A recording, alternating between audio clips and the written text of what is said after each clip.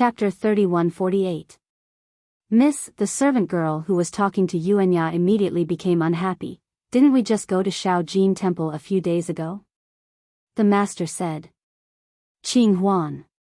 The woman lightly scolded, I didn't ask you to speak, why are you saying so much?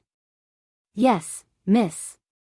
The servant girl helplessly took out a few copper coins from the pouch at her waist and shook the empty pouch. Miss, there are only a few copper coins left. Taoist. The woman's voice came from the palanquin again. I'm very sorry. There are only a few left. No, Taoist Xiao waved his hand and said, this old man's words are not to ask Miss for money. Besides, even if Miss wants to give, you have to wait for this old man to finish speaking. Miss needs to see if this old man's words are pleasing to her ears before deciding whether or not. If I ask you to take it, then take it. Qing Huan was unhappy. It seemed that when she talked to Yuanya wasn't too enthusiastic. Following which, Qing Huan threw the few copper coins on the table. Seeing the few copper coins fall, one of them rolled on the table and actually fell to the ground. Taoist Xiao was very embarrassed. He wanted to take it, but he didn't want to squat down. Taoist Xiao, your steamed buns are here. Xiao Hua just happened to walk closer with a smile. He bent down to pick up the copper coins and put them on the table together with the oil bag. Taoist Xiao smelled the fragrance of the steamed buns and couldn't help but swallow a mouthful of saliva. Although it was very hidden, the squirming in his throat couldn't be hidden from Qing Huan, who was nearby. The girl couldn't help but curl her lips. Taoist Xiao, this little girl won't delay your meal. The voice in the palanquin sounded again. This little girl didn't bring enough money today, so these copper coins can be considered as a deposit. When you have time, you can come to Zhendong's Hao family. This little girl will listen to Taoist Zhao's guidance again. After saying that, she ordered, Qing Huan, call the sedan bearers to move the palanquin. Yes, miss. Qing Huan answered and hurriedly called the 4 strong men who were sitting under the shade of a tree to lift the palanquin and hurriedly left. Humph! Taoist Xiao glanced at Xiao Hua and said angrily, you don't come back earlier or later, always interrupting at the most crucial moment. However, while he was complaining, Taoist Master Xiao had already put the copper coins into his cloth bag. He even took out a meat bun from his oil bag and took a big bite out of it. Seeing Taoist Xiao eat the meat bun, Yuanya also took out his leftover meat bun and hesitantly handed it to Xiao Hua. Seeing Xiao Hua smile and shake his head, Yuanya didn't say anything else and carefully ate it bite by bite. The 10 meat buns were quickly devoured by Taoist priest Xiao, and Yuanya's bun was still in its last bite. Taoist Xiao was embarrassed. He burped and let out a long sigh. He took out a copper coin and threw it to Yuanya. Yeah, go buy some buns. Then, I'll make some tea for master. Yes, master, Yuanya replied almost invariably. He quickly took the copper coin and walked away. Where did you get the copper coins? Taoist Xiao looked at Xiao Hua and burped again. I thought you left. Where can I go? Xiao Hua laughed. I still want to follow Taoist master to broaden my horizons. Where did you get the copper coins from? Seeing Xiao Hua avoid answering, Taoist Xiao continued to ask. He didn't believe that Xiao Hua got these 10 meat buns on credit. Even if I stole them, didn't Taoist Xiao still eat them? Xiao Hua said with a smile. Did you really steal them? Taoist Zhao's face changed, and his tone became cold. Xiao Hua was stunned.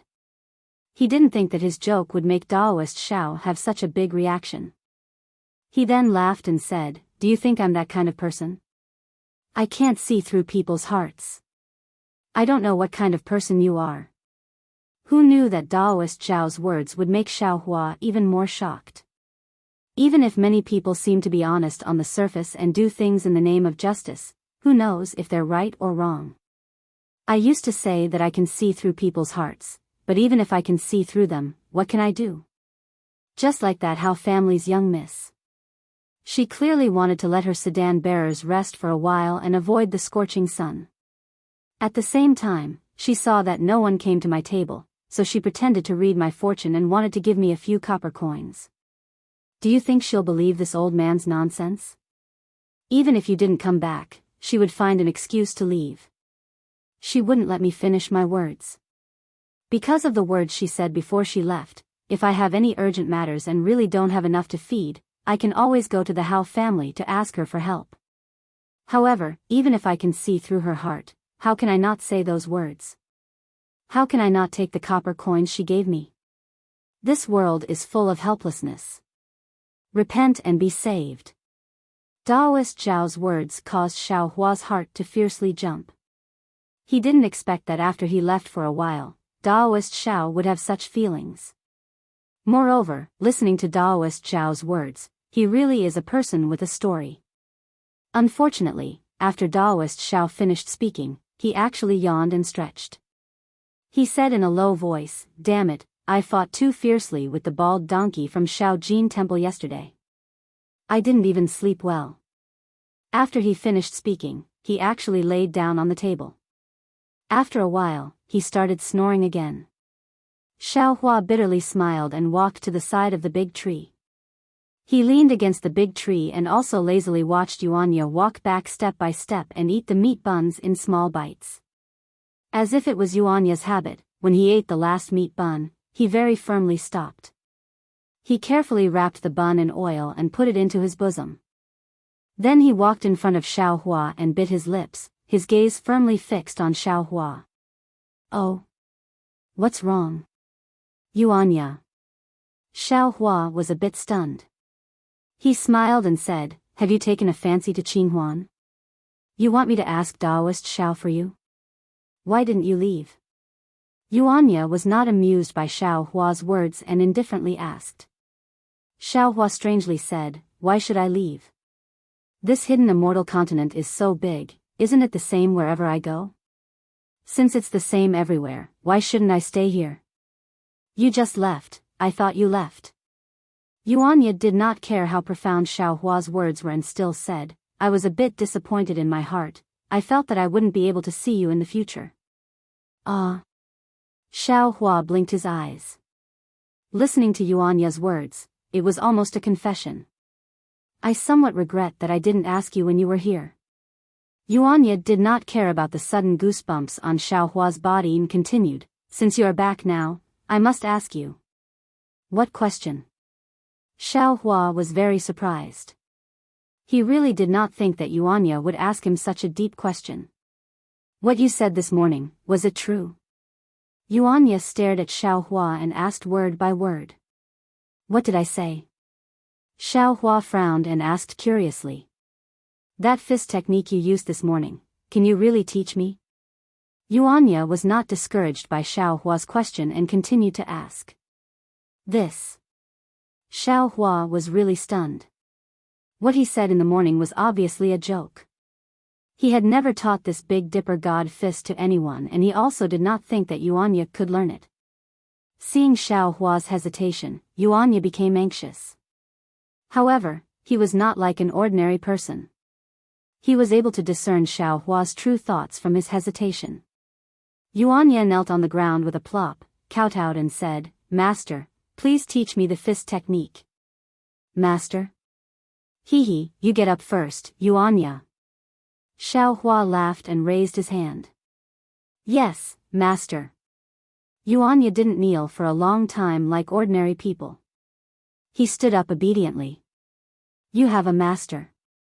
"I am not your master."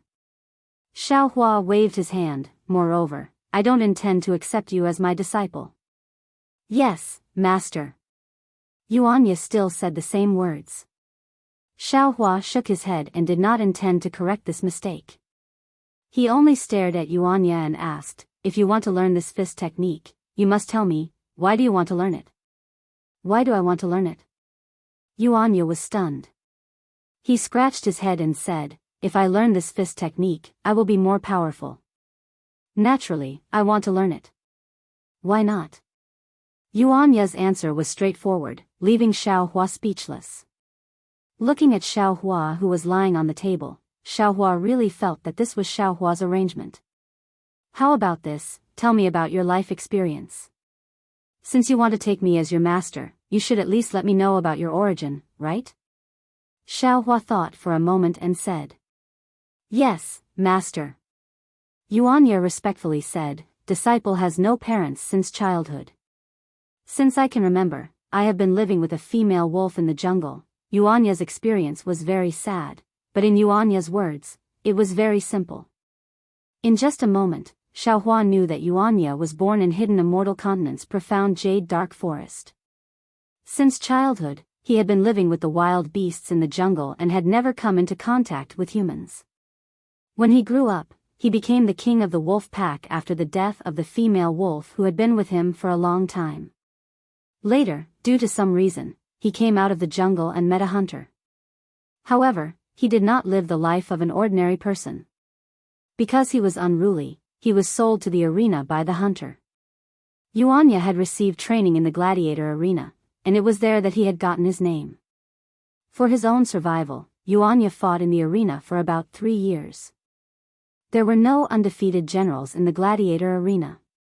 In a duel, Yuanya was seriously injured by his opponent and almost lost his life. At that time, he met Daoist Xiao and was brought out of the gladiator arena by Daoist Xiao. As for how the penniless Daoist Xiao persuaded the owner of the gladiator arena, Yuanya, who was unconscious at that time, did not know. Later, under Xiaohua's care, Yuanya finally recovered. After that, he followed Xiaohua and drifted in hidden Immortal Continent. A few years ago, Xiaohua brought Yuanya to the Daoist temple in Immortal Town. He suddenly had an idea and decided to stay in the Daoist temple. Chapter 3149. Oh, so that's how it is. After hearing Yuanya's explanation, Xiaohua finally understood why Yuanya was sometimes very kind and sometimes extremely vigilant. But then he felt a little strange. Yuanya only said that he came out of the forest, but why did he come out, or what happened to him, he didn't say. Master. After talking about his experience, Yuanya asked again, are you willing to teach me fist techniques? Tell me the truth. Xiaohua answered Yuanya without any trace of politeness. For children like him who grew up in the forest, straightforwardness was their favorite method. You don't deserve to be my disciple. I have never thought of accepting a disciple. Moreover, your current master is Daoist Xiao. If you leave Daoist Xiao and become my disciple, that is a great crime of deceiving one's master. This. Yuanya scratched his head, somewhat puzzled. Master said that I don't deserve to be your disciple. I still somewhat understand. But why do I have to commit a great crime when Master teaches me fist techniques? Moreover, I don't intend to leave Master. Xiaohua didn't know whether to laugh or cry. He waved his hand and said, this, you don't understand. When you have time, ask Daoist Xiao. As long as he agrees, this old man can consider teaching you a few moves. Okay, Yuanya was quite obedient, nodding obediently. He stood beside Xiaohua and said in a low voice, Master often scolded me for being brainless. But I am not angry, I know that I don't know much, I am working hard to cultivate according to Master's wishes. But I really don't understand what you are talking about. Just like yesterday, Steward Lu had invited his master, but when the bald donkey from Shaojin Temple went, Steward Lu welcomed him with a smile and said that he couldn't go to Shaojin Temple to pray, so he asked his master to go. Master was also the same, he obviously hated those bald donkeys, but he still had a smile on his face. He waited until the ceremony was over, and when he came out of Minister Lu's house, he became hostile. At this point, Yuanya actually looked at Xiaohua. Seeing that Xiaohua's face didn't show any impatience, he said, although I could beat 5 bald donkeys, 10 of them went to Shaojin Temple at once, I couldn't beat them, so I could only run away. The copper coins that Master got from Minister Lu were all snatched away by those bald donkeys. In the end, all that was left was the copper coins I had. Those copper coins were meant to be used to buy meat buns today, but Master took those copper coins to drink wine. I don't understand. Also, many people warmly invite Master to their homes when they see him, but Master basically doesn't go. I remember one time when I went there, their faces were cold and they were saying strange things. But what about when I'm about to leave? Then they said, sit down a little longer, and I obeyed and sat down, and they were displeased again. I don't understand what they want me to do. Or do you not want me to go? Do you want me to leave? Or do you not want me to leave? So, although I'm very happy to follow Master, the things that I encounter every day make me very annoyed. This made me miss the days in the forest, and even the dangerous gladiator arena. In those places, I don't need to think so much, I only need to think about how to survive and how to find food. Looking at this extremely simple youth, ripples appeared in Xiao Hua's heart. Yes, whether it's a person of the secular world or a cultivator, they all seem to wear an inexplicable mask on their faces, hiding their true intentions under the mask, letting others see the gentleness and etiquette that others want to see. And when these manners and gentleness are torn apart, it's bloody man-eating. Even I can't deal with the various forms of the human world and the ways of the world, let alone this Yuanya who has never lived a normal life in the human world.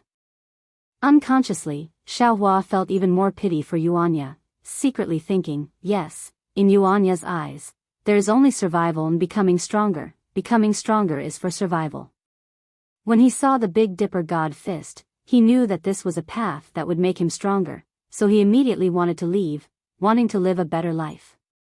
His way of thinking is very simple, he doesn't have any distracting thoughts like a sect or a master.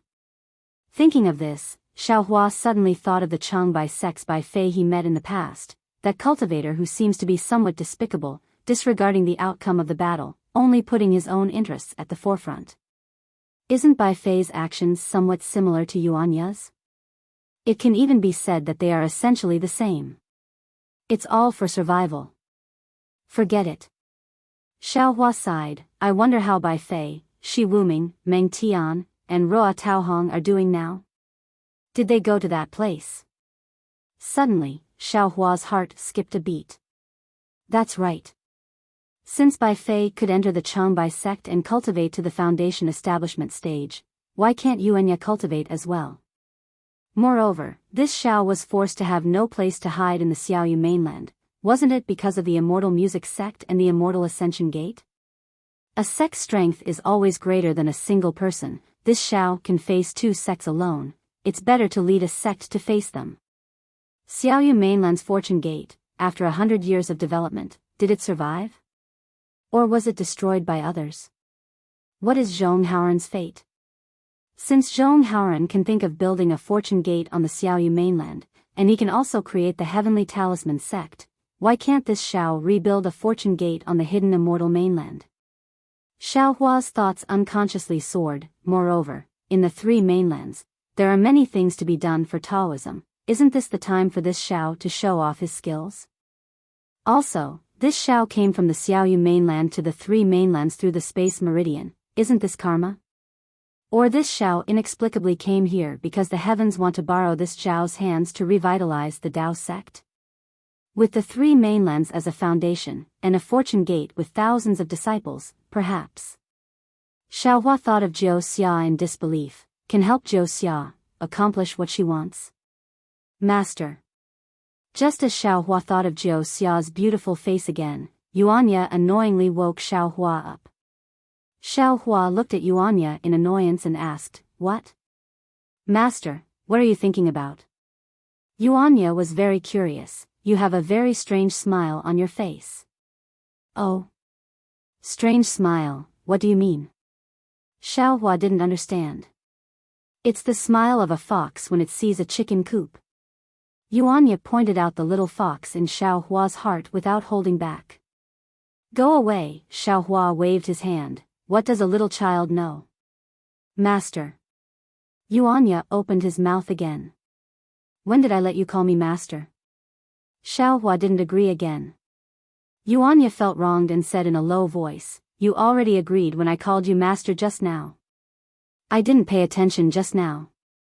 Xiao Hua said indifferently, it's not that easy to call me master. First, you have to ask Daoist Xiao, he is your current master. You can only ask me after he agrees. Good, Yuanya was very excited when he heard Xiao Hua agree, he almost jumped up, I will wake master up now. Don't be anxious. It's not a matter of a moment. Xiao Hua waved his hand and looked at the afternoon street. There weren't many people left, presumably the afternoon heat had made them stay in their houses. Even in the stalls and shops on the side of the street, whether it was the staff or the customers, they were all listless. I also want to know, what did Daoist Xiao teach you? Xiao Hua glanced at Daoist Xiao, who was still sleeping on the table, and asked. This. Yuanya hesitated when he heard this. When Xiao Hua saw this, he immediately smiled and said, if it's not convenient to say, then don't say it. No, Yuanya said with some distress, I was thinking, what did Master teach me all these years? Why do I have to call him Master? Ah. Xiao Hua was shocked. Daoist Xiao didn't teach you anything? Master seems to have taught me a lot, but I have never seen anything like Master's martial arts. Yuanya said with some distress, he didn't even teach me anything that could increase my strength. This is also the reason why I want to learn from Master after seeing him display his martial arts. So it's like this. Xiao Hua understood a little. Maybe Daoist Xiao saved Yuanya because he wanted to make him his guard? Master, what else do you want to ask? Yuanya looked at Xiao Hua very carefully. A beast's instinct told him that this person in front of him was not only safe, but could also make him stronger. He had to seize this opportunity. Nothing. Xiao Hua looked at this young man who was not only simpler than cultivators, but also more simple than ordinary people. He really didn't know what he wanted to know. Oh, right, what instrument did you play last night? This Xiao heard, you seem to have something on your mind. Xiao Hua suddenly thought of the instrument Yuanya played last night. That instrument is called sun. It was given to me by someone. It was rare for Yuanya to be a little embarrassed. His eyes, which had never changed, suddenly widened. It seemed that his mood had changed. But this is my secret. If Master wants me to say it, then I can only tell Master. Ha!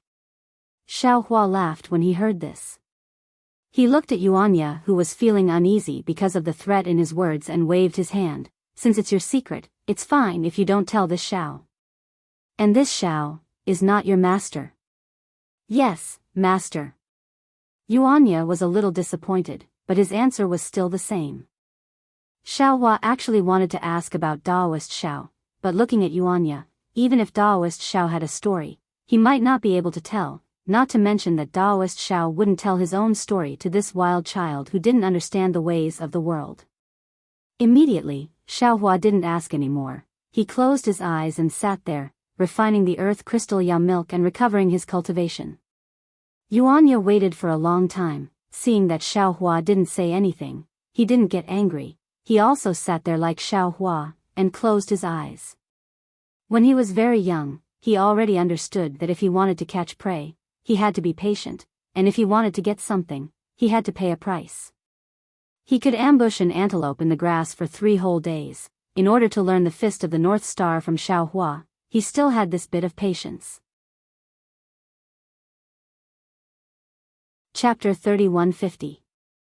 The scorching sun slowly moved over their heads, and the scorching heat had already subsided. As the streets resumed their liveliness, Daoist Xiao also woke up. Yuanya imitated Xiao Hua and closed his eyes for a while, but in the end, he couldn't endure it any longer. His eyes opened again, and he vigilantly looked around. Seeing Daoist Xiao stretch and sit up straight, he also hurriedly stood up and stood behind Daoist Xiao.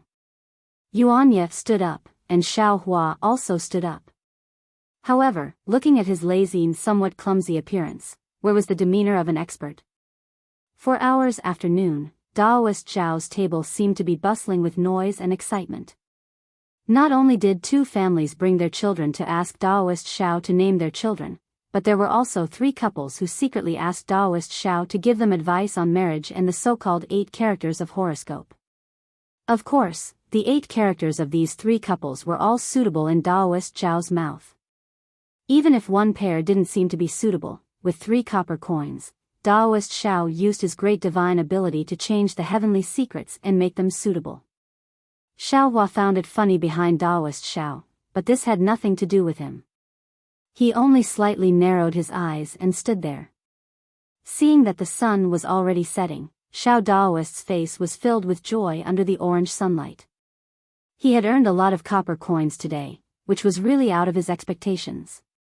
A faint melody came out of his mouth, which was a rare sight. "Io, is this fellow Daoist Xiao?" A slightly exaggerated voice came from not far behind him. "Did you sing this little tune of Liaojiang?" Xiao Hua's lips curled up. He didn't need to look. Although this voice wasn't very familiar, it was familiar. It was Zen Master Mingyu that he met in front of the general store. As Zen Master Mingyu's voice entered his ears, Daoist Xiao's body clearly stiffened. Without waiting for him to speak, another faint voice came out. "Ba, fellow Daoist Xiao, is this the kind of gaudy little tune passed down in your Daoist school? It's no wonder. Such a difficult song, even a talented person would not be able to master it easily. Even a senior monk of my Buddhist sect would not be able to understand it. Who would dare to be a disciple of your Daoist sect?" Thinking about it, senior brother Mingyu often lamented to this poor monk that Taoists aren't popular. This poor monk probably knows the reason now. Daoist Zhao's mouth was filled with bitterness. What else could he say? He had been careless and allowed the Buddhist monk to grab his braid. He turned his head to look at the three of them. Although they were smiling submissively and occasionally clasping their hands together to greet the villagers they met, the pride in their eyes and the brand new monk robes made Xiao Daoist priest feel that it was a form of mockery. "Oh, and this fellow Immortal, I think we met before noon?" Zen Master Mingyu looked at Xiao Hua again and said with a smile, "This poor monk sees that you are still young and inexperienced in the world. Don't be deceived by this Daoist. If you have time, I hope you can make a trip to my Shaojin temple and see the brilliance of my Buddhist sect. Immeasurable Heavenly Lord, where are you three fellow immortals trying to deceive the ignorant? How many men and women have you fished up from the sea of sin today?" Daoist Master Xiao straightened up and retorted without backing down, "Looking at your physiques, they are indeed stronger than I. It's quite suitable for us to fish someone out from this sea of misery. Alas, my Daoist sect emphasizes being detached from the world. I sang a few songs to experience the suffering of the people, and also to improve my cultivation. Fellow immortals, it's said that the Buddhist sect emphasizes going ashore, treating the boundless mortal world as a sea of misery. You guys don't rest on the shore, but wander in the sea every day. How can you fish people out from the sea of misery? Could it be that you want to use silver to make boats? As for this fellow Daoist, he has long been a disciple of my Daoist sect. Even if you beat him to death, he won't go and learn any Buddhist doctrine." Xiao Hua heard Daoist Master Zhao's words and couldn't help but laugh. That's right, except for Zen Master Mingyu, the two monks behind him were fat and big, looking like wine sacks and rice bags. If it weren't for the fact that the Buddhist sect's days were too comfortable, how could they be like this? Without waiting for Zen Master Mingyu to speak, the other monk smiled faintly. "Even if my Buddhist sect uses silver to make boats in the sea of misery, it's still because my Buddha sacrificed himself. It's 100 times better than your Daoist sect using copper coins to make boats. Even if my Buddhist sect has disciples fishing people out from the shore, it's still tens of thousands of people. It's 1,000 times better than your Daoist sect's 3 to 5 lone men. You." Daoist Master Zhao's soft spot was obviously poked by the three monks. After being at a loss for words, he coldly said, "Speaking of lotus flower tongue, I can't compare with the Buddhist sect that only relies on words to save people. However, my Daoist sect has always emphasized cultivation of Dao techniques. If you guys can do it, I don't even need to make a move. This good-for-nothing disciple of mine can also fight 1 against 3. Why don't you give it a try?" Xiao Hua, who was at the side, laughed in his heart. He really didn't expect that on the hidden Immortal continent, the Daoist sect and the Buddhist sect would actually confront each other like this. Seeing the embarrassment on the faces of the three monks, Daoist Master Xiao was very proud of himself. He didn't know how many times he had fought with the monks of the small gold temple, so he was very clear about each other's strength. He clearly knew that other than Zen Master Mingyu, the other two monks couldn't possibly be Yuanya's opponent. Furthermore, how could Zen Master Mingyu fight him on the street? He couldn't win against them with words, so he could only use a challenge to suppress the three of them. Unexpectedly, the three monks suddenly laughed, as if they had seen something very interesting. They looked at each other, then Zen Master Mingyu opened his mouth and said, "Fellow Taoist Shao, is this a challenge from your Jiangchao temple to my small gold temple?" Oh. Taoist Master Shao had a bad feeling. However, now that the matter had reached this point, there were already a few villagers of the Longevity town standing on the side. How could he shrink back? Seeing Taoist Master Shao nod his head, he stiffened his neck and said, "That's right, that's right. Does small gold temple dare to accept my Jiangchao temple's challenge?" Of course, Zen Master Mingyu laughed as if he saw a little lamb falling into a trap. He replied, "This old monk will represent my small gold temple to accept the challenge from Jiangchao temple. 3 days later, it will be in front of my small gold temple's mountain gate. However, it doesn't need to be 1 against 3, it only needs to be 1 against 1. Why 3 days later? Why not in my Jiangchao temple?" Taoist Master Shao hurriedly shouted. "Since it is the Jiangchao temple that issued the challenge, the time and place naturally will be decided by my small gold temple. This is the custom of the 3 continents. Could it be that Taoist Master Shao doesn't know? Besides, does Taoist Master Shao think that your Jiangchao temple has a place to show off your martial arts?" Zen Master Mingyu replied with some disdain. "Fine." Taoist Master Shao clenched his teeth, not knowing whether to agree or not. However, Xiaohua looked at Taoist Master Zhao's slightly moving eyes and already somewhat understood what he was thinking. The small gold temple knew of Yuanya's strength, yet it still didn't need to fight 1 against 3. Something must have changed in 3 days. Other than running away, what other good plan could Taoist Master Shao have? Hee, Taoist Master Shao, this old monk will spread this matter throughout Longevity Town. If the Jiangchao temple doesn't show up in 3 days, then Taoist Master Mingyu's face.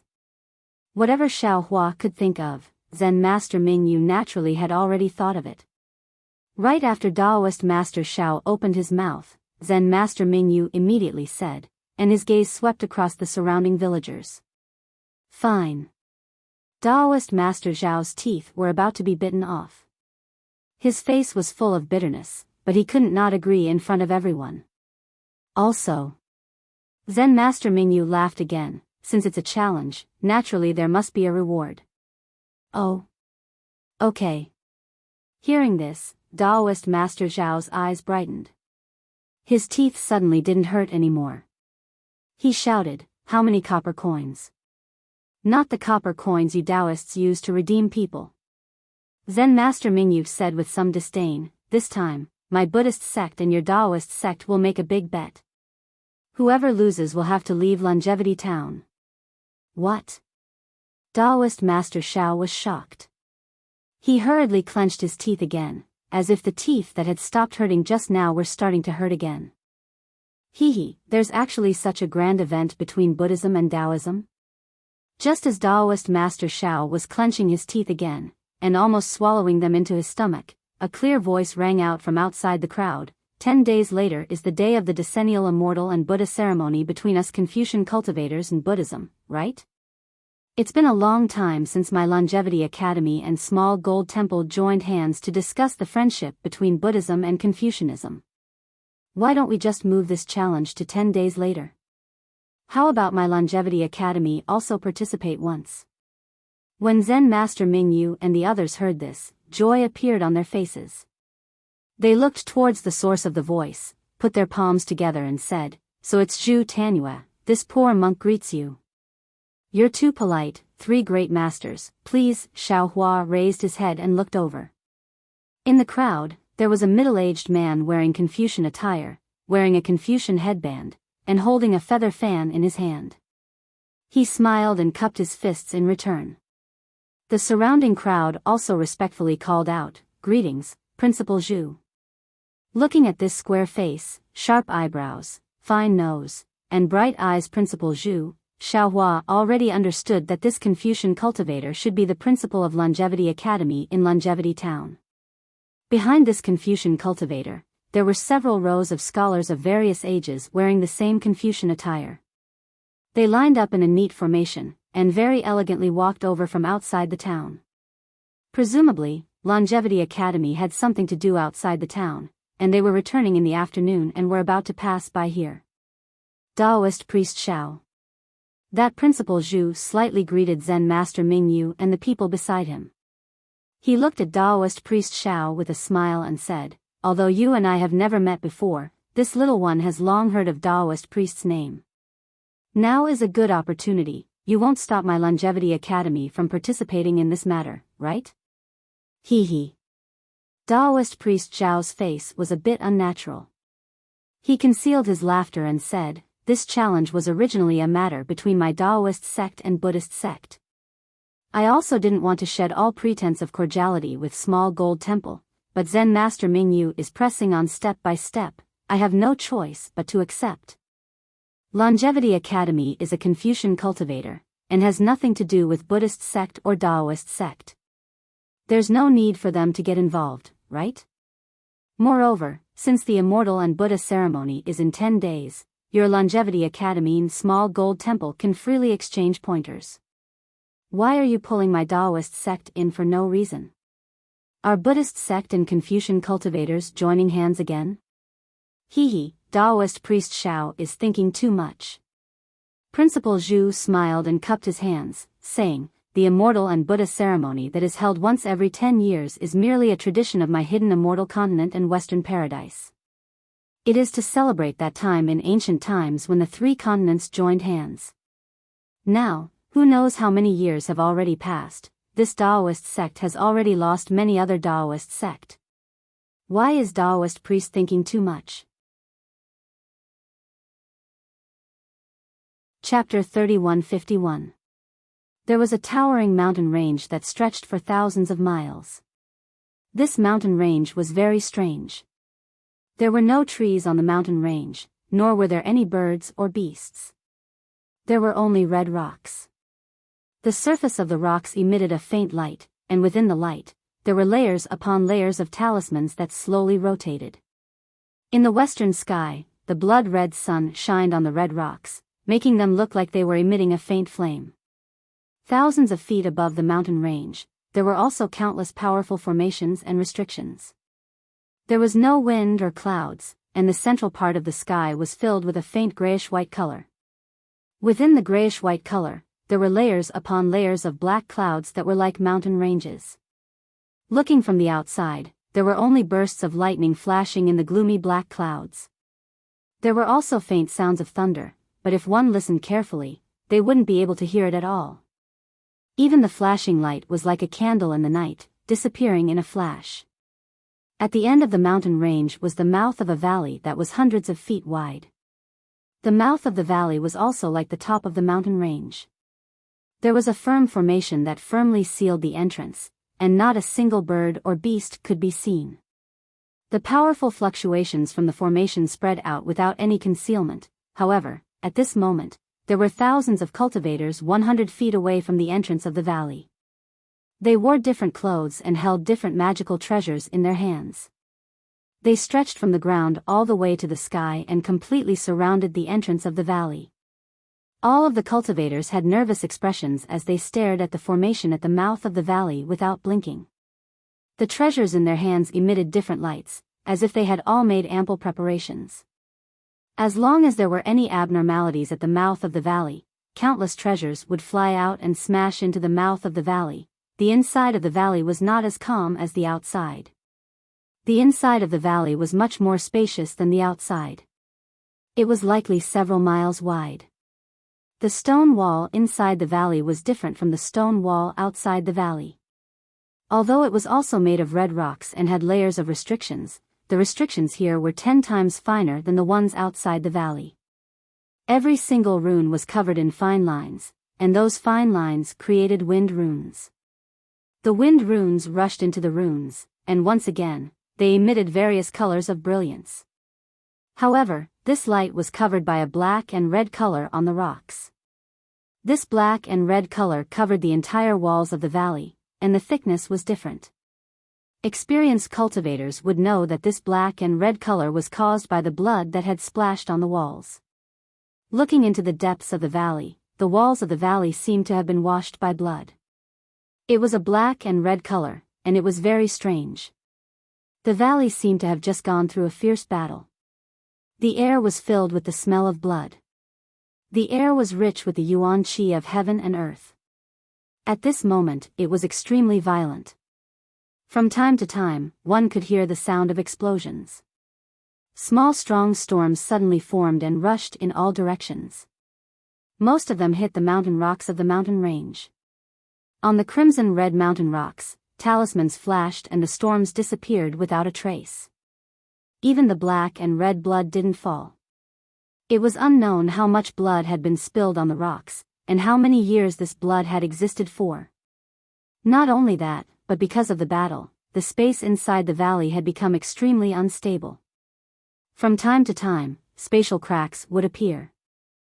Although these spatial cracks only appeared for a short period of time, they were very destructive. Occasionally, a spatial crack would hit the rocks, and the blood on the rocks would scatter. Then, the talismans on the rocks would collapse, revealing the red rocks. Only when the spatial cracks disappeared did the talismans around the rocks slowly gather and restore the formation. At this time, there weren't many living people in the valley. There were only corpses lying on the ground. The corpses were also strange. Half of them were human corpses, and the other half were not very similar to humans. Some of these corpses were very tall, some were very black, some had wings on their backs, and some had legs on their heads. There were even all kinds of strange shapes of birds and beasts. These corpses had one thing in common, and that was that there were traces of black gas or blood-red light flashing faintly. These black gas and blood-red light were between the scattered pieces of the corpses. Some of them were like earthworms that wanted to gradually enter the rocks, and some were like small snakes that wanted to swim to other places. However, without exception, they were all caught by the flashing restrictions on the ground. Traces of lightning-like brilliance flashed, and they were gradually strangled to death. There weren't many living people in the valley, and they all had magic treasures in their hands.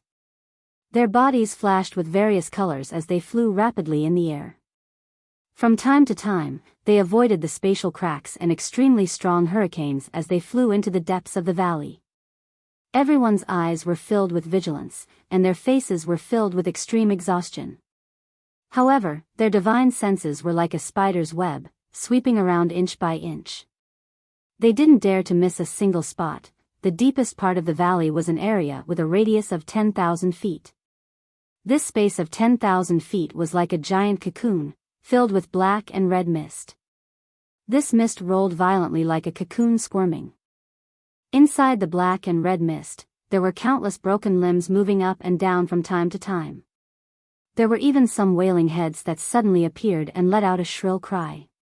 However, before this shrill cry could be heard, a layer of violent fluctuations appeared outside the black gas, blocking it.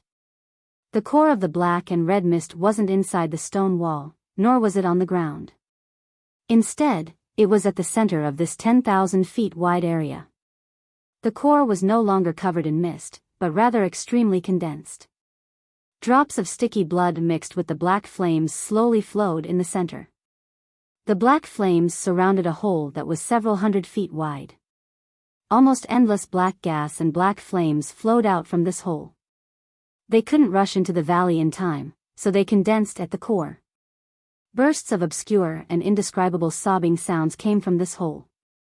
Aside from the black gas and the sobbing sounds, the depths of the hole were filled with blood-red light. It was impossible to see what was inside at all. At this moment, at the edge of the hole, countless thunderous sounds came from the void, and endless lightning flashed.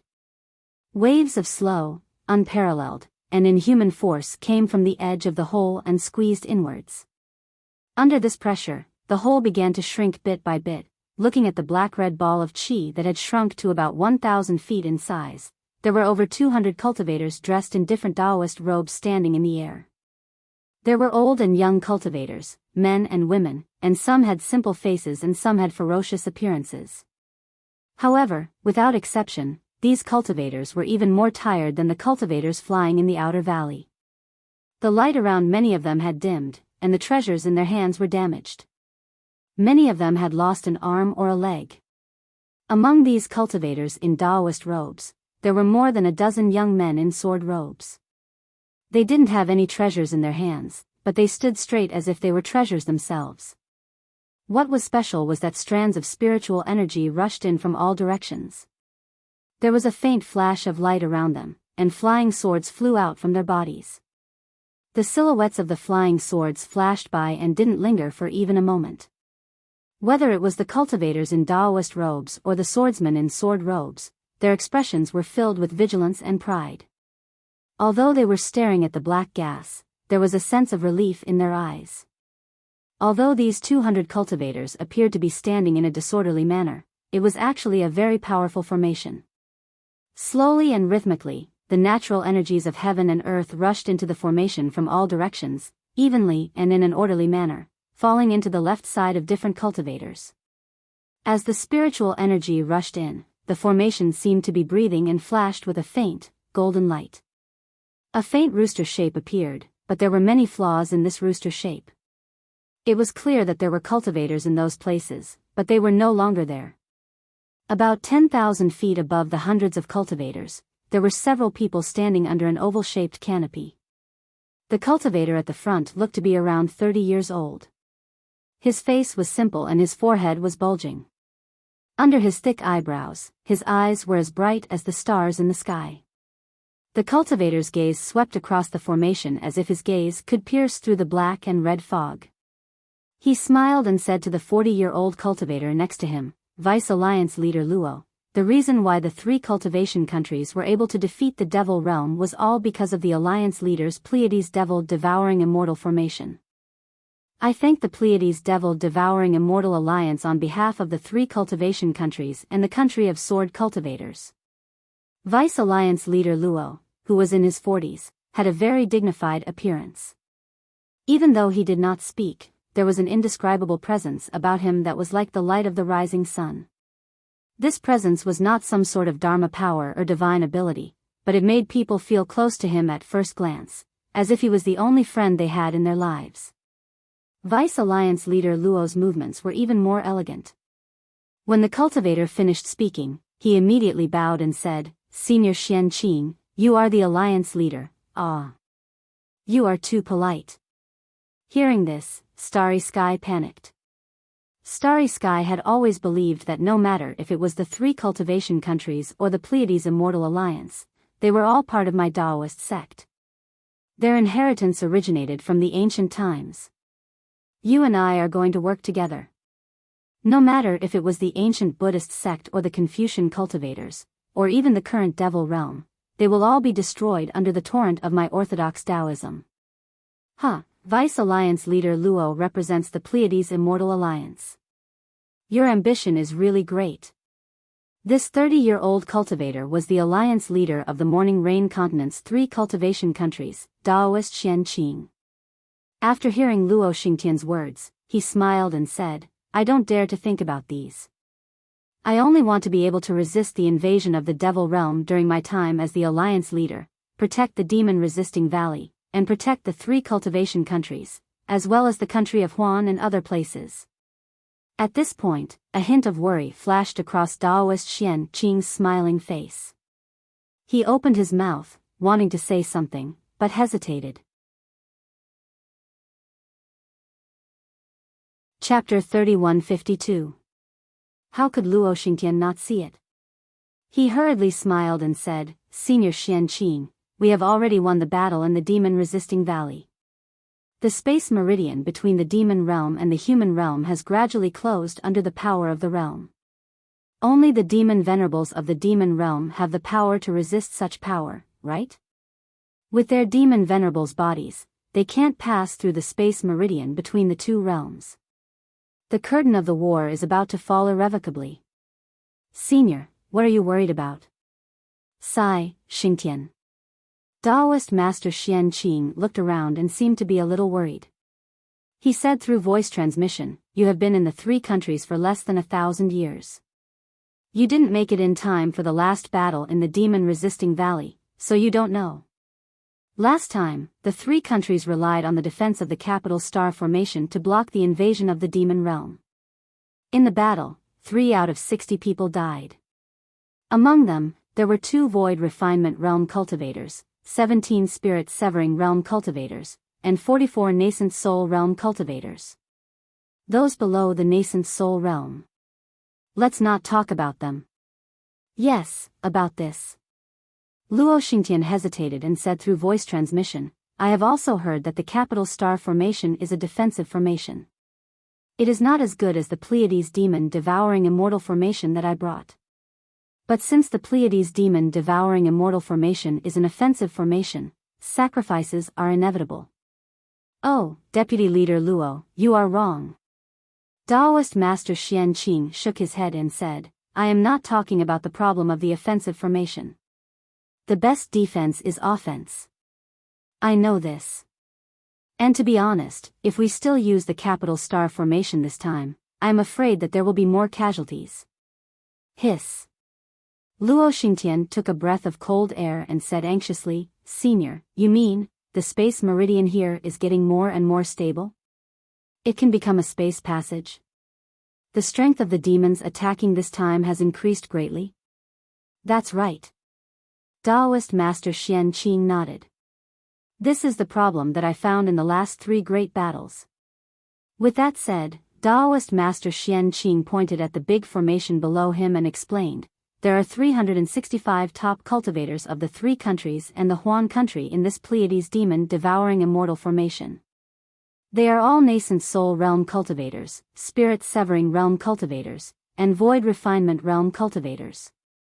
But now, 121 of them have died. It is twice as many as the last time. This can't help but alert me. If this continues to develop, after 1,000 years, won't these 300 cultivators be killed? Even if he could withstand it after 1,000 years, what about after 2,000 years?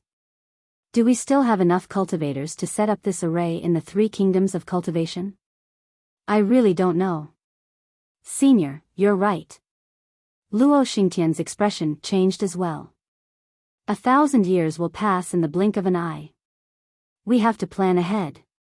Unfortunately, it is very difficult to travel from the Immortal Alliance to the 3 kingdoms of cultivation. Our Immortal Alliance has countless means, but none of them can pass through the innate restrictive formation of the Million Mountains. Even if we do pass through, more than half of them will die when we reach the world of soul cultivators. Less than 1 in 100 can follow me to the 3 kingdoms of cultivation. Alas, the method to build the transmission array in the 3 kingdoms of cultivation has been lost, let alone such a long transmission distance." Immortal Xian Qing shook his head slightly and said, "This is not realistic." When Luo Xingtian heard this, he smiled faintly and said, "It's fine even if you don't have a teleportation array. Since Senior already knows about the changes in the space meridian, we should prepare as soon as possible." In fact, in Junior's opinion, the Imperial Demon Valley of the 3 kingdoms of cultivation is a solid barrier. Moreover, there are many restrictions in the space meridian. Ordinary demons, demon soldiers, and demon beasts can't enter. Those who exceed the strength of a demon commander can't enter either.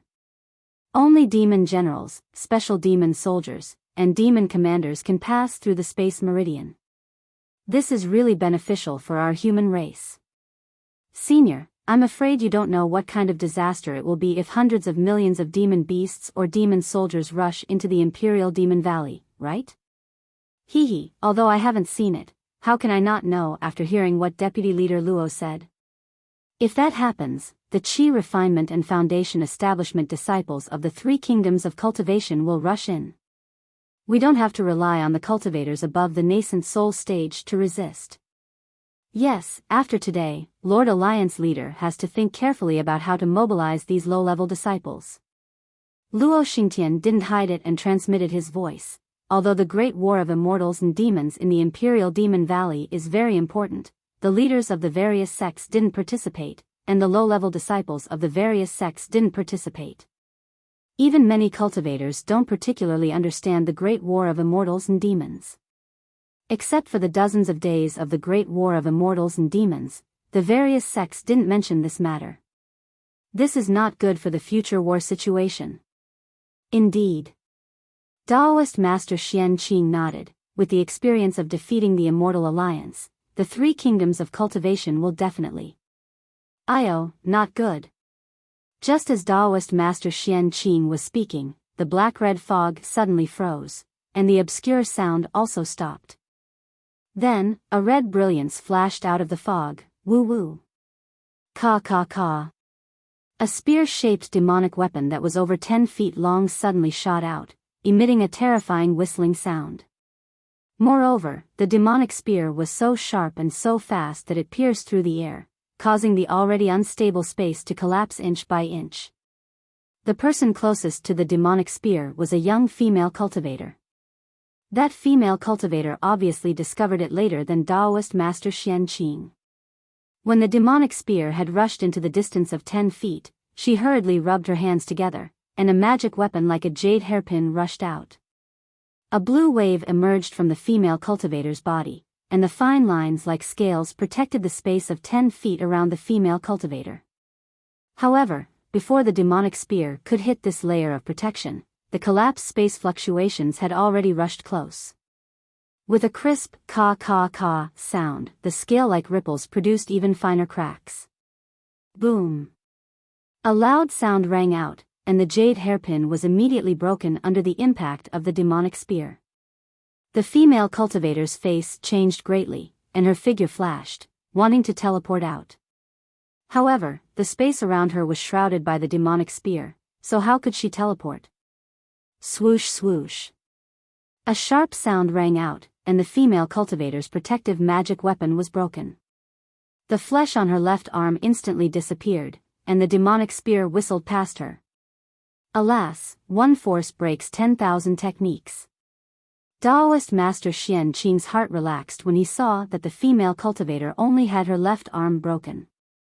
He sighed and said, Changbai Sec's Fairy Li Yu has escaped a disaster.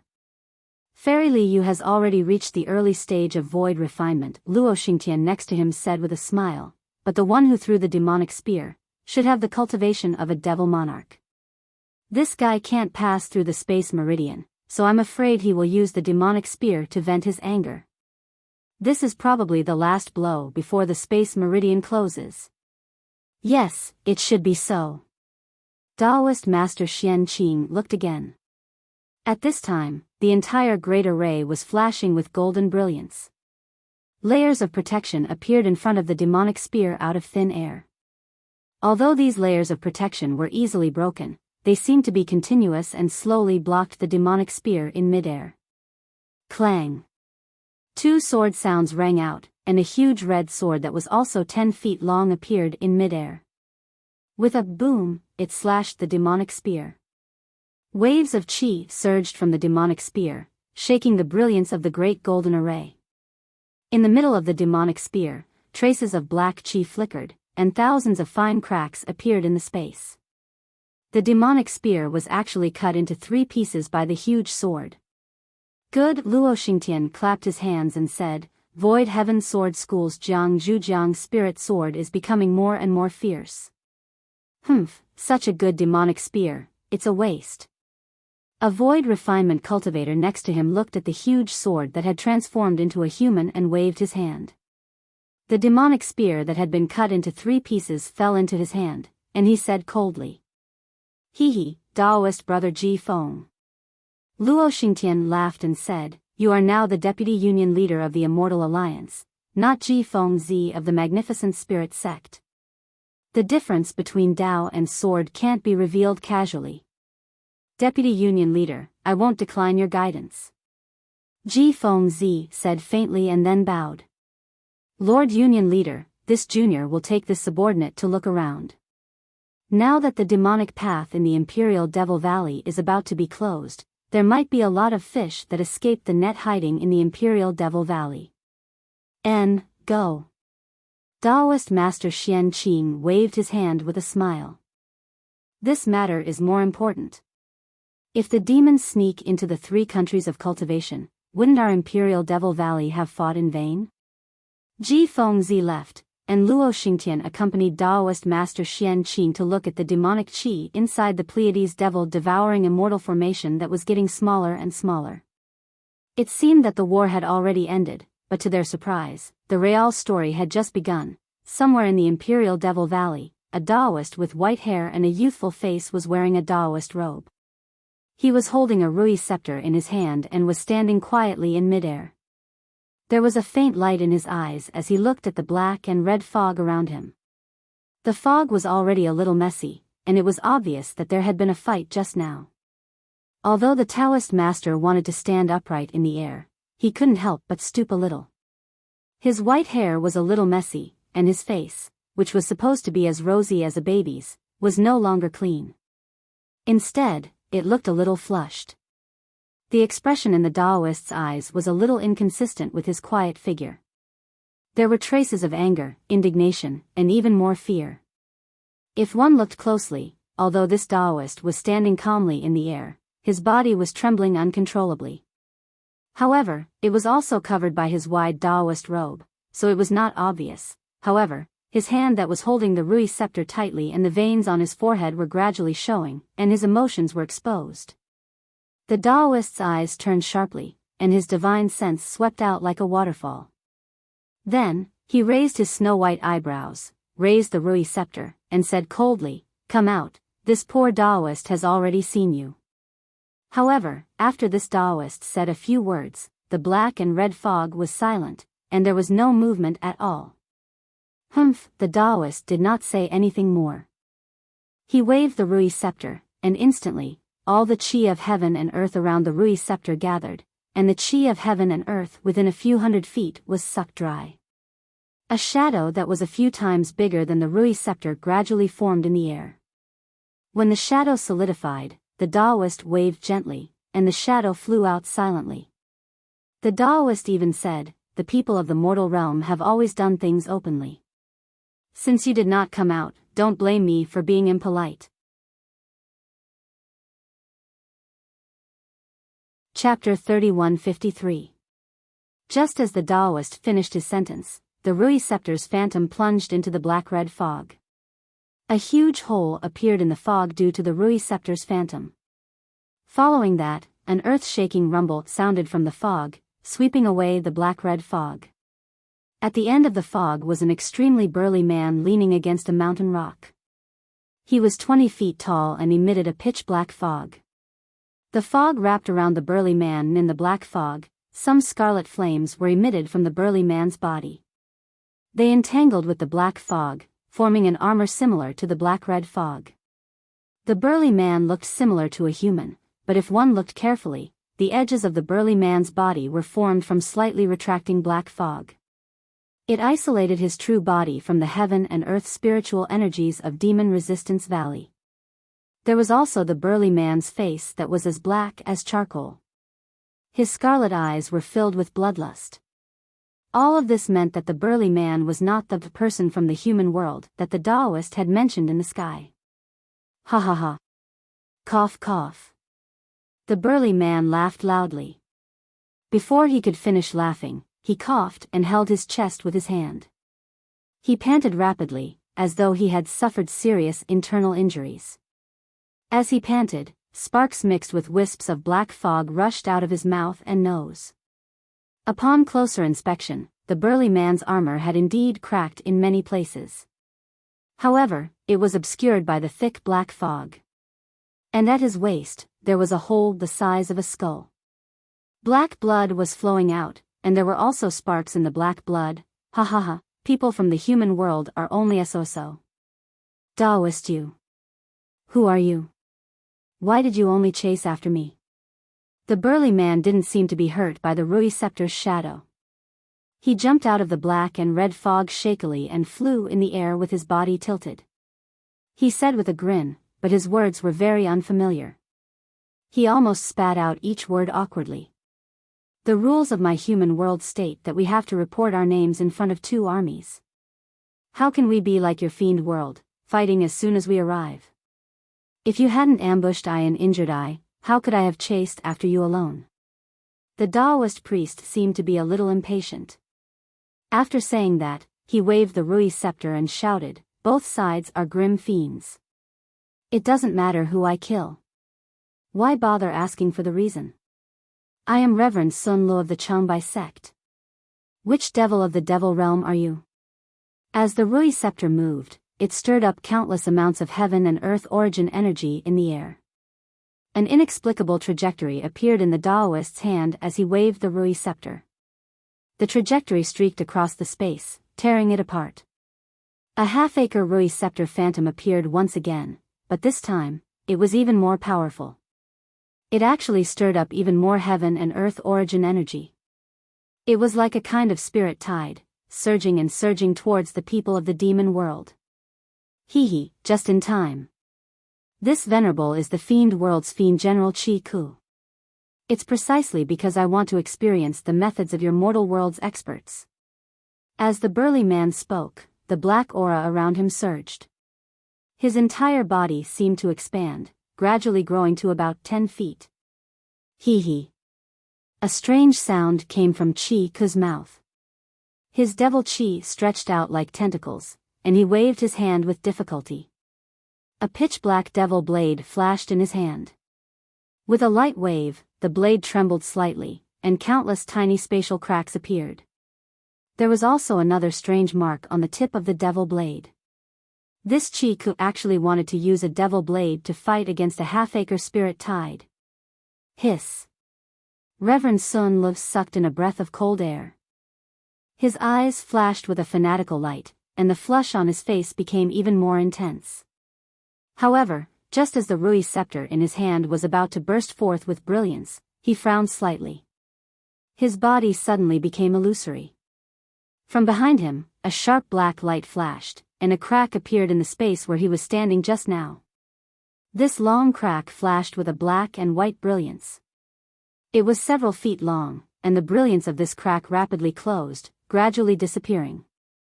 When Reverend Sun Li's figure flashed again about 10 feet in front of him, a strange hoarse voice sounded, Hee, you really are a famous expert in the human world. Just now, there was a fool who called herself Nishan who died under my eroding ruler. You actually managed to dodge it? Daoist Master Sun Lu looked over angrily. Behind where he had been standing, there was another slender figure. The figure's face was blurry, and he couldn't tell if it was a man or a woman. The figure was holding something similar to a tree branch in its hand, and it was saying strange things with a smug look on its face. Although that person's tone was not small, looking at his red close-fitting armor, which was also tattered, and traces of dark red devil chi were constantly seeping out. Presumably, his injuries were not light. Something's not right. This neither male nor female demon glanced at his own devil weapon. Suddenly, he pointed at Reverend Sun Lu in disbelief and shouted, You were clearly injured by me just now. How could you dodge it? How can your body be tougher than my devil realm's devil generals? When Chi Ku looked at Reverend Sun Lu again, sure enough, Reverend Sun Li's hand was slightly covering a certain part of his Taoist robe. His body was also slightly trembling, as if he was really injured. Kill! Chi Ku bellowed. Hundreds of strands of devil chi rushed out of his body, sealing off the area to the left of Daoist Master Sun Lu. That devil cultivator shook his shoulder, and red devil fire soared into the sky, transforming into a devil body. Under the branch-like devil weapon, the area to the right of Daoist Master Sun Lu was filled with ferocious flames. Ha, even if you all come, what can you do? Reverend Sun Lu raised his head and laughed. Thousands of rays of light rushed out of his body. These rays of light were as small as silk, and they bloomed like bees. These rays of light intertwined together, like pythons winding around Reverend Sun Li's body. At this time, Reverend Sun Li's body also expanded, and a Dharma body of 10 feet in size gradually emerged. Roar! Like a dragon's roar, the rays of light around Reverend Sun Li's body turned into the shape of a dragon, and twisted towards the jade scepter in his hand, but at this time, a strange change occurred. Reverend Sun Li's body suddenly trembled, and the surging dragon let out a miserable roar, and quickly withdrew into Reverend Sun Li's body. You. Reverend Sun Li's face changed dramatically, and his fingers trembled, as if he wanted to take something. However, just as his finger moved, before he could touch the storage bag at his waist, his expression suddenly changed drastically. His body, which was dozens of feet tall, flashed rapidly. Clearly, he wanted to turn into a void and fly away. At this moment, a pitch-black spearhead, which was emitting black chi, flashed out from the void behind his back and pierced into his heart with lightning speed. Bang! Reverend Sun Li's body flashed with brilliance. Obviously, his protective chi was unable to block the spearhead. His body shrank at a speed visible to the naked eye, and the dragon-shaped brilliance disappeared. Not only that, but the green brilliance on Reverend Sun Li's Daoist robe also flourished, and blocked the spearhead. But, the black chi on the spearhead was incomparably agile, like a spirit snake, and when it opened its mouth, it devoured the green brilliance completely. Therefore, the spearhead pierced deeply into Reverend Sun Li's back, as if it was piercing tofu. It pierced through Reverend Sun Lo, and a small part of the spearhead came out from his chest. Reverend Sun Lo staggered, and without turning his head, a huge shadow appeared on his jade scepter, and with a whoosh, it brushed behind him, kakaka. An owl-like laughter sounded, and the spearhead on Reverend Sun Li's chest disappeared at the same time. A demon general, holding a long spear as thick as a bull, appeared behind Reverend Sun Lo. This demon general's face was black, and his flesh was blurred. It was impossible to see his true face. Facing the shadow of Reverend Sun Li's Rui, this demon general's face was full of astonishment. His figure retreated slightly, and his mouth spoke half-cooked words like Chi Ku, the people of the human world are indeed our food. What I saw before was a weak body, and it was tasteless for me to chew. This guy's body is somewhat interesting. Even after being stabbed by me, he still has such strength. I'm afraid that his muscles are strong, and his chewing is tasty. Reverend Sun Li's Rui. Sure enough, it was only halfway through, and the brilliance suddenly dimmed, and the huge shadow gradually shrank back into the scepter. At this moment, Reverend Sun Lu did not bother to say anything. He gritted his teeth, and narrowed his eyes at the three demons who surrounded him in a triangle, and the light of revenge faintly appeared in his eyes. Reverend Sun Lu. How is it? You've killed many disciples of my demon world, and now you know the taste of being killed. I remember that there's a saying in the human world, those who kill will be killed by others. Is it like this? Chi Ku coldly said, holding the demon saber in his hand. You invaded my human world, killed my people, and ate my people. Killing you will be accumulating merit. Reverend Sun Li's voice was getting weaker, but his spirit was rising. Chi Ku, why are you being so long-winded with him? Capture his nascent soul, and we'll share his blood essence. The time for the demon gate to close is coming. The last man to appear raised his spear and said impatiently. Good, Chi Ku smiled, and a long, blood-red tongue came out of his mouth, and licked the side of his mouth. With a whoosh, the thin and tall blood shadow, whose face could not be seen clearly, swung his hand, and a fishnet-like net, shining with blood-red brilliance and suffused with black gas, covered Reverend Sun Li's head. Reverend Sun Li's body gradually withered, and a five-colored brilliance appeared above his head. An infant's nascent soul, whose face was exactly the same as Reverend Sun Li's, appeared above Reverend Sun Li's head. Reverend Sun Li's nascent soul was wearing an extremely exquisite armor, and there was also a small scepter in his hand. Seeing the nascent soul leave his body, Chi Ku and the others unconsciously drooled. Go, the thin and tall blood shadow pointed his finger, and the black net fell towards the nascent soul. Reverend Sun Li's nascent soul did not seem to panic, nor did it prepare to teleport away as the three demon generals thought. They only heard the nascent soul's sneer, revealing endless ridicule.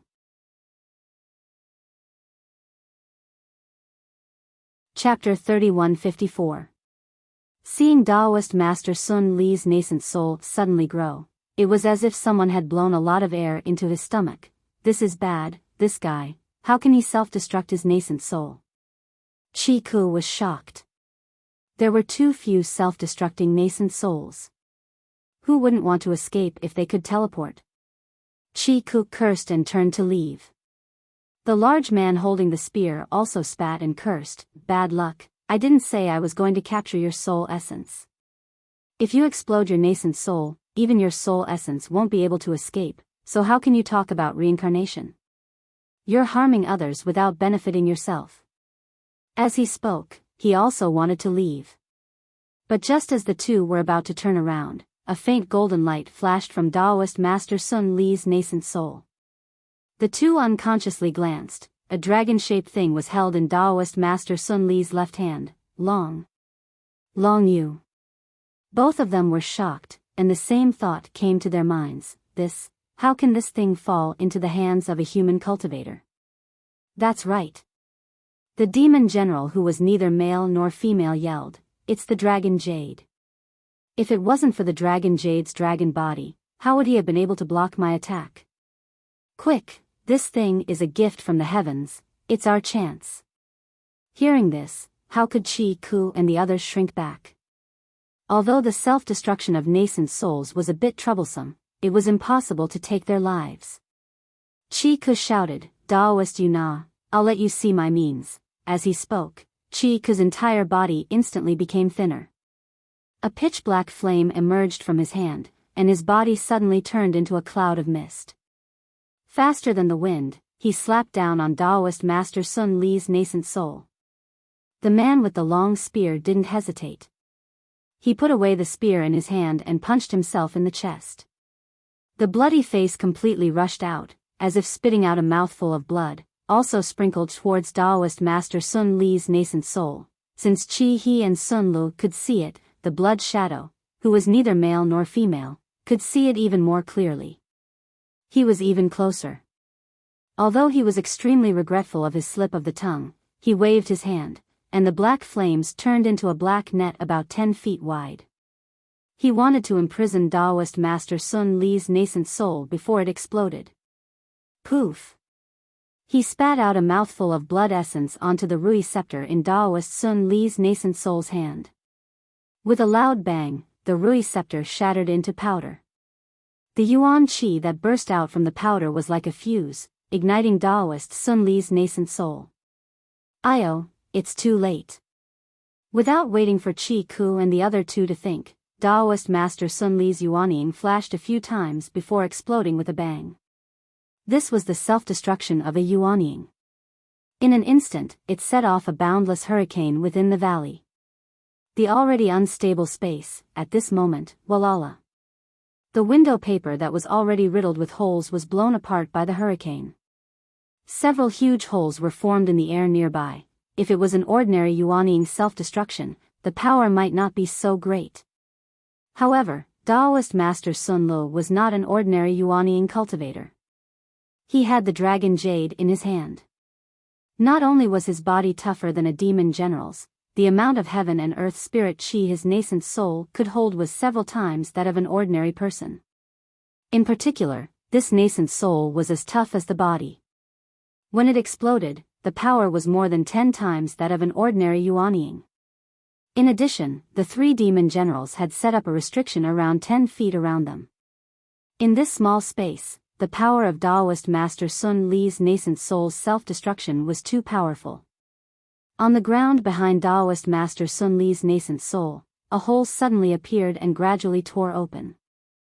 Just as the hole appeared, a golden light flashed, and the dragon jade in Taoist Master Sun Li's hand shot into the gradually expanding oval-shaped hole without anyone noticing. Under the effect of the power of space, the hole gradually shrank, and when it was only about 10 feet away, a naked, skinny man flew out from the hole and floated straight into the distance, then slowly fell down. Chi He and the other 2 from the demon realm were greedy and wanted to take the initiative, but if they knew the common sense of the human realm, they would know that they had tried to steal a chicken only to end up losing the rice used to lure it.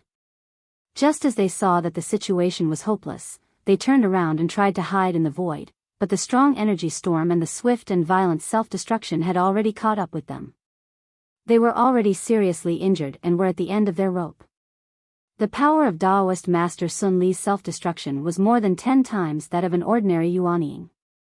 The moment they came into contact with this power, their armor collapsed, revealing their bodies. Just as they tried to resist, it was as if they were hit by an infinite hammer. They only lasted for a moment before they turned into a pool of flesh and blood. When the three bodies collapsed, a faint blood shadow flashed out and tried to escape again, but the hole that just formed mercilessly sucked two of the blood shadows in. Two screams came out from the hole, and in the blink of an eye, there was no more sound. The last blood shadow looked at the hole not far away in panic, and quickly flew into the depths of the valley. Just as the blood shadow flew away, the hole that Taoist Master Sun Lo had torn open on the ground slowly closed and disappeared. However, Taoist Master Sun Li's self-destruction was really powerful. In the void, after the hole closed, countless space bubbles expanded and expanded like bubbles. In just a few breaths, puff puff puff. Several deep piercing sounds could be heard, and several space cracks were pierced through, and rays of light rushed into the void, whoosh whoosh whoosh. From 3 consecutive holes, a small marten rushed out and fell into the mountains. A small black dog appeared in the sky tens of thousands of miles away and also fell down. As for another hole, between 3 towering mountains, a sword embryo fell like a meteor. At the same time, far away in the sky, there was another hole that had been blasted open. Suddenly, a red light flashed, and a small 4-tailed fox jumped out from the hole. The small fox looked around in surprise, as if it was lost. Just as the fox was about to turn around and jump into the hole again, an incomparably majestic aura came from the hole. The fox's eyes seemed to be filled with panic, and it didn't dare to jump into the hole again. It looked up and directly flew into the hole that had been created by the self-destruction of the spiritual energy.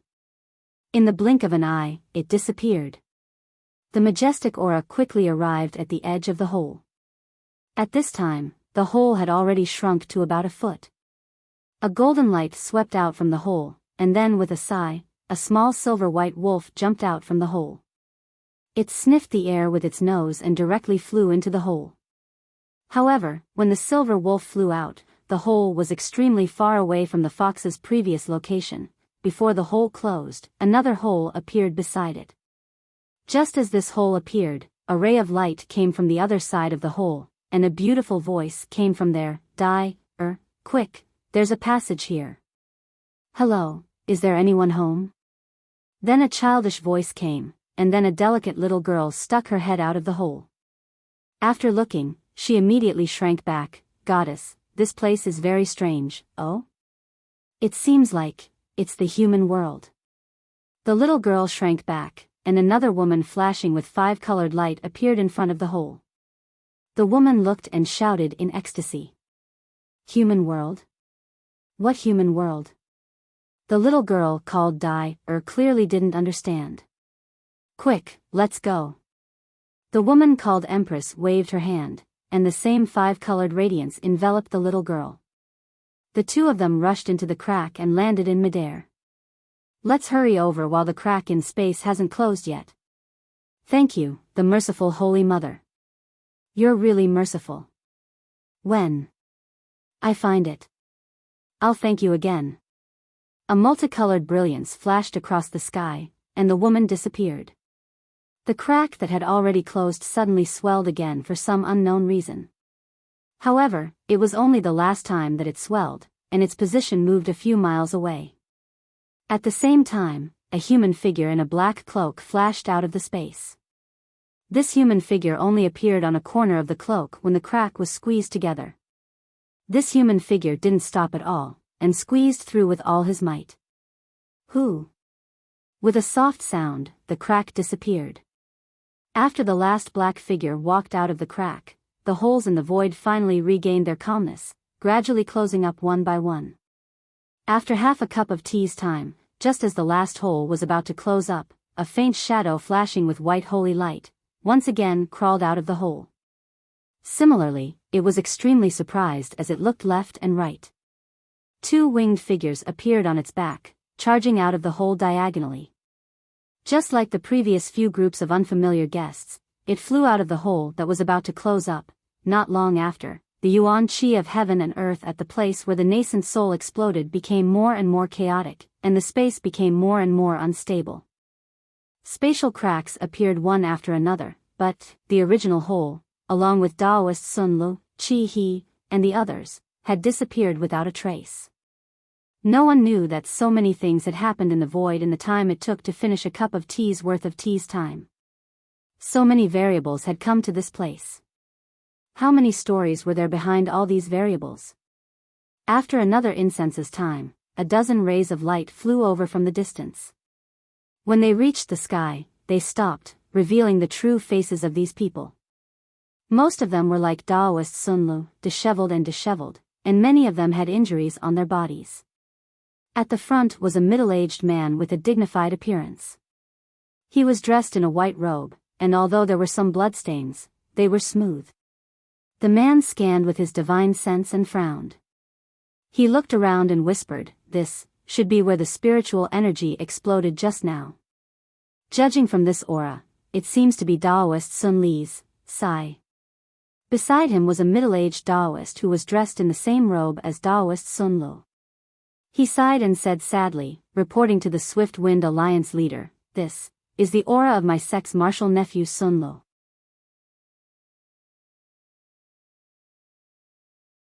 Chapter 3155. Immortal Sun Lu had a profound cultivation and hated evil. He was the backbone of the Immortal allies.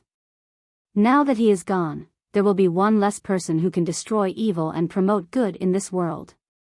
The patrolman was Ji Fengzi. He looked at the messy spiritual qi under his feet and looked up at the void cracks in the sky that could close at any time. He said sadly, "The Utopia faction sacrificed a lot to defend against the invasion of the demonic realm. Apprentice nephew Huaishu, the people of the Immortal allies have witnessed your sect's performance. When the war is over, the Immortal allies will reward you handsomely."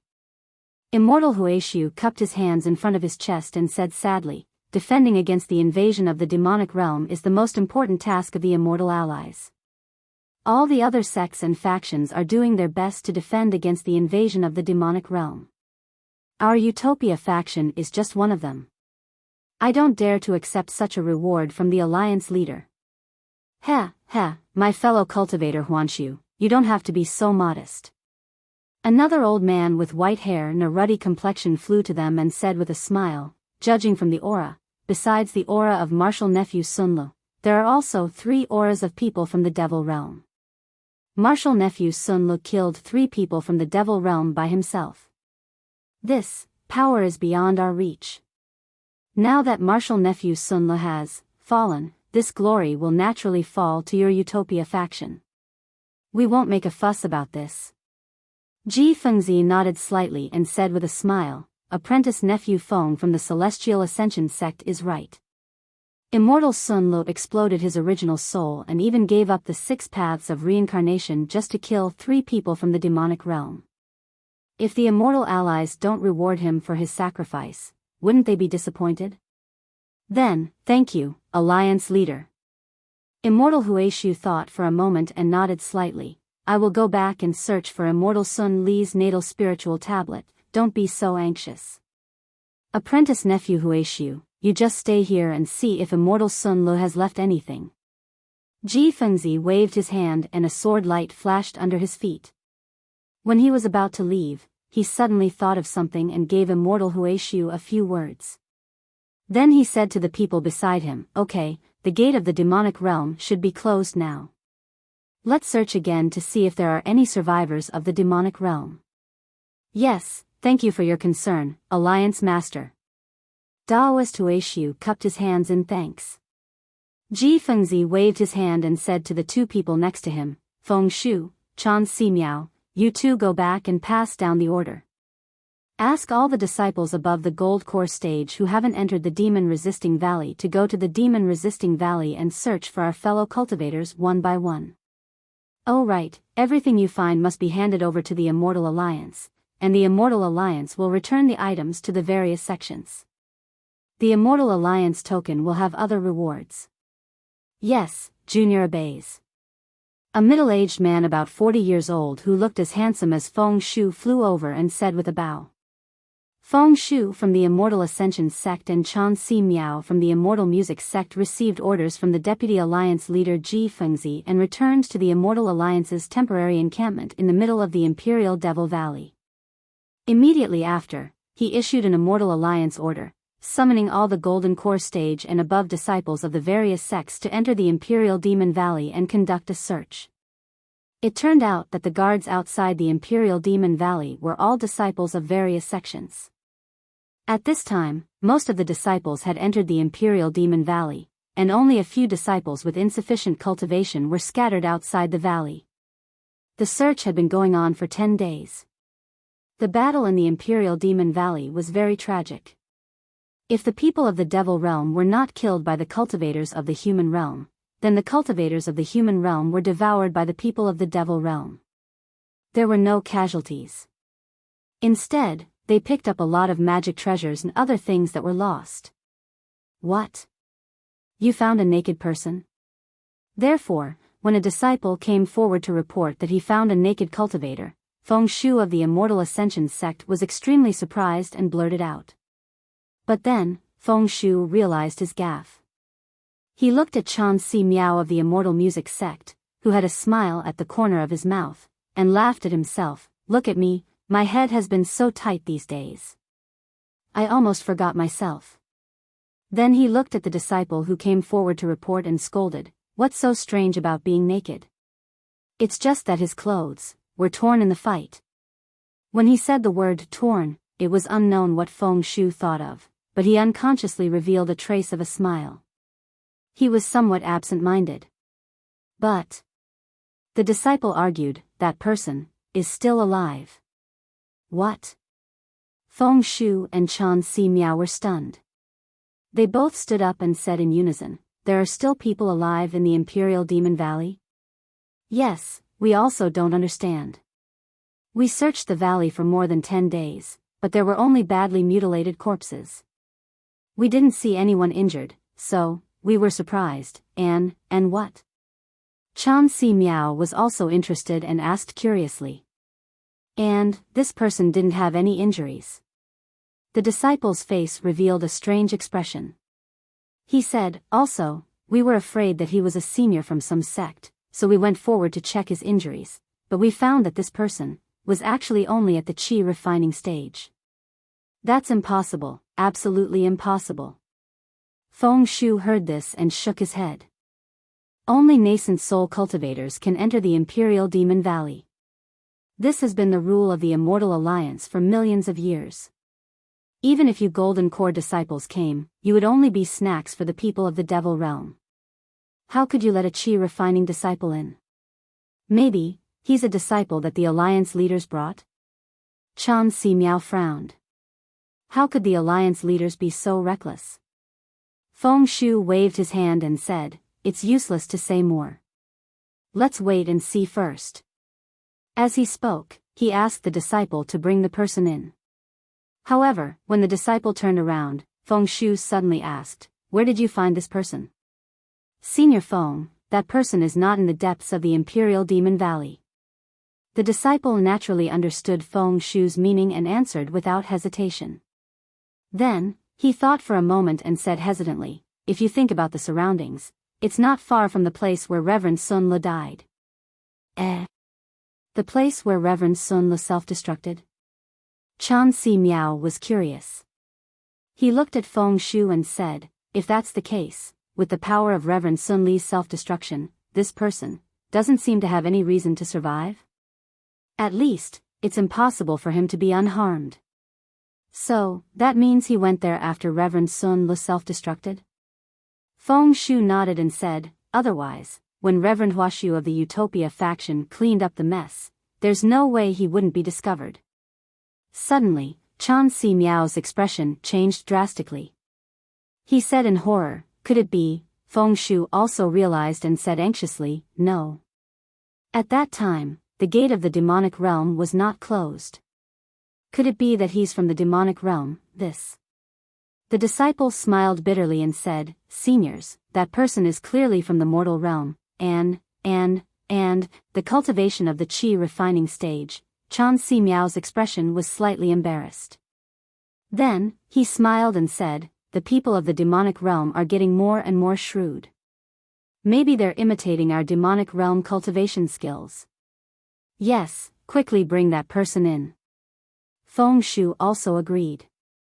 Not long after, the disciple brought in a thin and tall person. The person was wearing a Taoist robe that was stained with blood.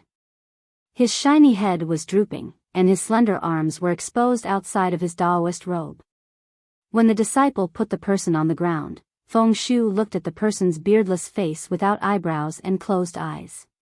After a while, he said softly, "Fellow cultivator Chan. Could it be that he's not from the demonic realm? Instead, he's from the Buddha."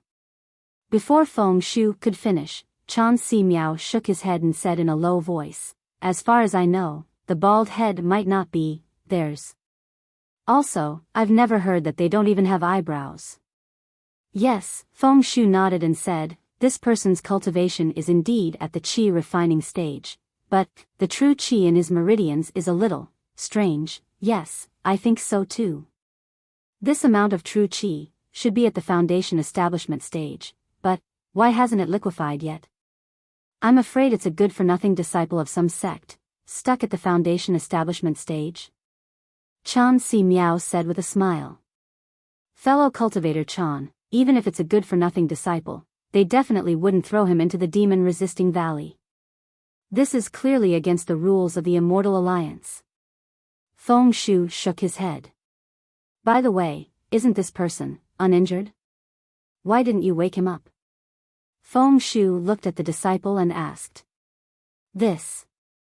I've already stimulated this person's meridians, but he doesn't know at all." The disciple smiled bitterly. "Oh, I see." Feng Shu raised his foot and kicked the person's body. A ray of light flashed, and his dermic powers naturally shook into the person's meridians. However, the person's body shook and then stopped moving.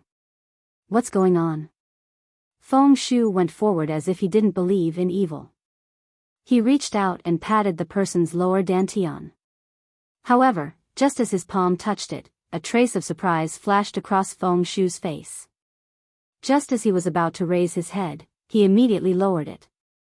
When Chan Si Miao saw this, he couldn't help but be curious and asked, "Fellow cultivator Feng, did you discover something?" No, I don't seem to have the ability to wake him up." A strange look flashed across Feng Shu's eyes. Then, he said with a smile, "Why don't we put him at the back first and wait for the alliance leader and the others to come back and take a look together? If that's the case, I will also try." As Chan Si Miao spoke, he took a step forward. Fellow cultivator Chan. There's no need to trouble you. Look, if I use the soul-searching technique, would it be appropriate?" Feng Shu was anxious and blurted out. "The soul-searching technique." Chan Si Miao stopped and looked at Feng Shu, then looked at the person on the ground. He frowned and said, "I am not proficient in the soul-searching technique. If you are anxious to know the ins and outs of this person, only the soul-searching technique is suitable. Then I'll have to trouble fellow cultivator Feng." It's no problem." Feng Shu seemed to be relieved and said, "However, I's soul-searching technique can't guarantee that I will be able to find something from this person's memories. Furthermore, there's a possibility that this person will become an idiot. This person is just a kid in the qi refining stage. How much defense can he have? With Feng Shu's spirit-severing stage cultivation, can't he read his memories?" Chan Si Miao laughed and said, "If fellow cultivator doesn't dare, then I can try."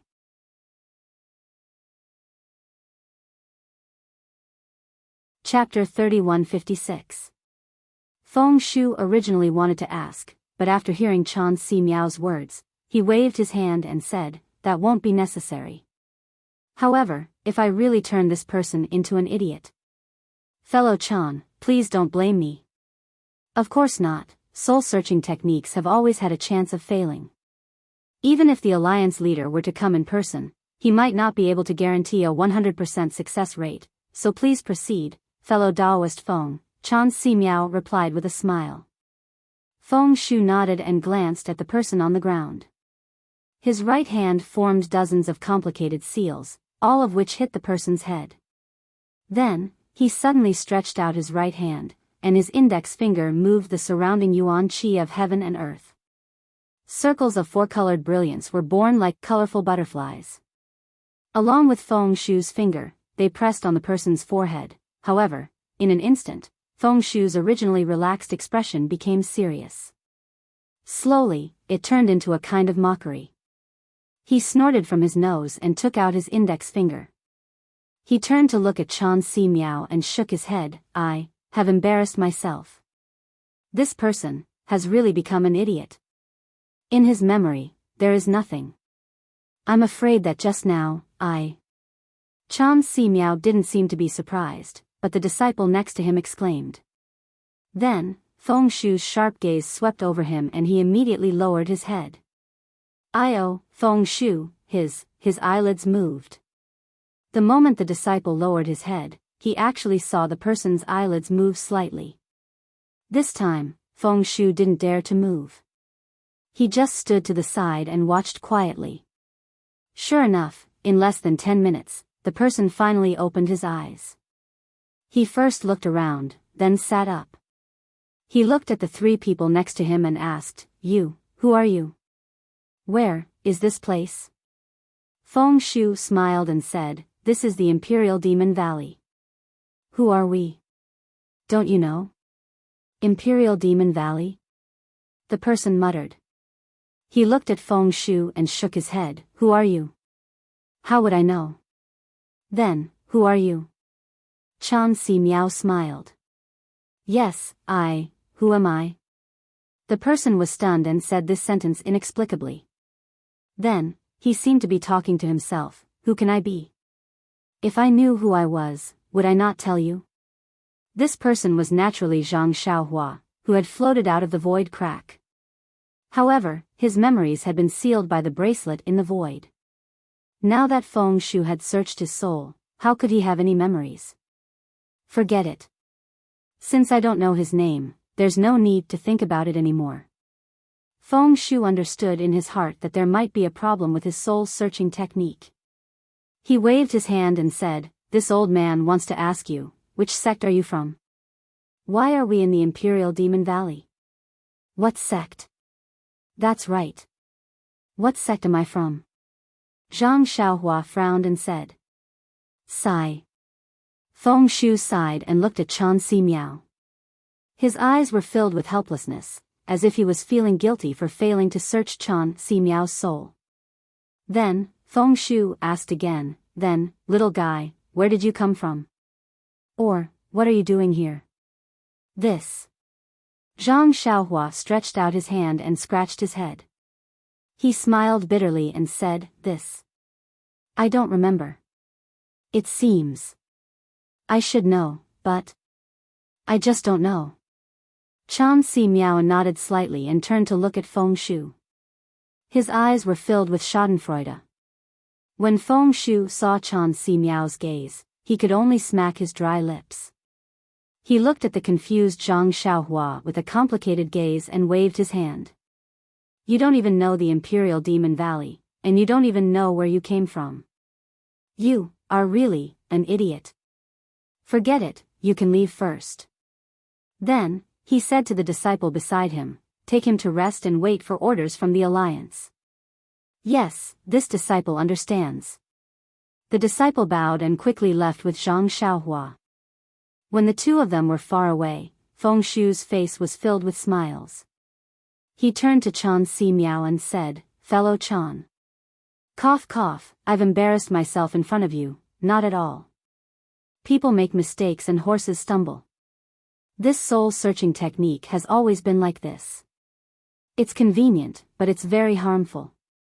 I believe fellow Feng is thinking for our Immortal Alliance and is anxious to know this child's origin. That's why you came up with this plan. Chan Si Miao replied with a smile. Hee, fellow Chan's words are exactly what I'm thinking. Feng Shu sighed. It's really strange that such a person with such low cultivation suddenly appeared in the Imperial Demon Valley. I'm afraid he's a monster from the demon realm. That's why as Feng Shu spoke, he wanted to say something but hesitated. If that's the case, fellow Feng can rest assured. The people of the demon realm have been fighting with our human realm for so long. The meridians and bodies of the people of the demon realm are completely different from those of the human realm. This person is obviously from the human realm. Moreover, his meridians have the Qi refinement realm's true Qi. How can the demon realm imitate this? Hearing Chan Si Miao mention the true Qi in Zhang Xiaohua's meridians, the corner of Feng Shu's right eye twitched slightly. Then, he chuckled and said, "That's good. I'm just afraid that it's a new method from the demon realm. That's why I'm anxious, this." "I know. Fellow Feng, you don't have to worry about it. If the alliance leader asks, I will definitely bear with it," Chan Si Miao said with a righteous look. "Then I'll thank fellow Chan." Feng Shu bowed. It's fine.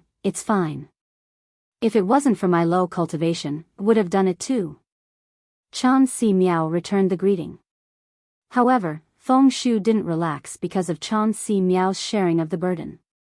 Instead, he looked outside and said hesitantly, But what? Could it be that fellow Feng is worried about me? Besides, it's just a little Qi refinement kid."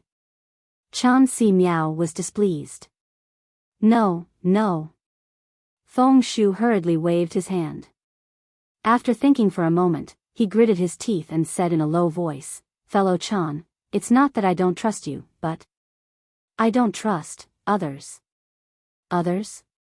Chan Si Miao was slightly stunned and asked curiously, "Who is this others?" Feng Shu sighed and waved his hand. A restriction was formed. Then, he walked to a chair and sat down. He picked up a small transparent red fruit from the jade table and threw it into his mouth. After chewing it a few times, he said with a smile, "Chan Si Miao, you and I have a deep friendship. Why are you pretending to be confused?" Chan Si Miao seemed to be even more confused. He also walked to the table and sat down. He also picked up the small red fruit and ate a few. Then, he looked up at Feng Shu and said with a smile, "Don't know what you're talking about. I just used the soul-searching technique on a kid in the Qi refinement realm and turned him into an idiot. He just lost all his memories and didn't hurt his life." Well, even if his life was hurt, who would say anything? That was then and this is now. If it were any other time, no one would say anything. But now? It's really hard to say. Feng Shu said mysteriously. Then, seeing that Chan Si Miao was still confused, he felt a little disappointed and said in a low voice, "Our immortal alliance has always been loose. It only shows its effect and the people of the demon realm attack our human realm. Normally, it is just an empty shell." Feng Shu listened and looked at Chan Si Miao's expressionless face. He said again, "But why are Kunlun sect's immortal Xian Qing, Tai Qing sect's immortal Huan Hua, and Splendid sect's Ji Fengzi all fighting for the position of immortal alliance leader? Isn't that obvious? I'm not a person who only meditates. Of course, I know about this." Chan Si Miao said unhappily, "Isn't it because, every time the immortals and demons fight, the Immortal Alliance's resources in the demon-resisting valley are allocated by the alliance leader? There's a lot of tricks in this. Hee, isn't that so? Today, the Dawn Rain continent is lacking in resources. We don't have the advantages of ancient cultivation. Which sect, which disciple isn't worried about spirit stones and spirit pills? In addition, every 1,000 years, the demon realm invades our human realm and consumes a lot of resources. The path of cultivation is getting more and more difficult. The sword cultivators of the Huan country also attack the 3 countries of cultivation from time to snatch resources.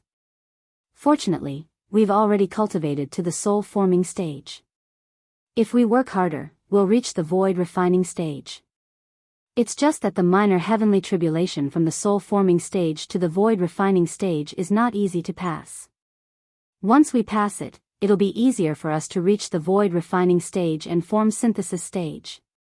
Feng Shu nodded slightly and changed the topic. "But us younger disciples, are in trouble. Exactly. Every time the Immortal Alliance fights against the demon realm, it consumes a lot of resources. But, who can say for sure? After every war, the Alliance leader's sect always has one or two outstanding people. What does this mean? Also, the fellow cultivators who died in the demon-resisting valley. For example, Sun Lejinren from the Utopia faction exploded his nascent soul.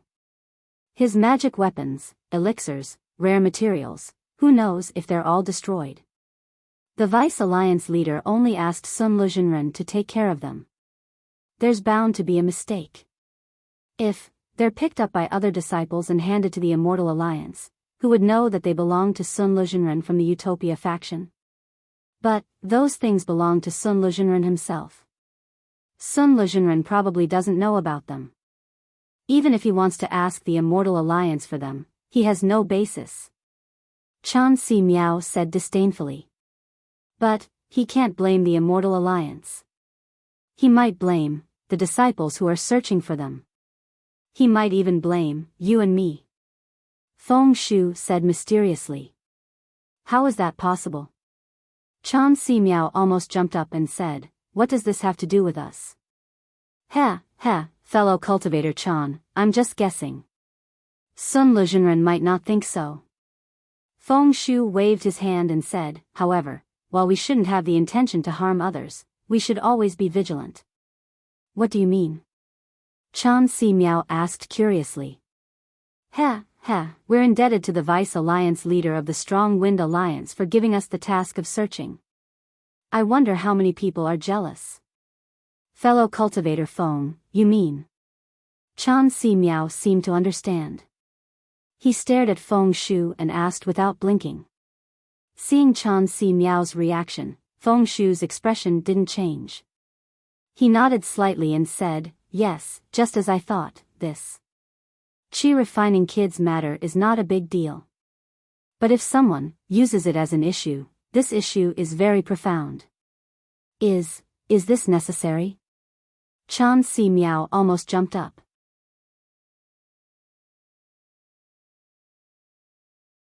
Chapter 3157.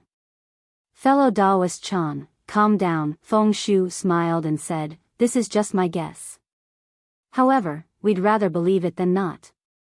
Then, according to Brother Feng, what should we do? Chan Si Miao seemed to have sensed the seriousness behind this matter and subconsciously changed the way he addressed Feng Shu. Sigh, this matter is my fault in the end. If I wasn't too confident, why would I be so long-winded? Feng Shu said apologetically, however, since things have already come to this, I think it's better to avoid trouble. What do you mean? Chan Si Miao seemed to have understood something. This person is just a kid in the qi refinement realm. Even the lowest level disciples like us won't take him seriously. How can he attract the attention of the people from the Immortal Alliance? We'll just instruct the disciple just now to say that he is the personal attendant of the Deputy Alliance leader or someone else and let him leave on his own. Isn't that enough? Could it be that the disciple will confront the Deputy Alliance leader? We'll remind him again and say that it's the Alliance leader's verbal order. Even if he has 10 guts, he won't dare to say it out loud. Wonderful. Chan Si Miao clapped and praised, we'll do as Brother Feng says. However, we still have to remind this little cultivator more. He has lost all his memories and doesn't know any vital points. He can't talk nonsense. That's easy. I've already thought about it. Give him a little benefit. He's just a kid in the qi refinement realm. He's like an ant. He can only be happy secretly. Why would he spread it everywhere? Feng Shu smiled and said. Since fellow Taoist Feng has thought about this matter so carefully, then I'll let you handle this matter. He's just a kid in the qi refinement realm. How can two soul formation cultivators like us waste time with him?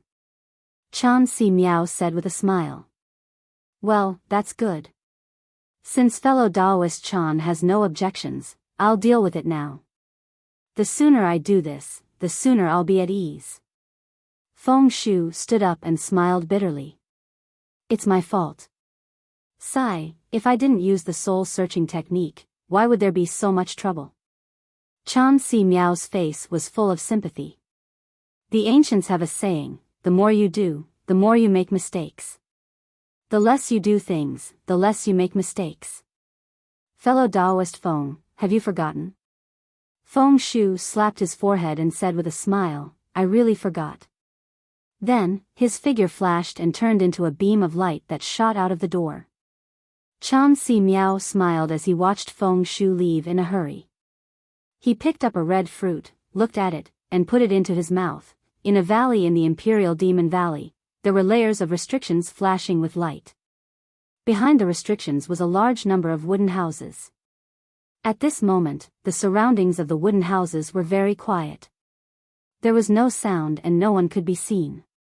In a remote wooden house, Zhang Xiaohua was frowning and sitting cross-legged.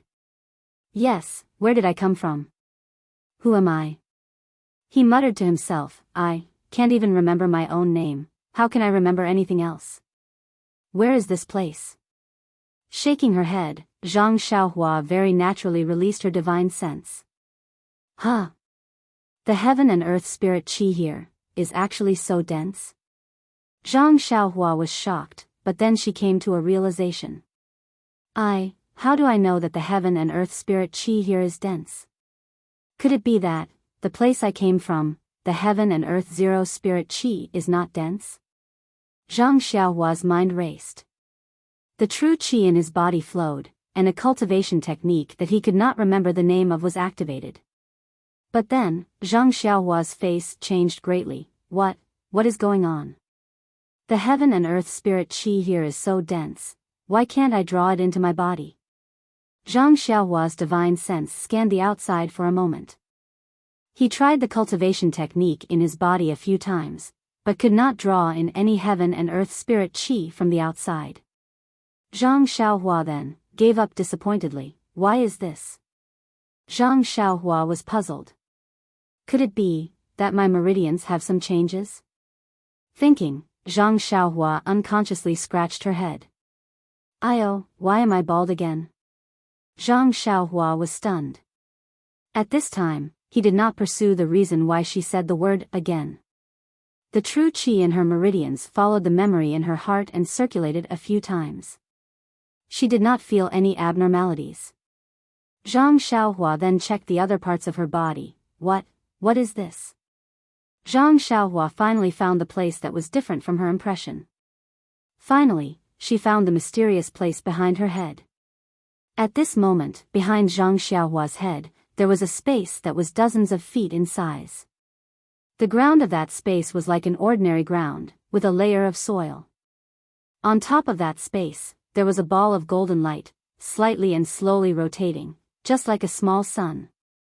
My mind, why would such a thing appear? Zhang Xiaohua was completely confused. Without waiting for her to recover from the space behind her head, Zhang Xiaohua found a section of the snake-shaped ring in her body. With a thought, that curved ring actually obediently flew out of her body. Zhang Xiaohua used his hand to hold it and looked at it carefully. This was a golden object, made of an unknown material. The incomplete ring looked like the middle section of a coiling snake. There was no snake head above, nor was there a snake tail below.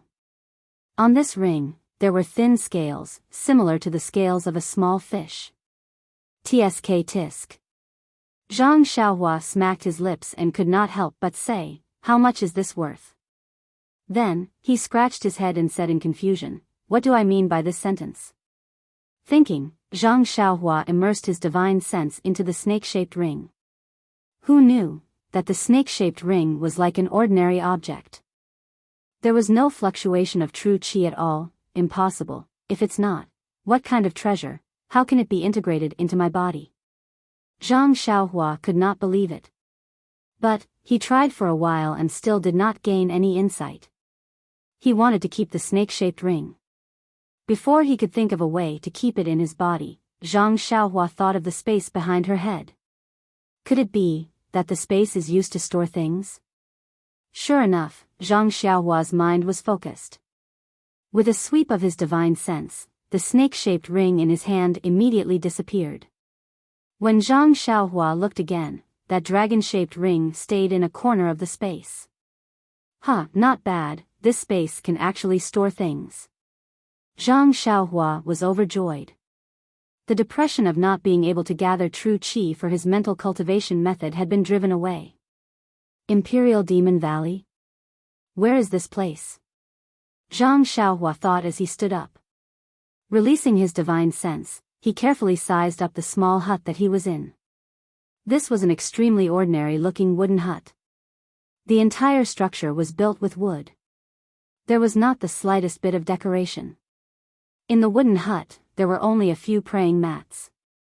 Other than that, there was nothing else. But when Zhang Xiaohua's divine sense swept across the walls of the wooden hut, there was a strong fluctuation of true qi on the walls. There were also layers of flickering talismans. Only then did he know that this wooden hut was definitely not ordinary. Standing up, Zhang Xiaohua walked to the door and pushed it open. Before he could step out of the door, a gust of bloody air assaulted his face. Zhang Xiaohua frowned slightly and secretly thought, what a heavy murderous aura. Then his divine sense swept across the wooden hut once and was about to sweep to the front. You're out? A voice suddenly came from behind him. Zhang Xiaohua was shocked. When he turned back to look, the door of the wooden hut beside him was open. The disciple who had brought him here earlier was standing in front of the wooden hut. Ah! Zhang Xiaohua almost screamed out in shock. Just now when he walked to the door, he had clearly used his divine sense to check. Although the wooden hut's door was open, but he did not see this disciple. Very naturally, Zhang Xiaohua's divine sense swept towards that disciple again, but, as before, his divine sense was unable to see the disciple in front of him. Seeing Zhang Xiaohua's divine sense sweep over, that disciple frowned slightly. Following that, he released his concealed cultivation. A strong pressure came over, almost like a mountain smashing onto Zhang Xiaohua's body. In an instant, it made Zhang Xiaohua dizzy and almost unable to stand steadily. Humph, that disciple snorted coldly. When the sound entered Zhang Xiaohua's ears, it was as if it was ringing in his heart, causing Zhang Xiaohua's heart to clench. You have no respect for your elders. How can you spy on others like that? After that disciple taught Zhang Xiaohua a lesson, he immediately retracted his divine sense. He was still that ordinary-looking disciple. Yes, senior brother, you are right. Zhang Xiaohua bowed and said, this one does not know proper etiquette. I have made a fool of myself in front of senior brother. Zhang Xiaohua saw that the disciple was quite young and subconsciously said this. Senior brother? When that disciple heard this, he almost laughed out loud. Pointing at Zhang Xiaohua with his finger, he said, how can you call me senior brother? Zhang Xiaohua was flabbergasted. He looked at that disciple and was very puzzled. Oh, I forgot, the disciple suddenly realized something and said, now that you... I'd better tell you this. It's extremely rude to use your divine sense to check other people's cultivation. If you did that to me, the punishment just now was considered light. This one is wrong, please forgive. Senior. Zhang Xiaohua said sincerely. He did not pay attention to the difference between divine sense and divine sense. Of course, in his impression, divine sense and divine sense should be about the same. That's right. You are just a qi refining stage cultivator. You have to call any foundation establishment stage cultivator senior. Not to mention me, a golden core stage cultivator. Just now, you actually called this old man senior brother? Although this old man is very happy, if it was an ordinary person, perhaps they would not think so. Do you know, even if I kill you, no one will scold me. That's not necessary, senior. I just said the wrong thing. Zhang Xiaohua was shocked. Then, don't I have to call anyone senior when I see them? I can't use divine sense to check on others. Nonsense, if you can't use divine sense, you can use other spells. What heaven's eye technique, heaven's eye technique, heaven's eye technique, detection technique are all possible. Others don't know. You can check as much as you want. It's better than using divine sense to provoke others. The disciple casually lectured, even if you are a low-level chi refining stage disciple, you should have already learned these basic spells. If you can't remember, go back and ask your master carefully.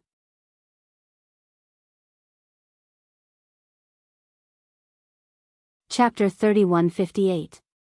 Then the young disciple said with a proud smile, "This old man had a fortuitous encounter in his early years and ate spirit herbs to maintain my youthful appearance. Otherwise, wouldn't I have to wait until I reached the nascent soul stage to be able to reconstruct my appearance? So, this old man is not the senior brother you are talking about, ha ha ha ha." The disciple seemed to be very proud of his youthful appearance and couldn't help but laugh. But then he suddenly realized something and said, "Oh, right, your divine sense is quite strange. How is it comparable to the early stage of foundation establishment?" But this old man clearly detected that you are only at the chi condensation stage. The disciple asked like an old man, "Which sect are you from?" Zhang Xiaohua spread her hands and helplessly said, "This is also what this junior wanted to ask senior." Just as the disciple was about to speak, a powerful divine sense swept over Zhang Xiaohua and the young man. Seeing the two of them lock onto each other, Zhang Xiaohua was shocked. The disciple's expression also changed. Just as she was about to speak, she heard Feng Shu's voice. "You too, come to the front." The disciple respectfully bowed and replied, "Yes, this disciple obeys." Then he turned to Zhang Xiaohua and said, "Let's go. Senior Feng is looking for you." Zhang Xiaohua was a bit confused. She thought for a bit and whispered, "Senior, didn't you say we can't use our divine sense to investigate? Why did Senior Feng shut up?" The disciple scolded, "Senior Feng is a spirit-severing stage cultivator and is a famous figure in the Celestial Alliance. Our cultivation is not worth mentioning in his eyes, so how can we investigate?" Zhang Xiaohua was stunned. She wanted to ask, but her eyes rolled and she closed her mouth. Spirit-severing stage cultivator? "Let's go." The disciple took out a flying sword and threw it on the ground. He sent in a spell and the flying sword became slightly bigger. The disciple reached out and grabbed Zhang Xiaohua's arm. He stepped on the flying sword and sent it flying forward. In front of Zhang Xiaohua was a tall cliff. When the disciple saw the location, he frowned, but then relaxed. He stepped forward and respectfully said, reporting to Senior Feng, "This disciple has brought this person here." "Okay, you wait at the side." Feng Shu glanced at the disciple and waved his hand. "Yes." The disciple quickly walked to the side and stood with his hands by his side. "Senior, what business do you have with me?" Zhang Xiaohua had learned to be humble. Feng Shu glanced at Zhang Xiaohua with a strange glint in his eyes. He waved his hand and set up a restriction. He then asked gently, "Little fellow, do you remember where you came from?" Reporting to Senior, "I really can't remember. I don't know why I came here." "Okay, if you can't remember, then you can't remember." Sect leader Feng said with a smile, "However, this Imperial Demon Valley is the place where the human realm and the demon realm confront each other. It's not a place where little kids like you can come to play. Also, the Immortal Alliance has a strict rule. Any disciple below the Golden Core stage can't enter the Imperial Demon Valley. They have already been found and punished severely. I'm afraid. I really don't know why." Zhang Xiaohua bowed and said, "Well, it's too late to say anything now, but..." Feng Shu changed the topic and said, "Not many people know that you entered the Imperial Demon Valley. I'm Feng Shu from the Immortal Ascension sect. Hee, I'm also a famous person in the Immortal Alliance. Although you don't know now, you will know if you go out and ask. I like you and don't want you to delay your cultivation, so..." When Zhang Xiaohua heard this, she was surprised. She bowed again and said, "Senior Feng, thank you for your kindness. I will never forget it." "It's okay, it's okay. I like to guide the younger generation. When I saw you, I felt that we were fated. However, although the demon gate of the Imperial Demon Valley has been closed, I still have some things to take care of. You can't stay in the Imperial Demon Valley for too long, otherwise. I will guide your cultivation properly. Ah. Xiaohua Zhang was a little dumbfounded. This happiness seemed to have come too quickly. Seeing the surprise on Zhang Xiaohua's face, Feng Shu smiled and said, "Little fellow, don't think too much. This old man doesn't plan on accepting you into the Celestial Ascension sect until you figure out which sect you belong to. Of course, if you can find your own sect and I have some friendship with your master, I don't mind accepting you into the sect." The meaning of these words was obvious. Normally, Zhang Xiaohua should take advantage of the situation, to thank him or leave a way out for himself. However, when Zhang Xiaohua heard these words, it was quite awkward. He couldn't remember which sect he belonged to, but he vaguely knew that he had a sect. He couldn't help but hesitate. This hesitation made Feng Shu a little unhappy. He released his pressure and sneered, "Don't tell me. I don't have the qualifications to guide you." In an instant, the powerful pressure enveloped Zhang Xiaohua. Boom! Zhang Xiaohua felt his vision turn black and there was a roar in his ears. The Feng Shu in front of him suddenly became as tall as the sky. A huge pressure, a pressure that he had never imagined before, directly pressed down on him until he was dizzy and about to faint. However, just as his limbs went soft and he was about to faint, the pressure suddenly withdrew. In front of him was Feng Shu, whose face was as warm as the spring breeze. Zhang Xiaohua's face was pale and there was a lingering fear in his heart. His lips trembled slightly and he didn't know what to say. Beg for mercy? Thank him? Feng Shu looked at Zhang Xiaohua's reaction with contempt. He was about to say something, but suddenly his expression changed slightly. He raised his head as if looking in a certain direction. The corners of his mouth curled up and he laughed, "Little guy, I am a spirit-severing cultivator. I have the intention to guide you. It is your good fortune from your previous life. Alas, forget it. Since you don't know how to appreciate kindness, what else can I say?" "Wait, senior, it's not that I don't know how to appreciate kindness, but I have a sect. If I don't report this matter to my sect, I'm afraid it's inappropriate." When Zhang Xiaohua heard this, he resisted the strong disgust in his heart and cupped his hands. "Well, what you said is not unreasonable. How about this, you leave the Imperial Demon Valley first. My Immortal Ascension sect is not near the Imperial Demon Valley, nor is it in the country of Shi. Instead, it is in the country of Meng, which borders the country of Shi. My Immortal Ascension sect is established in the Screen Gorge Mountain, which is very far from here. This storage ring has a token of my Immortal Ascension sect, as well as some spirit stones and magic weapons. This token can represent your identity and is useful when using the transmission formation. You have to keep the magic weapons well and don't let others see them." As Feng Shu spoke, he took out a storage ring and said, "Well, after you leave, if anyone asks, you have to evade. Just say that it is a secret of the Immortal Alliance. If you really can't avoid it, just say that you are the descendant of the Immortal Alliance's Master Xian Qing. No one will dare to ask again. Country of Shi? Country of Meng? Screen Gorge Mountain? Storage ring?" Zhang Xiaohua was really confused. He really didn't understand these things. However, looking at the small storage ring in Feng Shu's hand and thinking about how Feng Shu had shown him his power just now, Zhang Xiaohua didn't dare to hesitate anymore.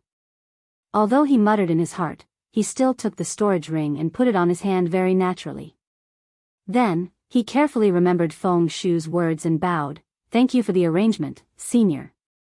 Well, there is a set of ordinary clothes in the storage ring. You can wear it. I don't have a Taoist robe for you." You should understand what I'm saying. You mustn't reveal to others that it was me who did it. Otherwise, I don't need to warn you about the consequences. Just the fact that you entered the Imperial Demon Valley without permission, even if I kill you later, absolutely no one will care. Speaking up to here, Feng Shu's face revealed a trace of coldness. Yes, I know. Zhang Xiaohua didn't quite understand why Feng Shu was trying his best to help him, but at the same time, he was afraid that others would see that he was helping him. Could it be that I really have an outstanding aptitude, which made him have a heart of appreciation for talent? Zhang Xiaohua's little tail unconsciously stood up. But if he didn't think so, what else could he think? Zhang Xiaohua originally appeared naked in the Imperial Demon Valley. Not to mention that he didn't have any money, even if he didn't have an inch of clothing, he still had it.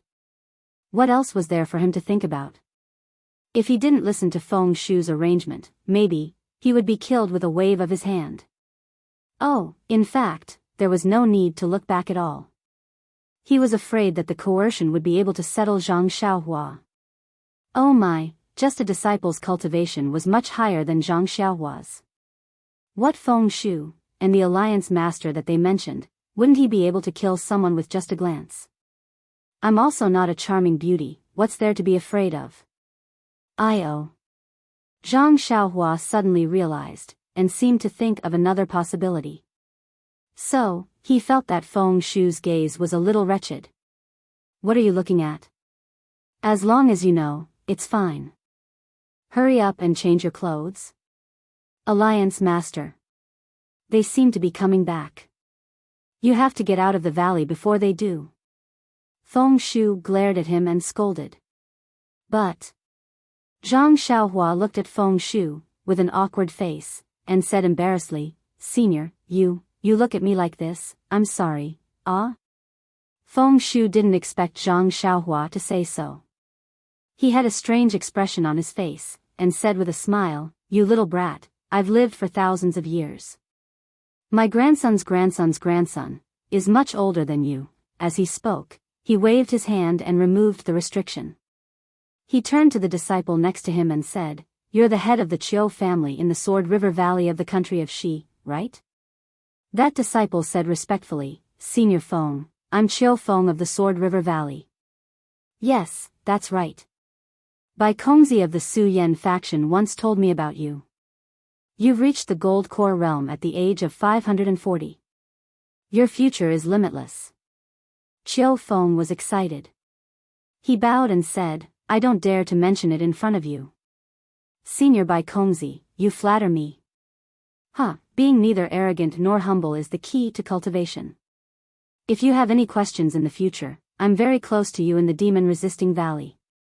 You can ask me at any time. Feng Shu nodded with a smile.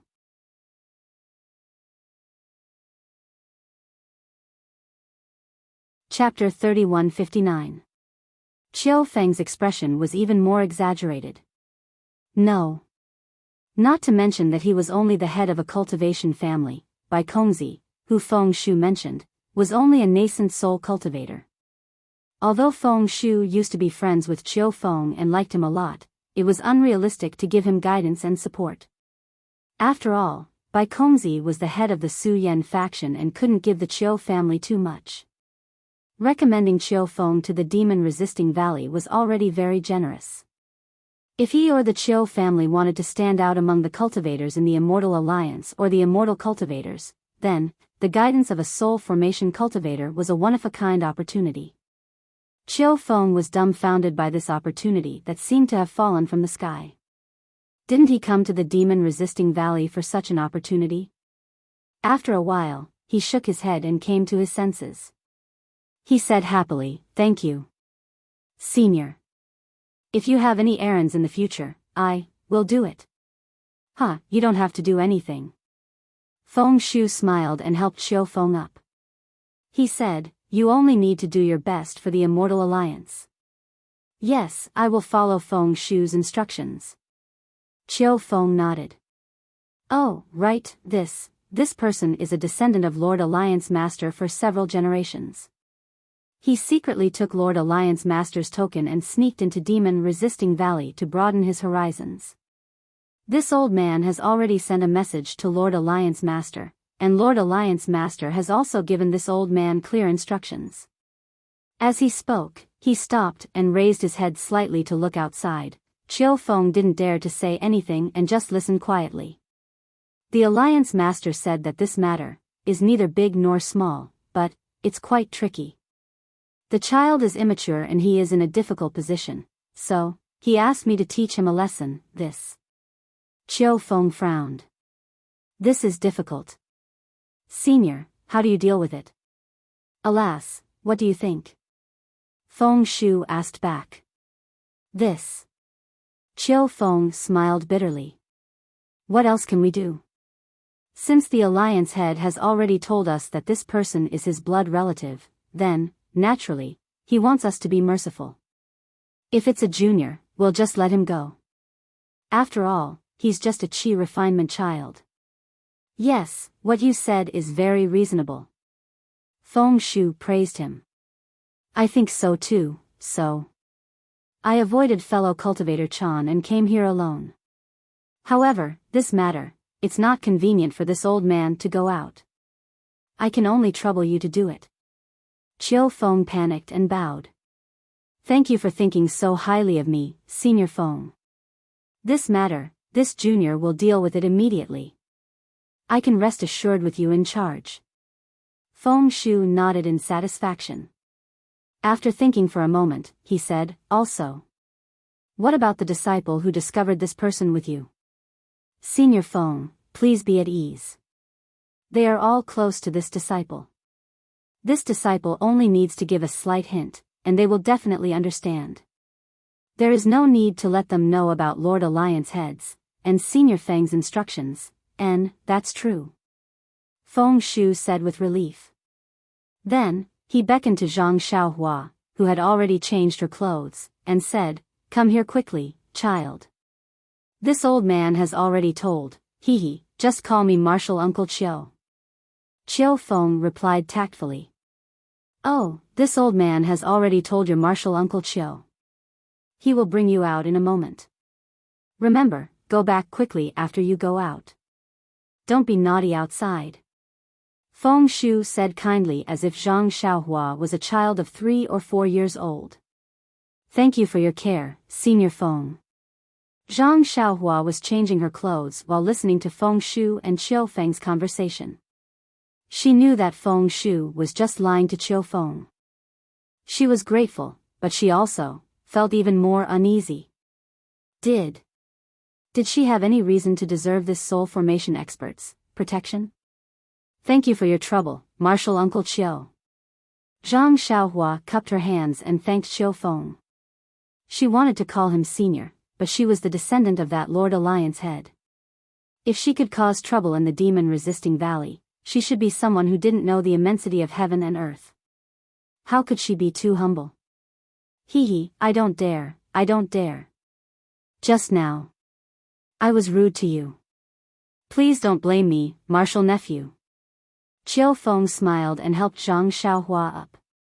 However, when his eyes fell on Zhang Xiaohua's hand, the corners of his eyes twitched. He then looked away and said with a smile, Hurry up and leave. Lord Alliance head and the others will be back soon. If he sees you, I'm afraid he will lose face. Feng Shu said with a smile. Yes, this disciple will leave now. Chiu Feng said and threw out his flying sword. He grabbed Zhang Xiaohua's arm with one hand and channeled the magic power under his feet. The flying sword turned into a rainbow and headed straight for the entrance of the demon-resisting valley. A trace of an unfathomable smile appeared on the corners of Feng Shu's mouth as he watched Chiu Feng and Zhang Xiaohua leave, and then his figure transformed into a ray of light that shot towards another direction like a bolt of lightning. When they arrived at the entrance of the demon-resisting valley, Zhang Xiaohua finally understood why Feng Shu kept reminding her. It turned out, it was not easy to get out of the demon-resisting valley. At the entrance of the demon-resisting valley, there was a large array that stretched from the top of the valley all the way to the ground, covering the entire entrance of the valley tightly. Hundreds and thousands of disciples were floating above and below the array, holding all kinds of colorful magic treasures in their hands as they patrolled in midair. This was also because the gate to the demon realm had already been closed. If, a few days ago, the disciples on duty, would probably cover the sky and cover the earth? Now that the gate to the demon realm had been closed for a few days, the disciples were sent out in batches to search for it. However, there was no abnormal movement. Naturally, the defense of the entrance of the valley was slack. However, when they saw Qiu Feng's sword light flying over, 2 disciples did not dare to be negligent and responded. "This. Junior brother, may I know what business you have?" A late-stage Golden Core elder asked with cupped hands. "Senior brother, please check the token." Qiu Feng did not beat around the bush. He shook his hand and a yellow light flew to the disciple. The disciple caught it and checked it with his divine sense before passing it to the person beside him. The 2 of them checked it together and nodded. They threw the token back and said with a smile, "So it's junior brother Qiu Feng. May I know who the person beside you is?" However, when they saw that Zhang Xiaohua was only at the qi refining stage, they frowned. It's not convenient for me to reveal the identity of the disciple beside me. I'm here to send this disciple out of the valley." Qiu Feng took his token and cupped his hands. "This." The disciple on duty did not feel awkward and said with a bitter smile, "Junior brother Qiu, aren't you making it difficult for me? This person is only at the qi refining stage. How can she enter the demon-resisting valley? You're bringing her out so easily. If there are any consequences, I can't bear it." The demon-resisting valley does not allow qi refining stage disciples to enter, but is there a rule that forbids them from leaving? Qiu Feng said with a smile. "This." The 2 disciples on duty were also at a loss for words. It was true that the demon-resisting valley forbade qi refining stage disciples from entering, but there was no rule that forbade them from leaving. However, since they could not enter, how could they leave? Since the Immortal Alliance does not forbid qi refining stage disciples from leaving the demon-resisting valley, I'm sure it won't be difficult for the 2 of you to send this person out. But, how did this disciple enter the demon-resisting valley? The other disciple on duty asked with a frown.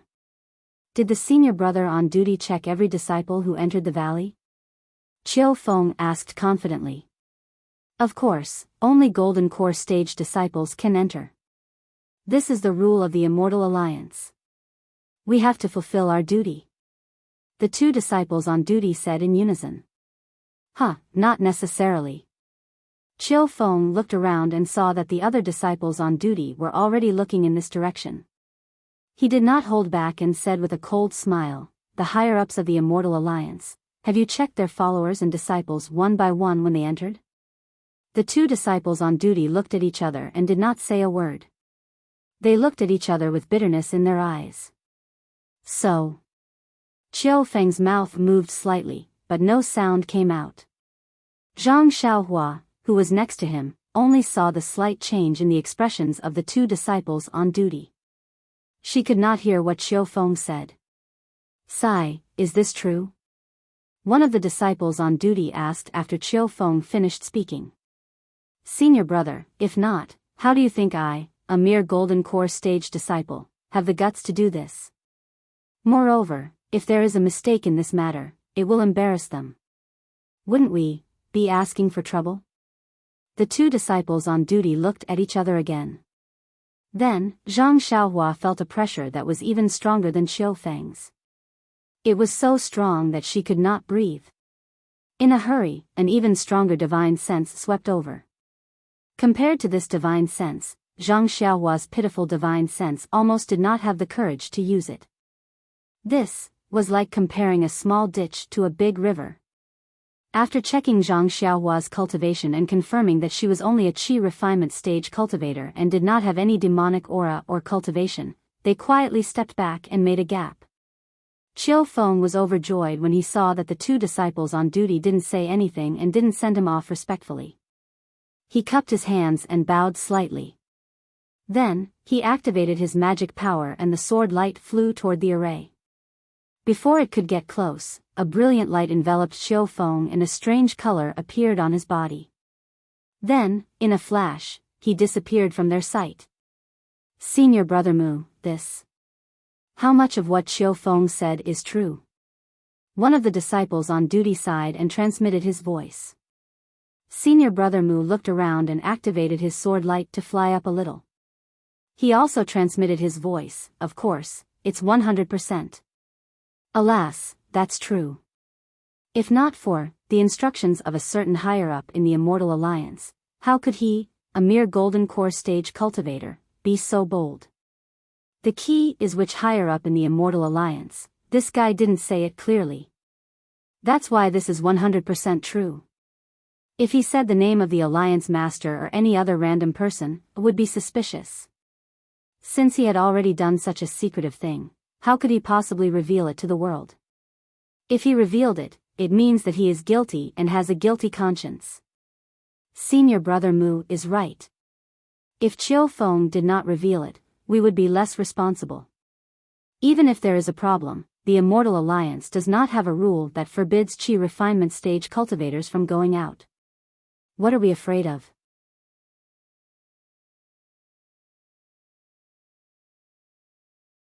Chapter 3160. Hahaha, junior brother, don't worry. Even if the higher-ups know, they won't mention such a small matter. Hee, he's just a Qi refinement kid. Whose little boy isn't naughty? While the two disciples on duty were discussing, Zhang Xiaohua had already arrived at the entrance of the Demon Resistance Valley under Qiu Feng's lead. This demon-resisting valley's defensive formation was truly abnormal to the extreme. After passing through so many light barriers, countless waves of energy passed through their bodies. Sometimes, Qiu Feng's token would emit light and catch the waves. Sometimes, the waves would directly sweep through their bodies and then disappear. Zhang Xiaohua didn't need Qiu Feng to explain. She knew that this was definitely the formation, checking whether the people who entered the formation were from the demon realm or not. Seeing Zhang Xiaohua pass through so many checks as if nothing had happened, Qiu Feng felt more at ease. As long as Zhang Xiaohua wasn't from the demon realm, everything else would be fine. Suddenly, Qiu Feng asked, "Martial niece, how are you related to the Alliance Master?" This. Zhang Xiaohua was startled. She recalled Feng Shu's instructions and only smiled without saying anything. Ah, look at me. I forgot again. Qiu Feng slapped his forehead as he came to his senses. Then, Qiu Feng didn't say anything else. After sending Zhang Xiaohua out of the valley, a light flashed, and they appeared on top of a tall mountain. He cupped his hands and said, "Martial niece. I can only send you here. If you have time in the future, let's meet at the Alliance Master's Qingwan Peak." Huh, okay. Thank you for sending me out, Martial Uncle Qiu. If there's a chance in the future, I'll definitely thank you. Zhang Xiaohua smiled and bowed. Okay, you can go now. Qingwan Peak is in the east. Don't go the wrong way. Qiu Feng smiled and patted Zhang Xiaohua's shoulder. Then, he said inexplicably, "However, Martial nephew, you'd better take care of yourself and deal with the current situation first." After saying that, he didn't explain. He urged the flying sword under his feet and rushed into the defensive formation of the demon-resisting valley. That. Zhang Xiaohua was stunned. She opened her mouth, but before she could say anything, Qiu Feng flew away. What are you saying? What a strange thing. Zhang Xiaohua scratched her bald head in confusion. There, it's this young senior. Just now, a sword light came out from the demon-resisting valley. It's in this direction. There's no one else around. Isn't it him? Quick, ask Senior if he has anything good. Just now, the sword light returned. Could it be for this Senior? Before Zhang Xiaohua could come back to his senses, a group of cultivators in strange clothes surrounded Zhang Xiaohua. There were old and young, handsome and ugly, and there were both men and women. Their bodies were shining with all kinds of brilliance. They were all dressed in strange clothes. There were both men and women. Zhang Xiaohua looked around in horror. She didn't know what to do. That. Seniors. Why are you doing this? Zhang Xiaohua had learned her lesson. Since she couldn't check other people's cultivation, she could only call them seniors. As expected, everyone was stunned when they heard her call them seniors.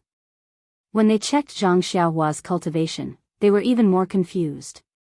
A white-haired old woman who was closest to Zhang Xiaohua asked with a dragon-headed walking stick in her hand, "Senior, you've already left the demon-resisting valley.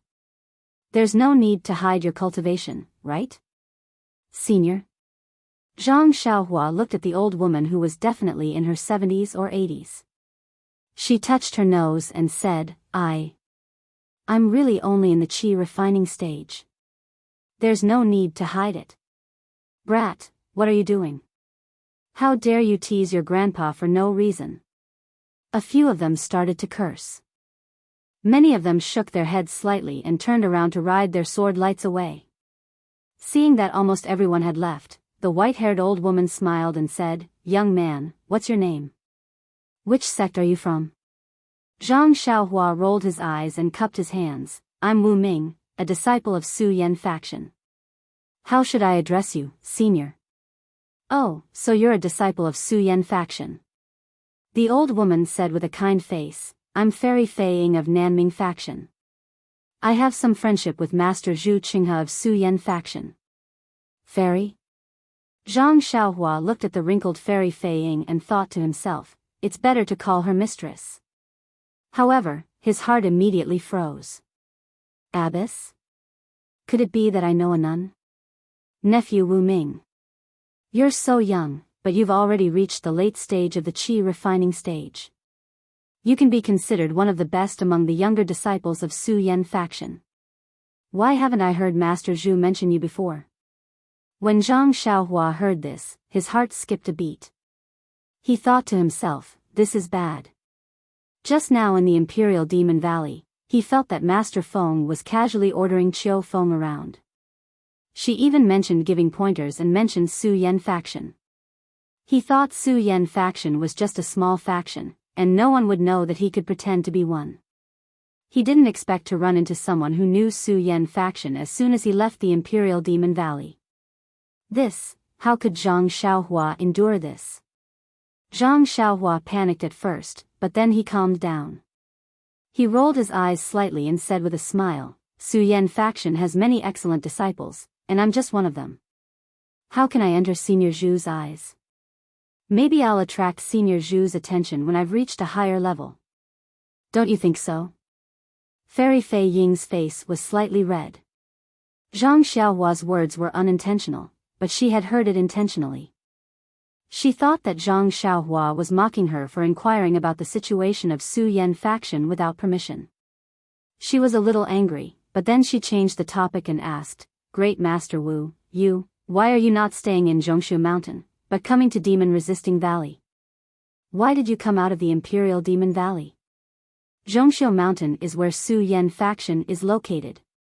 Zhang Xiaohua muttered in his heart, but he said, "I've stayed in the mountain for a long time, so I came out to wander around. Now, I'm going back soon." Zhang Xiaohua smiled and cupped his hands, saying, "Senior, I have to go back quickly. If I delay for too long, I'm afraid I'll be punished by my master." Before Fairy Fei Ying could speak, a gray-haired old man next to her frowned and shouted, "Wu Ming, Fairy Fei Ying is asking you a question. Why can't you answer properly? If we weren't in the territory of the Imperial Demon Valley, I'd definitely punish you." Zhang Xiaohua sighed and spread his hands, saying, "Alas, Senior, what's there to say? I just wanted to sneak into the Imperial Demon Valley to take a look. But I didn't expect that I would be discovered by the seniors of my faction just as I entered, and even before I entered the big formation. And it's a good thing that we're familiar with each other from the same sect, so we can be considered acquaintances. That's why they let me off. Tell me, Senior, this Imperial Devil Valley, why is it that only Jindan stage cultivators can enter? Why can't qi refining and foundation building cultivators go in?" As he spoke, Zhang Xiaohua peeked at these people's reactions. He only heard Feng Shu and Qiu Feng mention spirit forming, golden core, and qi refining. He didn't know what other realms there were. Although he didn't know why he knew that foundation building was higher than chi refining, he just said it casually and felt nervous. That's right. Marshal Ni Shao is right. The rule of the Immortal Alliance is too overbearing. Before the demon realm attacked, we were not allowed to enter. Since the gate of the demon realm has been closed and their golden core cultivators can enter, why can't we foundation building cultivators enter? We can only wait outside the Imperial Demon Valley and see if there are any good opportunities. Zhang Xiaohua was very curious. After thinking for a while, he couldn't help but ask, Senior, are there any good opportunities these days? Not at all. The demon gate has just been closed. The golden core cultivators have just entered the Imperial Demon Valley for a few days. Although some daring disciples sneaked out, they didn't bring many things out. There are so many low-level disciples outside the Imperial Demon Valley. How can I fight them? If there are some benefits, I will have to wait for a few more days. Zhang Xiaohua understood a little and said with a smile, there have been some movements these days. Won't there be more in a few more days? When most of the golden core cultivators come out of the valley, won't there be more things? Alas, that's true, but many of the rare materials of the demon realm, many damaged magic weapons and other things, have been handed over to the Immortal Alliance by the golden core cultivators or kept in their own sections. The things that can be circulated are already some defective ones. The old man sighed and said with some envy, you are so lucky. As soon as you entered, you met the elders of our sect. Not to mention that you escaped with your life, which is 100 times better than those who lost their lives before. In the future, your elders, if they get any treasures, you can be considered to be in a favorable position. Zhang Xiaohua listened and secretly thought, it turns out that there were bold disciples who sneaked into the Imperial Demon Valley before. However, the array of the Imperial Demon Valley is so powerful. How can the foundation building cultivators go in without a token? It would be strange if they didn't lose their lives. But, come to think of it, how did I get in there myself? Why don't I remember at all? Just as she was thinking, Fairy Fei Ying said, Master Wu, are you still going to wait here? No, Fairy, you can wait here. With the elders here, how can I have a chance? Zhang Xiaohua smiled and declined. Oh. I see. Fairy Fei Ying heard and smiled. If you are going to wait here, then I will go to Jinghua City to take a look. Since Master Wu wants to return to Zhongshu Mountain and needs to use the transportation array of Jinghua City, why don't we go together? With me bringing you along, it will be faster. I-oh. Zhang Xiaohua groaned inwardly when he heard that. He didn't want to be with them. He just wanted to quickly find a place and find some people to figure out where he was and where he came from. Then, he could make plans. Fairy Fei Ying followed her all the way, and she might expose herself. Thinking of this, Zhang Xiaohua couldn't help but regret. Why did she try to be smart? Why did she acknowledge Su Yan faction as her sect? But, if she didn't acknowledge a sect, how could she do it? Fortunately, there weren't any disciples of Su Yan faction outside the Imperial Demon Valley. If she acknowledged someone else, wouldn't she be exposed long ago? Zhang Xiaohua was in a dilemma.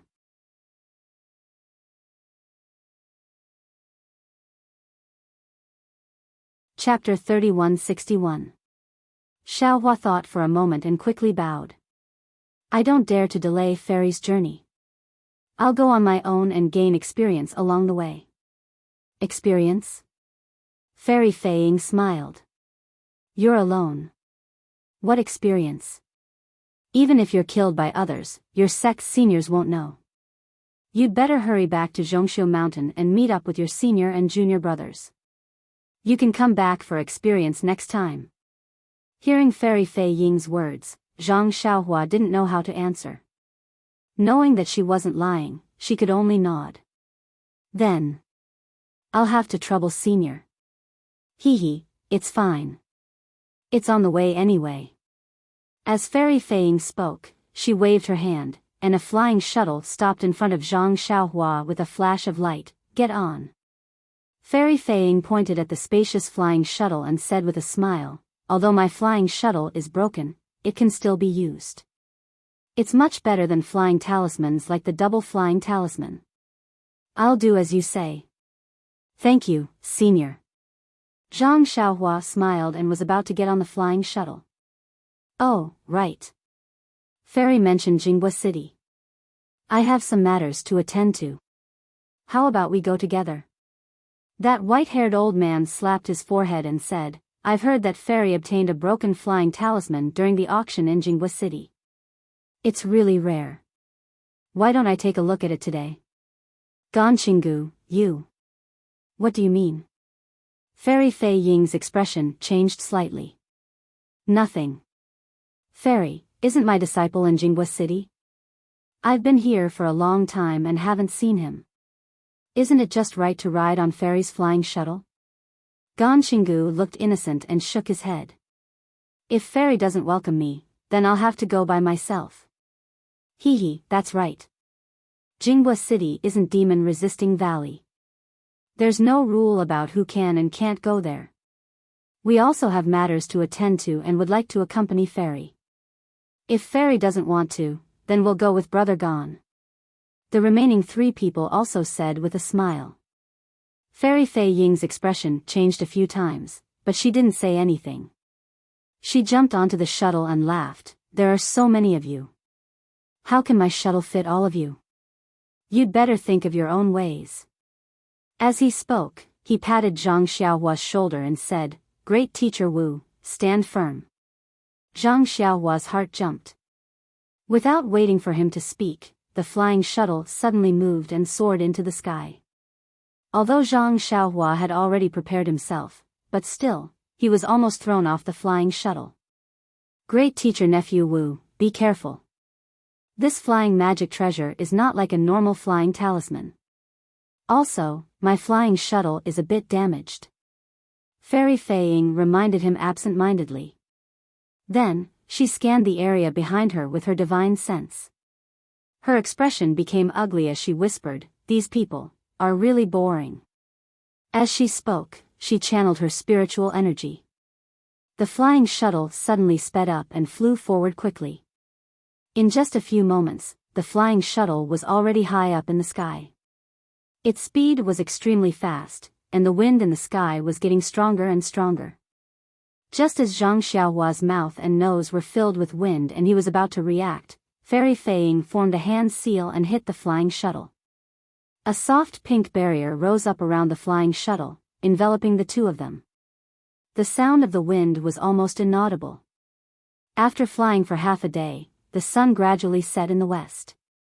Zhang Xiaohua didn't dare to casually talk to Fairy Fei Ying, and Fairy Fei Ying seemed to hate Ganqinggu and the others. She kept looking back and speeding up the flying shuttle, so the 2 of them didn't speak for the entire journey. However, during this time, Zhang Xiaohua only felt that there were dense forests and countless mountain ranges under her feet. She didn't see any cities or the like. She couldn't help but feel a bit strange. This flying shuttle was extremely fast. Shouldn't it have traveled for more than 1,000 miles? Why hadn't they reached Jinghua City yet? Zhang Xiaohua held this question for a long time. When the sky turned dark, she couldn't help but ask, Senior, your flying shuttle is really fast. This is the first time I'm sitting on such a fast flying shuttle. I wonder if we can reach Jinghua City before nightfall. Before nightfall? Fairy Fei Ying had a strange expression on her face. She shook her head and said, Great Teacher Nephew Wu, have you never been to Jinghua City before? Zhang Xiaohua said honestly, I've flown by in the sky. I don't have much of an impression of Jinghua City. I was wondering. Fairy Fei Ying looked back and said, Jinghua City is more than 10,000 miles away from here. Although my flying shuttle is fast, we can only reach it tomorrow afternoon. Ah! Zhang Xiaohua almost exclaimed.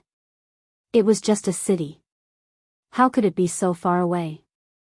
Bad. Before Zhang Xiaohua could ask again, Fairy Fei Ying's face was filled with anger. When Zhang Xiaohua looked back, she saw a faint red radiance appear behind the flying shuttle. It was chasing after the flying shuttle at high speed. Fairy Fei Ying gritted her teeth secretly. The spiritual power under her feet surged even more fiercely. Zhang Xiaohua only felt the flying shuttle under her feet shake. It seemed to have sped up a bit. After a while, the radiance behind them got closer and closer.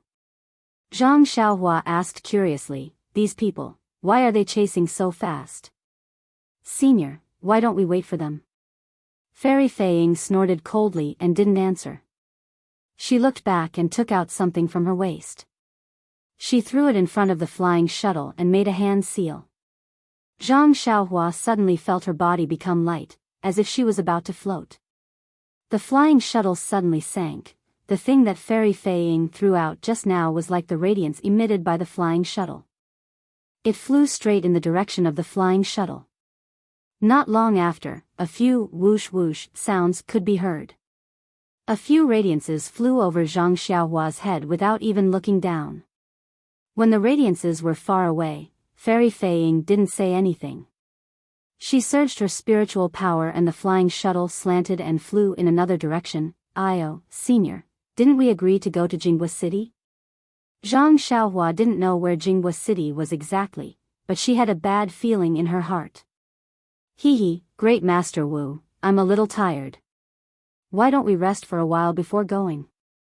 Fairy Fei Ying looked at Zhang Xiaohua with a polite attitude. Zhang Xiaohua shook his head. "Please forgive me, Senior. I've been out for a long time. I don't dare to delay any longer. If Senior doesn't have time, I can go by myself. Maybe I'll meet those seniors just now. They can even give me a ride." "Ha ha ha, let them give you a ride?" Fairy Fei Ying laughed so hard that she almost bent over. Then, she suddenly stopped laughing and looked into the distance. She asked curiously, They?" Zhang Xiaohua was surprised. Just as he was about to turn around to look, he suddenly felt a sense of danger. He moved his feet and used an extremely beautiful movement skill. With a whoosh sound, a red brilliance flew close to his waist and barely passed by him. What kind of movement technique is that?" Fairy Fei Ying asked in surprise. "What are you doing?" Zhang Xiaohua looked up and saw nothing but darkness. She immediately understood. She turned around and said angrily, "Senior, is this a sneak attack?" "Sneak attack? Ha ha ha." Fairy Fei Ying sneered. "You're just a Qi refinement junior. Do you think you're worthy of being sneak attacked by me?" Zhang Xiaohua didn't dare to be careless. He released his divine sense to prevent Fairy Fei Ying from doing anything else. Then, he looked at the faint radiance on the flying shuttle and complained in his heart. Although he didn't know what was going on here, looking at the radiance that covered him, how could he not know that this thing was very difficult to deal with? After thinking for a while, Zhang Xiaohua cupped his hands and said, "Senior, aren't you and the master of my sect?" Before Zhang Xiaohua could finish, Fairy Fei Ying laughed and said, "I know Zhu Qinghe, but Zhu Qinghe doesn't know me. Don't you think we're old acquaintances?" Zhang Xiaohua felt bitter in his mouth, but he still smiled and said, "Then, Senior, are you misunderstanding me? I just went to the demon-resisting valley. I don't have a single cent on me." "Senior, are you looking for the wrong person?" "Hee, young man, you're not telling the truth." Fairy Fei Ying saw this and pointed at the flying shuttle. The radiance on the flying shuttle gradually dimmed. She said, "You're really an idiot. How can you casually get on someone else's flying shuttle? Especially someone with a higher cultivation level than you? You really are a first-time disciple of Su Yan faction." Seeing Zhang Xiaohua's gloomy face, Fairy Fei Ying's benevolent face also showed a sinister smile. "Forget it, I'm too lazy to talk nonsense with you. Quickly throw your storage ring over and let me see. If there's anything I like, I'll kill you and send you into the 6 realms of reincarnation. If there's nothing, don't blame me for being ruthless and pulling out your soul so that you can't reincarnate." "You?" Zhang Xiaohua looked at Fairy Fei Ying's benevolent face half a day ago. His heart was cold. Only now did he know what the reason was. It was because of the storage ring he put on his finger. This thing. He didn't have any impression of it. Of course, he didn't know how precious it was. Zhang Xiaohua's eyes narrowed as he tried to think of a way to escape. I'll let you know, Fairy. This storage ring was bestowed by our sect, this time. There's nothing good inside. If Fairy wants this storage ring, I'll give it to you. However, I hope that Fairy will be magnanimous and spare my life. Zhang Xiaohua's eyes narrowed as he thought of a way to escape. Ha ha ha, you're still not being honest at this time? The sinister look on Fairy Fei Ying's face disappeared. She regained her benevolent smile and said, a storage ring is so precious. I've never seen one before. How many does your Su Yan faction have? How could they give it to a little qi refining cultivator like you? Do I still need to tell you the origin of this storage ring? Sigh. Zhang Xiaohua sighed. He raised his hand and took the storage ring. He said, Senior, are you sure you got this from the demon-resisting valley? Huh, do you still need to ask? It's not just me. Didn't those old things who were chasing us see your storage ring? If it weren't for you, would they ignore the demon-resisting valley and follow you to Jinghua City? Fairy Fei Ying said. She waved her hand and a suction force pulled the storage ring in Zhang Xiaohua's hand.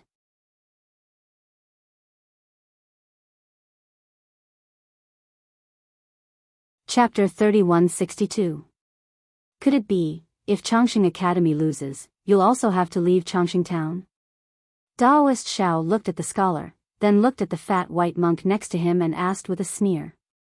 Principal Zhu shook his head with a smile. This bet is between Jiangqiao Temple and Shaojin Temple. It has nothing to do with Changxing Academy. Of course, if Jiangqiao Temple doesn't agree, then just pretend I didn't say anything. Daoist Xiao was very hesitant. Changxing Academy was different from Shaojin Temple. It didn't have any direct conflict with Jiangqiao Temple. Many scholars even greeted Daoist Xiao politely when they saw him. Some young scholars even went to Jiangqiao Temple when they were watching the tide from the riverside. Daoist Xiao also knew that Principal Zhu was called Zhu Junfeng. He was very famous in Changxing Town. Not only were there the heirs of big families in Changxing Town in the academy, there were also the heirs of ordinary people. Many students within a radius of several hundred li also came to the academy to study. Although he hadn't seen Zhu Junfeng before, his name was like thunder to his ears. With Zhu Junfeng's participation, he definitely wouldn't be at a disadvantage in the challenge against Shaojin Temple. But the problem was that the Changxing Academy was a real academy and a real Confucian cultivator. Not only was it more powerful than the Daoist school, which pretended to be a sheep's head and dog's meat, but even the Shaojin Temple couldn't be compared to it. If he played along with these two schools, wouldn't he become the laughing stock of the Immortal and Buddha ceremony? However, thinking about Shaojin Temple's monk Ming Yu's confidence and the surrounding people's gazes, Daoist Xiao braced himself and said with a fake smile, Changxing Town is originally Changxing Academy and Shaojin Temple's Changxing Town. My Jiangqiao Temple is just an outsider. Since Changxing Academy wants to hold an Immortal and Buddhist ceremony with Shaojin Temple, why ask Jiangqiao Temple? Hehe, does that mean Daoist Xiao agrees? Monk Mingyu was a bit unhappy at first, but after listening for a while, he changed to a smile and asked. Does it make a difference whether I agree or not? Daoist Xiao rolled his eyes in annoyance. He looked at Xiao Hua and Yuanya behind him and said, however, the rules of this challenge need to be set by Jiangqiao Temple. Hehe, Daoist Xiao is overstepping. Zhu Junfeng was still indifferent. The feather fan in his hand flickered a few times as he said, the challenge was issued by the River Tide Temple. The time and location were proposed by the Little Gold Temple. The rules of this challenge will naturally be set by my Longevity Academy. My Jiangqiao Temple only has 3 people. I'll leave it up to you. Daoist Master Xiao had no choice but to point out the crux of the matter. Don't worry, Daoist Master Xiao. The Longevity Academy will definitely take this into consideration. Zhu Junfeng nodded and replied.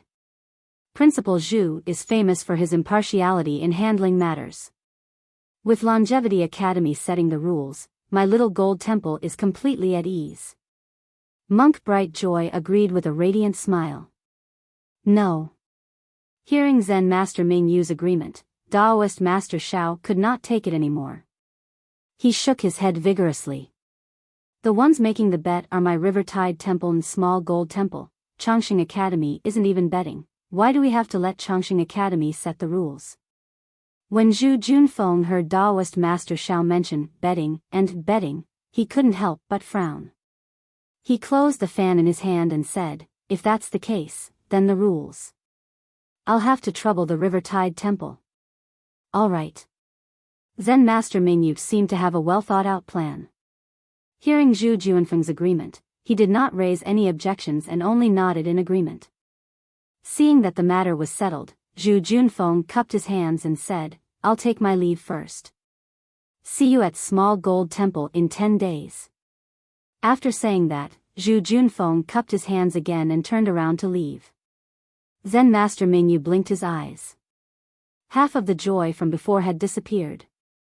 He turned to look at his two junior brothers behind him. The three of them nodded slightly. Then, without saying goodbye to Daoist Master Shao, they turned around and returned to Small Gold Temple. It seemed like they attached great importance to this challenge.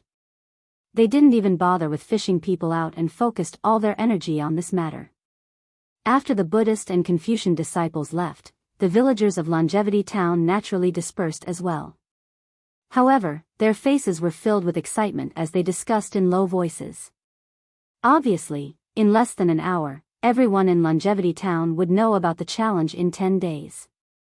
The only one who was depressed was Daoist Master Shao. Phew.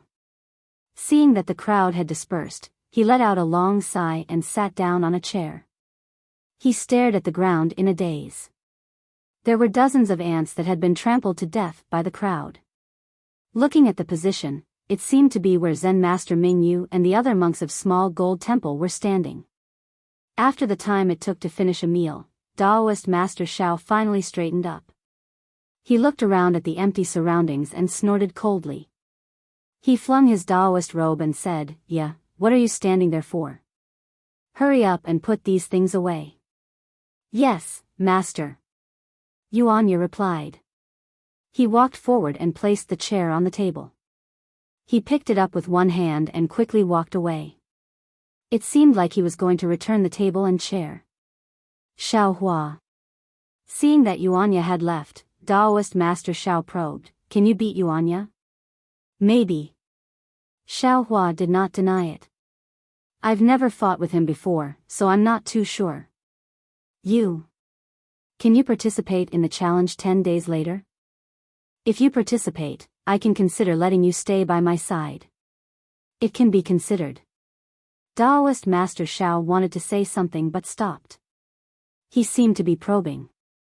He knew that if Xiao Hua could beat Yuanya, and if Xiao Hua did not want to participate, he could not do anything to Xiao Hua. But if Xiao Hua could not beat Yuanya, what was the use of Xiao Hua participating? Moreover, he saw that Xiao Hua had returned, which basically confirmed his guess. However, he was not willing to shed all pretense of cordiality until the last moment. When Xiao Hua heard this, he could not help but smile. He knew that Daoist Master Shao was suspecting his origin again, so he shook his head slightly and said, I'm not a disciple of Jiangqiao Temple. Why would I participate in the challenge between Jiangqiao Temple and Small Gold Temple? This has nothing to do with staying by Daoist Master Zhao's side, right? Keep pretending, keep pretending. Daoist Master Shao laughed in his heart and secretly said, Since you want to pretend, I'll pretend with you. Anyway, I still need your help. If you can lend this old man a helping hand, then this old man will play with you. Daoist Master Shao. Now, it's no longer about the grudge between Jiangqiao Temple and Small Gold Temple. Since Daoist Master Shao had decided, his face became serious and said very seriously, It's about the grudge between my Daoist sect and Buddhist sect. Even mentioning the Immortal Buddha ceremony that happens once every 10 years, it's about the grudge between Taoist sect, Buddhist sect, and Confucian sect. As a disciple of my Taoist sect, how can you not participate? Moreover, my Jiangqiao temple's challenge was defeated. I and Yuanya will have to leave Longevity Town. Could it be that fellow Taoist Xiao also wants to leave with us? Who said that I'm a Taoist sect disciple? Xiao Hua smiled, touched his nose and said, it seems like someone said that I'm not worthy to call myself fellow Taoist. Forget it. You can participate or not. Taoist Master Xiao suddenly lost his patience, waved his hand and said, your meridians are naturally blocked, you're basically unable to cultivate. Just relying on your fists and feet, even if you can defeat Yuanya, you're still not a match for the true experts of Buddhist sect and Confucian sect. Moreover, looking at that monk Ming Yu's meaning, 3 days later, their Buddhist sect should send an expert to Small Gold Temple. Otherwise, how would he dare to challenge Yuanya? What's the Immortal Buddha ceremony? What's the matter with naturally blocked meridians? How do you know? Xiao Hua asked several whys in a row. How do I know? Taoist Master Xiao looked up and down at Xiao Hua and said in a low voice, a straightforward person doesn't speak insinuations. You don't know how I know? Why do I need to know? How do you know? Xiao Hua touched his nose and said with interest, how do I need to know? How do you know? You. Taoist Master Xiao clenched his teeth. It seems like he's also prepared to pretend to the end with Xiao Hua. A trace of pride even appeared on his face. My Taoist sect's techniques are boundless. Finding out that your meridians are blocked is really easy. It's a pity that you don't cultivate Taoist techniques. You'll never understand in this lifetime. As for the Immortal Buddha ceremony. Immediately, Taoist Master Xiao controlled his temper and briefly explained the Immortal Buddha ceremony. It was vaguely similar to what Zhu Junfeng said. In ancient times, after the Buddhist sect and Confucian sect joined forces to exterminate the Taoist sect, in order to commemorate the alliance of the two sects, they agreed to hold a ceremony every 10 years. This Immortal Buddha ceremony was considered lively many years ago.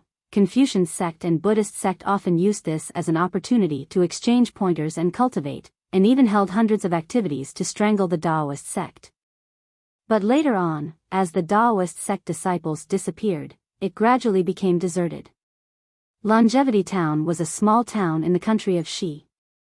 If Zhu Junfeng didn't specifically mention it, who would have thought that 10 days later would be the day of the Immortal Buddha ceremony that was held once every 10 years? After Taoist Master Xiao finished speaking, Yuanya also returned. Let's go. Taoist Master Xiao was very dull, as if this conversation with Xiao Hua had completely worn out his patience. He swung his Taoist robe and said, I'll go back and discuss it. But after waiting for Taoist Master Xiao to take 2 steps, Yuanya reminded in a low voice, Master, the rice and noodles in the temple. I'm afraid there's not enough, this disciple has to go buy some. You go and put some on credit. Taoist Master Xiao very naturally ordered, but when he saw Yuanya's awkward expression and his feet that hadn't moved, he helplessly took out a few copper coins from his sleeve and threw them to Yuanya, saying, I only have these copper coins, you go, first deal with tomorrow. Yes, Master. Yuanya took the copper coins and turned to leave. I'll go. Xiao Hua hurriedly called out to Yuanya, you've already put them on credit many times, I'm afraid you don't have any face. You wait here for a moment, I'll go and try. All right. Taoist Xiao nodded his head and signaled Yuanya to give the copper coins to Xiao Hua. When Yuanya gave the copper coins to Xiao Hua, he unexpectedly took out a cloth bag from his sleeve. Obviously, he had already prepared to go to the rice noodle shop today. Xiao Hua naturally didn't need the two to wait for long. In just a moment he came back with a small bag of rice. So much? Looking at the small amount of rice, Taoist Master Xiao was a little surprised. Looking at his face and then at Yuanya, puzzled, he said, you don't look as handsome as Yuanya, do you? It's not that this Zhao's face is big. Xiao Hua laughed, it's that Taoist Master Zhao's face is big. This Xiao went over and gave the copper coins, saying that Daoist Master Xiao would challenge Shaojin Temple and Chongqing Academy in 10 days. The rice and noodles shop owner's eyes immediately lit up, and she didn't want this Xiao's copper coins no matter what. She even gave the rice that was just delivered from outside the town to Daoist Master Xiao, clearly saying that she didn't want half a copper coin.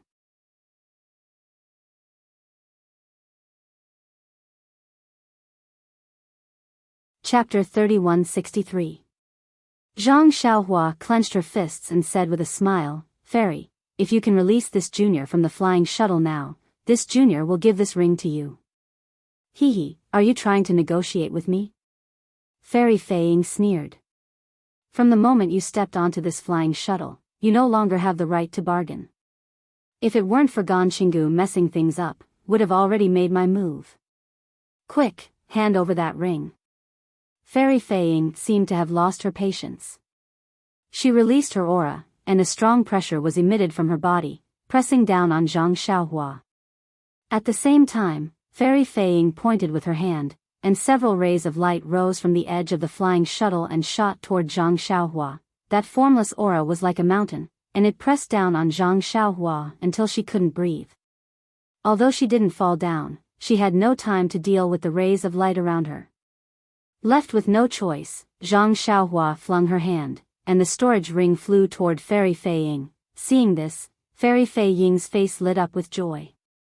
She waved her hand, and the storage ring seemed to be pulled by a thin string and was about to be thrown toward Fairy Fei Ying's hand. However, at this moment, there was a series of loud rumbling sounds. The light shield on the flying shuttle shook violently, and Zhang Xiaohua and Fairy Fei Ying's bodies shook violently. With a loud bang, the light shield on the flying shuttle burst like a bubble, and the whistling night wind immediately blew onto Zhang Xiaohua's bald head. At the same time that the light shield of the flying shuttle burst, several strong pulling forces hit the storage ring, and immediately stopped it from flying toward Fairy Fei Ying. Zhang Xiaohua looked up and saw Gan Qinggu and the other three standing around the flying shuttle. They were standing on rays of light and looking at Fairy Fei Ying mockingly. "You." Fairy Fei Ying panicked. She didn't care about the flying shuttle anymore, and her body flashed, and she reached for the storage ring that was very close to her. "How dare you!" Gan Qinggu shouted and pointed his finger. An item that looked like a hammer smashed toward Fairy Fei Ying like a meteor, making a piercing sound as it flew through the air. From the looks of it, if Fairy Fei Ying were to take the storage ring, the hammer would definitely severely injure her. Fairy Fei Ying was helpless. She stopped and patted her waist, and a green ray of light flew out. When it was in the air, the light scattered and turned into a petal, blocking the hammer. Before the flower petals could block the hammer, an orange-red ring with flickering flames flew toward Fairy Fei Ying's back. Fellow Taoists. Seeing this, Fairy Fei Ying's expression changed slightly, and she didn't dare to get close to the storage ring. She retreated far away and barely dodged the flaming ring. She said loudly, "Let's talk things over. I know I was wrong. This storage ring, how about, the 5 of us share it equally?" "Haha. You old beggar. I hinted to you earlier, yet you ignored me and even used a pretense to trick me. If it wasn't for fellow Taoist Kuang noticing and us rushing back in time, wouldn't you have already taken the storage ring for yourself? Now that you see how powerful we are, you are begging for mercy? Don't you think it's too late?" Fairy Fei Ying smiled apologetically. "I was blinded by greed. Please forgive me, fellow Taoists. We put ourselves in each other's shoes. This storage ring is too attractive. Just as Fairy Fei Ying was explaining, she suddenly screamed and fell from the flying shuttle. Zhang Xiaohua was shocked. He looked over and saw an extremely small bug with a pale yellow glow crawling out of Fairy Fei Ying's forehead. It spread its wings and flew toward a tall and thin elder beside Gan Qinggu. Fairy Fei Ying's eyes widened in shock. She looked over and saw an extremely small bug with a pale yellow glow crawling out of her forehead. "Ha ha ha, fellow Taoist Feng is indeed powerful. Is your brain corrosion be already at the 4th stage? Even that old beggar Fei Ying's protective true qi couldn't block it? No, no. Fei Ying only forgot to release her protective true qi when she was in the flying shuttle. We attacked the moment we arrived, so she reacted quickly and didn't have time. If I didn't make a move, she might not have a chance when she remembered later. The elder with the surname Feng said proudly, besides, isn't this the only thing my spirit husbandry sect can take out?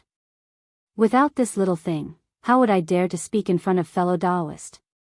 Without Fairy Fei Ying's control, the flying shuttle didn't immediately fall from the sky. It only floated in the air and stopped at Zhang Xiaohua's feet. And because Fairy Fei Ying was no longer fighting for the storage ring, it actually gradually flew toward Zhang Xiaohua's eyes. The storage ring only gradually stopped when it was in front of Zhang Xiaohua's eyes. The force on the ring suddenly disappeared.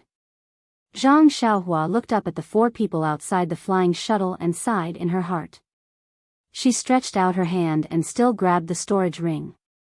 She then cupped her hands and said, "Seniors, this ring, this junior doesn't want it anymore. Please, spare this junior's life." "Do you think it's possible?" Gan Qinggu sneered. Zhang Xiaohua smiled bitterly and said, "Then, all right, since that's the case." As she said that, Zhang Xiaohua looked around and said, "I wonder which senior should I give this ring to? The things in this ring don't seem to be enough."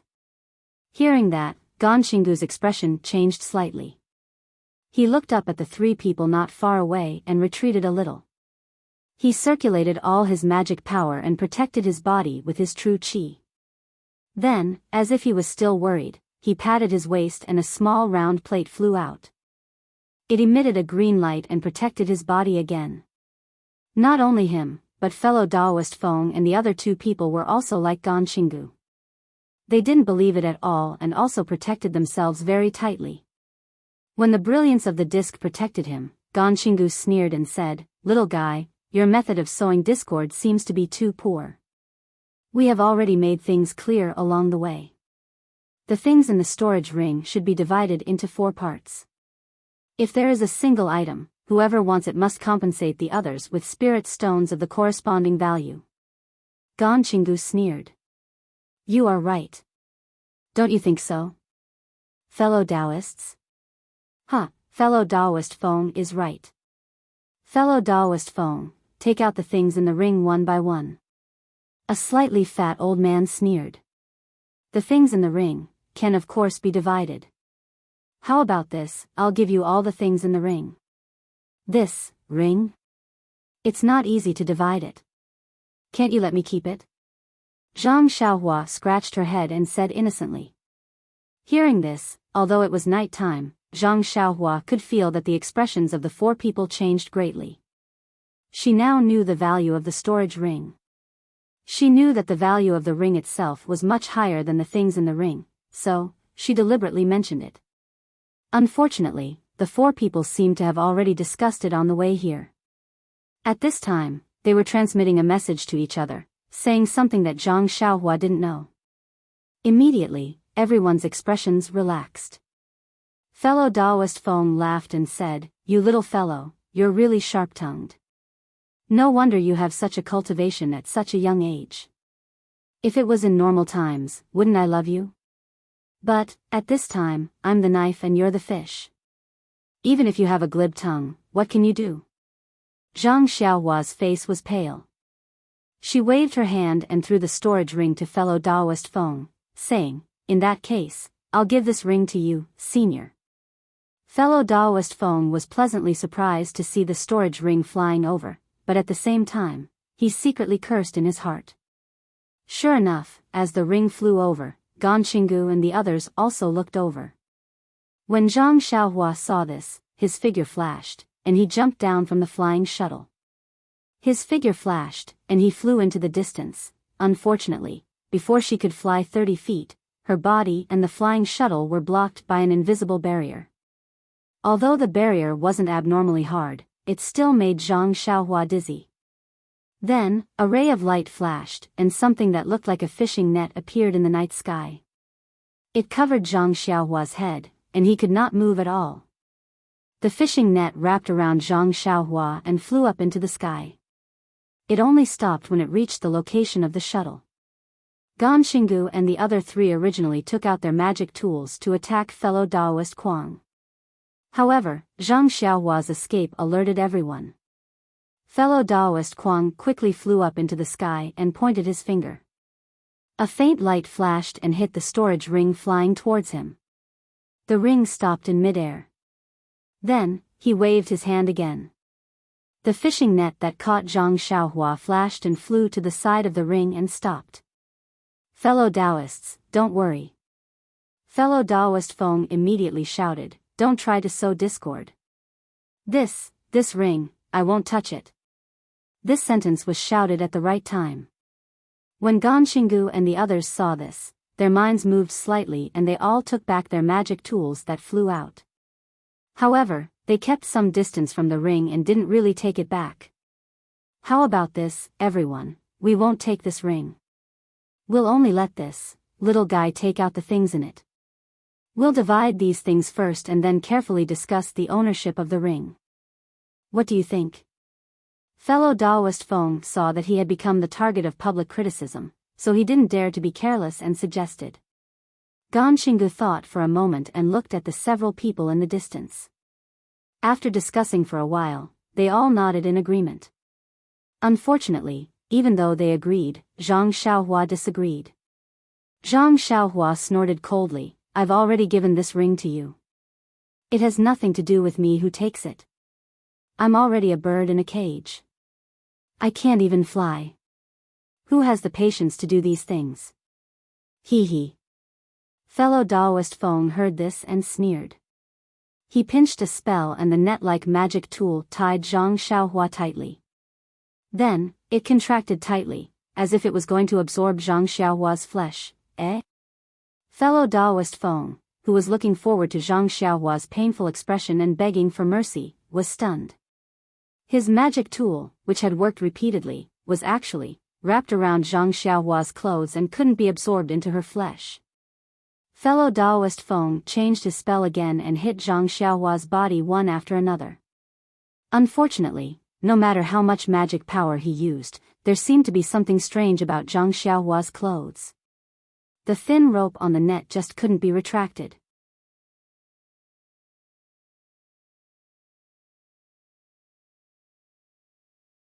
Chapter 3164. Hee hee. Even though he knew that Xiaohua was talking nonsense, Daoist Zhao's face was still very happy. He even proudly stroked his beard that he could barely touch. He waved his hand and arrogantly said, let's go. We'll go back to Jiangchao Temple. When Xiaohua and the others passed by the tea shed, there was no one inside. However, the two people playing chess were still sitting there. Of course, the chessboard was gone, replaced by some wine and dishes. The two people chatted while drinking, full of interest. When they saw Xiao Daoist and the others coming back, they picked up their wine bowls and drank it all. Hee hee, this Xiao Daoist. I'm afraid he thinks I'm with these two people. After listening to Xiao Daoist's probing words today, Xiaohua already understood, but he didn't plan to say anything before Xiao Daoist made it clear to him. After 100 years of secluded cultivation, Xiaohua, who had a lively personality, was a bit impatient. Since he encountered such an interesting matter, why didn't he get involved? Why are there so many people on the mountain path? Xiaohua looked at the two people, then looked left and right. He naturally looked at the mountain ridge where Jiangchao Temple was located and couldn't help but be surprised. He saw that there was not a single person on the mountain path, but now, from the bottom to the top, from the foot of the mountain to Jiangchao Temple, there were many people standing. Although it wasn't to the point of being crowded, there were still hundreds of people. Master, not good. Xiaohua just saw that Yuanya was also panicking. He hurriedly said, you're in trouble again, someone is chasing us. We can't go back to Jiangchao Temple. While they haven't seen Master, let's hurry and leave. Trouble again? Xiaohua was surprised, somewhat puzzled. What did he mean by trouble again? Is that so? Xiao Daoist was thinking about the challenge 10 days later, so he didn't notice the people on the mountain ridge. When he heard Yuan Ye's words, he was naturally shocked and hurriedly raised his head. When he saw the abnormality on the mountain path, he also exclaimed and hurriedly turned around. He said, "Hurry, hurry, don't let them see me." Although Xiao Hua didn't understand, he still turned around with the two people. However, after a few hurried steps, Xiao Daoist suddenly stopped. She turned her head back and muttered, "That's not right. Isn't the matter of Song Manor already settled? This old man has already apologized to Old Song. Even their copper coins were returned to them. Why are they still here to cause trouble? What's more, it was the children of their families who came to beg this old man for help. Didn't this old man just follow their wishes and matchmake the two of them? It's not this old man's fault. Master, if he's not from the Song Manor, could it be someone else?" Yuanya reminded him from the side. "In the past few days, you haven't accepted those copper coins from others. That shouldn't be accepted. Let this old man think." Daoist Xiao seemed to be unable to make up his mind. He lowered his head and pondered. After a while, he raised his head firmly and said, "Of course not. This old man has his own principles when it comes to giving advice on marriage. It relied on great magic power. That day, there were some problems with the Song family's 8 characters, but when this old man was calculating the heavenly mysteries, he was able to reverse their incompatibility. Only an ordinary person like old Second Song would not be able to understand the heavenly mysteries. This old man wasted his magic power in vain and did not receive any money. This kind of thankless task, how could this old man do it again and again? This old man definitely did not." Then, Yuanya looked at the people on the distant mountain with some hesitation. He was puzzled and said, "What are these people doing at the Jiangchao temple? This time, there seems to be more people than last time. Master, let's not go back. Go to the longevity town and find a place to hide? We don't want it to be the same as last time. They didn't ask for any details and beat you up. This disciple will have to protect Master again." But Daoist Zhao's face was somewhat red and his neck was thick. He argued, "This old man really didn't do anything these past few months. Why don't we just go and take a look?" Xiao Hua laughed at the side. "Last time, Daoist Xiao was afraid that you were in the Jiangchao temple and could not escape. This time, you are at the foot of the mountain. If the situation is not right, yes." Daoist Xiao understood. "Yeah, you go and investigate." At this point, Daoist Xiao waved his hand and said, "Forget it, let this old man go. If I let you go, I'm afraid that you won't be able to find out anything." "Yes, Master." Yuanya agreed and obediently followed behind Daoist Xiao. Halfway there, Daoist Xiao was a little hesitant. He even wanted to change his clothes and go forward. Unfortunately, other than his Daoist robe, the 3 people did not have any other clothes in their bags. He could only take off his Daoist hat and go up the mountain with his hair draped over his shoulders. When he caught up with the old man who was walking at the end of the mountain path, Daoist Xiao gathered his courage and bowed. "Immeasurable deity, I am here to greet you. May I ask if you are from the longevity town's Song Manor?" The old man was originally climbing up the mountain while panting. When he heard the footsteps behind him, before he could turn around, he heard Daoist Zhao's extremely polite greeting. He hurriedly stopped and replied before he could catch his breath, "Greetings, Daoist Xiao. This old farmer is from the longevity town's General Ridge, not from the Song Manor." Phew. When he heard that the old man was not from the Song Manor, Daoist Xiao let out a long sigh. He looked at the old man who was gasping for air and asked curiously, "It's already late. What are you doing here in the Jiangchao Ridge instead of resting at home?" "Of course I'm here to visit the Jiangchao temple." At this time, it was really late. The old man could not see Daoist Zhao's Daoist robe clearly. He smiled and said, "Other than the Jiangchao temple, what else is there to see in the Jiangchao Ridge?" "Jiangchao temple?" Daoist Zhao's expression changed. He asked tentatively. The Jiangchao Temple is just a small Taoist temple. What's there to see? The Jiangchao Temple. The old man's face showed a strange expression. It was as if he had just seen Taoist Zhao's Taoist robe clearly. He stopped mid-sentence and asked curiously, Taoist Zhao? Oh. You're the Taoist Zhao of the Jiangchao Temple? Yes. Yes. I am Taoist Zhao of the Jiangchao Temple. Taoist Zhao hesitated for a moment and finally had the courage to admit it. Zhao. Taoist Zhao, you're Taoist Zhao. When the old man heard this, he suddenly shouted, fellow villagers, Taoist Zhao of the Jiangchao Temple is here. No, I'm Taoist Zhao. At this time, Taoist Zhao did not dare to show off in front of Xiao Hua and hastily denied it. But how could the old man listen to him? He was excitedly shouting and waving his arms. Taoist Zhao is here. Quickly. When the people in front heard the 3 words Taoist Zhao, they immediately exploded and turned around. Let's go. Taoist Zhao made a prompt decision. He did not hesitate at all and turned around to escape. Oh. Taoist Zhao, don't worry. While Taoist Zhao was talking to the old man, Xiao Hua had already released his soul sense. When he saw the situation at the Jiangchao Temple, he smiled and pulled Yuanya in front of Taoist Zhao. He laughed and said, look again, it doesn't seem like what you imagined. Quickly go. Taoist Zhao ignored Xiao Hua's laughter. They've already chased after us. What else can there be? In front. Is that Taoist Zhao? An extremely pleasantly surprised voice came from the mountain path below Xiao Hua and the others. This is bad. Taoist Zhao saw that there were people in front and behind him. His expression changed greatly. How could he tell the surprise in this voice? He hastily waved his hand and said, No, I can't wait, it's him.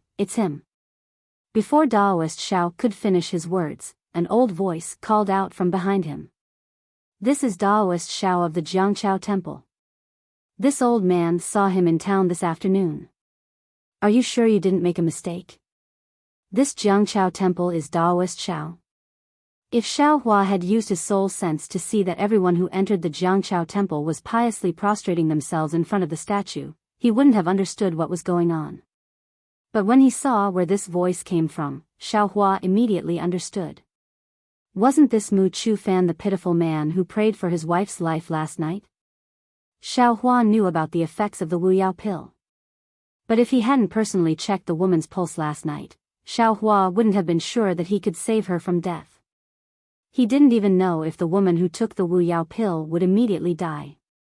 But when he saw how pitiful Mu Chu Fan was last night, Xiao Hua couldn't help but give 30% of the Wuyao pill to Mu Chu Fan.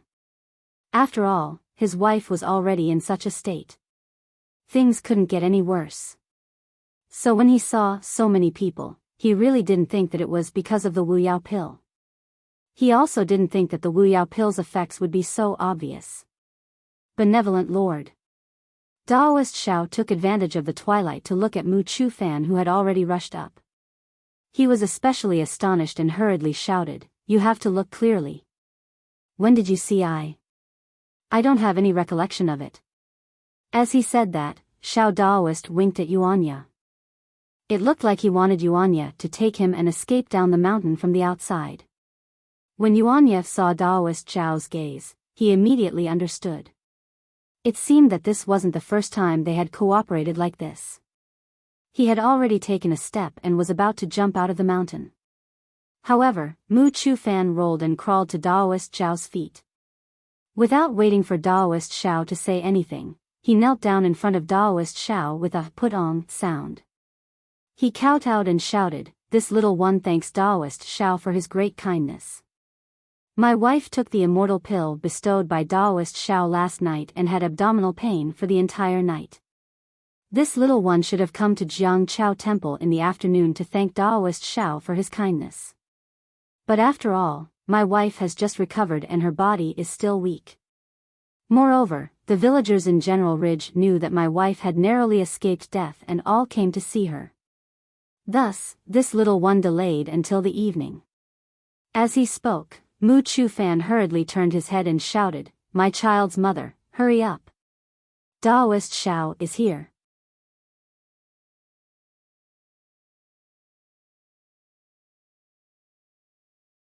Chapter 3165. What? Daoist Xiao was stunned. He looked at Yuanya, who was already half a step away from the mountain path and was now as stunned as a clay statue. He really didn't understand what Mu Chu Fan meant. However, although he didn't understand the whole story, he was sure that these villagers didn't come to him to bring him bad luck. On the contrary, they came to thank him. When the woman who still looked a little weak and the two children knelt in front of him again, Daoist Xiao finally made up his mind. He calmly went forward and helped the woman up. He smiled and said, "Since you've recovered, don't be in such a hurry to come to Jiangqiao Temple. It's not too late to come back when you're full of qi and blood. Moreover, it's already late today. The Jiangqiao mountain is very cold and the mountain is very big. You'd better go back quickly. Otherwise, wouldn't the elixir be wasted?" Yes, I know. The woman said gratefully, "If I can't thank Zhenren Xiao in person, how can I rest peacefully? When I kneel in front of Zhenren Xiao, I'll go back immediately." "Huh, you've already done that. You'd better go back quickly, little lady," Daoist Xiao said with a smile.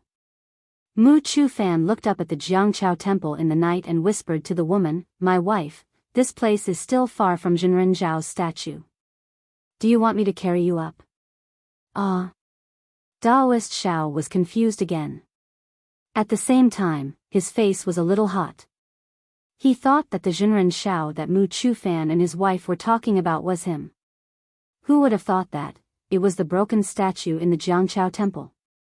Mu Chu Fan saw his wife nodding. He used his hand to touch his chest and took out a small silver coin. He handed it to Daoist Xiao and said respectfully, "Zhenren Xiao, this is a small token of my gratitude. Please accept it. Last night, I saw that Zhenren Zhao's statue didn't have any incense or candles. This is a small token of my appreciation. Please prepare incense and candles. You must worship Zhenren Zhao's statue for 49 days. Of course.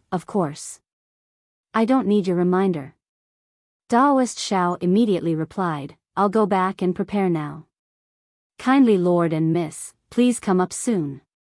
At that moment, the old man who saw Daoist Xiao the earliest also came to his senses and muttered, "So little Mu Zi was talking about the statue in the Temple of River and Tide, not this little Daoist.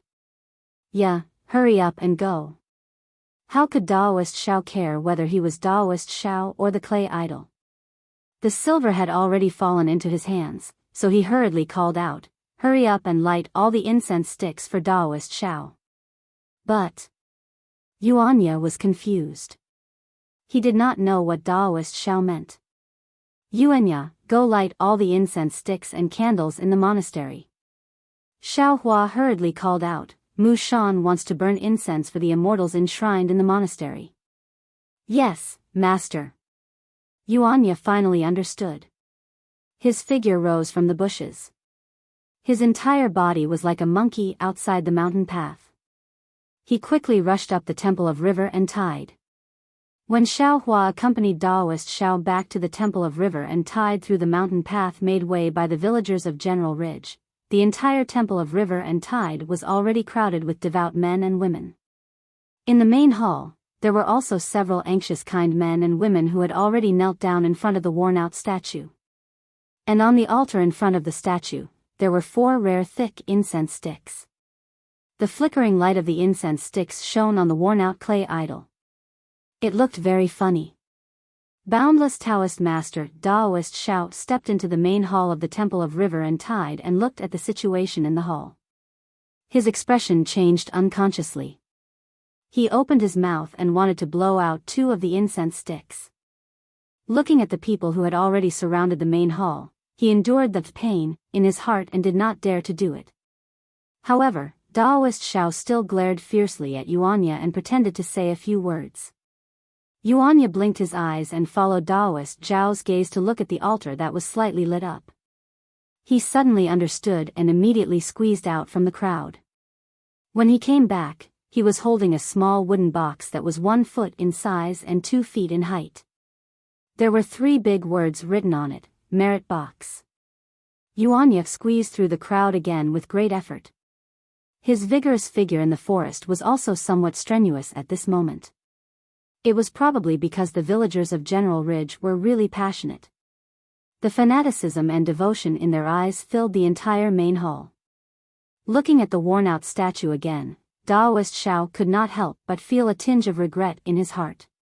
With a swoosh, he swung the horsetail whisk that he had unknowingly taken out and cleared his throat.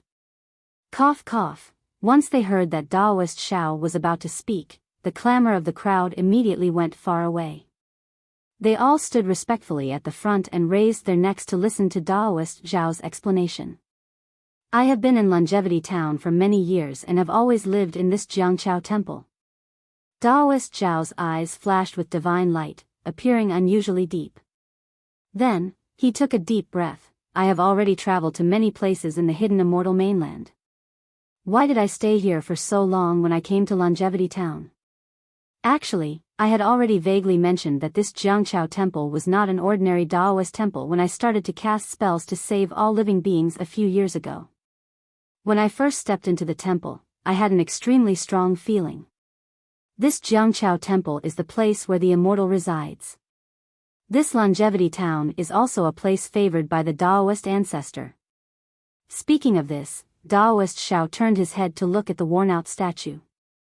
His expression changed again and he sighed. Although this is a worn-out statue, in Ai's eyes, he is also a divine person who knows the heavens and the earth. This divine person is guarding Liao Jiang here, once again using my Daoist magic to protect Longevity Town's safety. I made a grand vow that day to restore the divine person in Ai's heart and reconstruct his golden body. I want to let him get the incense he deserves. Unfortunately, I am only a small Daoist cultivator, far from having the magic of this divine person. Perhaps some of you have already seen Ai in Longevity Town. Ai's situation, just look at the entire Jiangqiao temple and you will know. Jiangqiao temple has not changed much since I came several years ago. I am ashamed to face the Daoist ancestor. I am ashamed to face the divine person in Ai's heart. Seeing that Daoist Zhao's face was filled with sorrow, in the blink of an eye, Daoist Xiao pointed at Mu Chufan's family of 4 squeezing at the front of the crowd and said passionately again, however, just when I was somewhat disheartened, this divine person finally appeared and gave us a miracle at the end of the world.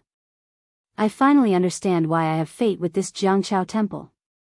It turns out that this divine person is Daoist Xiao, the famous Daoist ancestor Daoist Xiao. I am ashamed. I have always regarded Daoist Xiao as Ai's cultivation goal. Ai's surname is also Xiao, so I arrogantly called myself Daoist Xiao.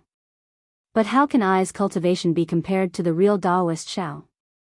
Now, the miracle of Mu Shanju's family is not only a revelation from Daoist Xiao to Ai, but also a warning to Ai. It is also a blessing for Longevity Town. From now on, Daoist Xiao will give us more miracles. This kind of miracle is real and real. It is completely different from the fake and pretentious Xiao Jin temple.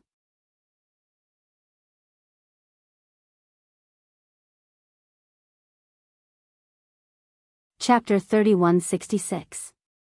Hee, fellow Daoist Chang. What's wrong?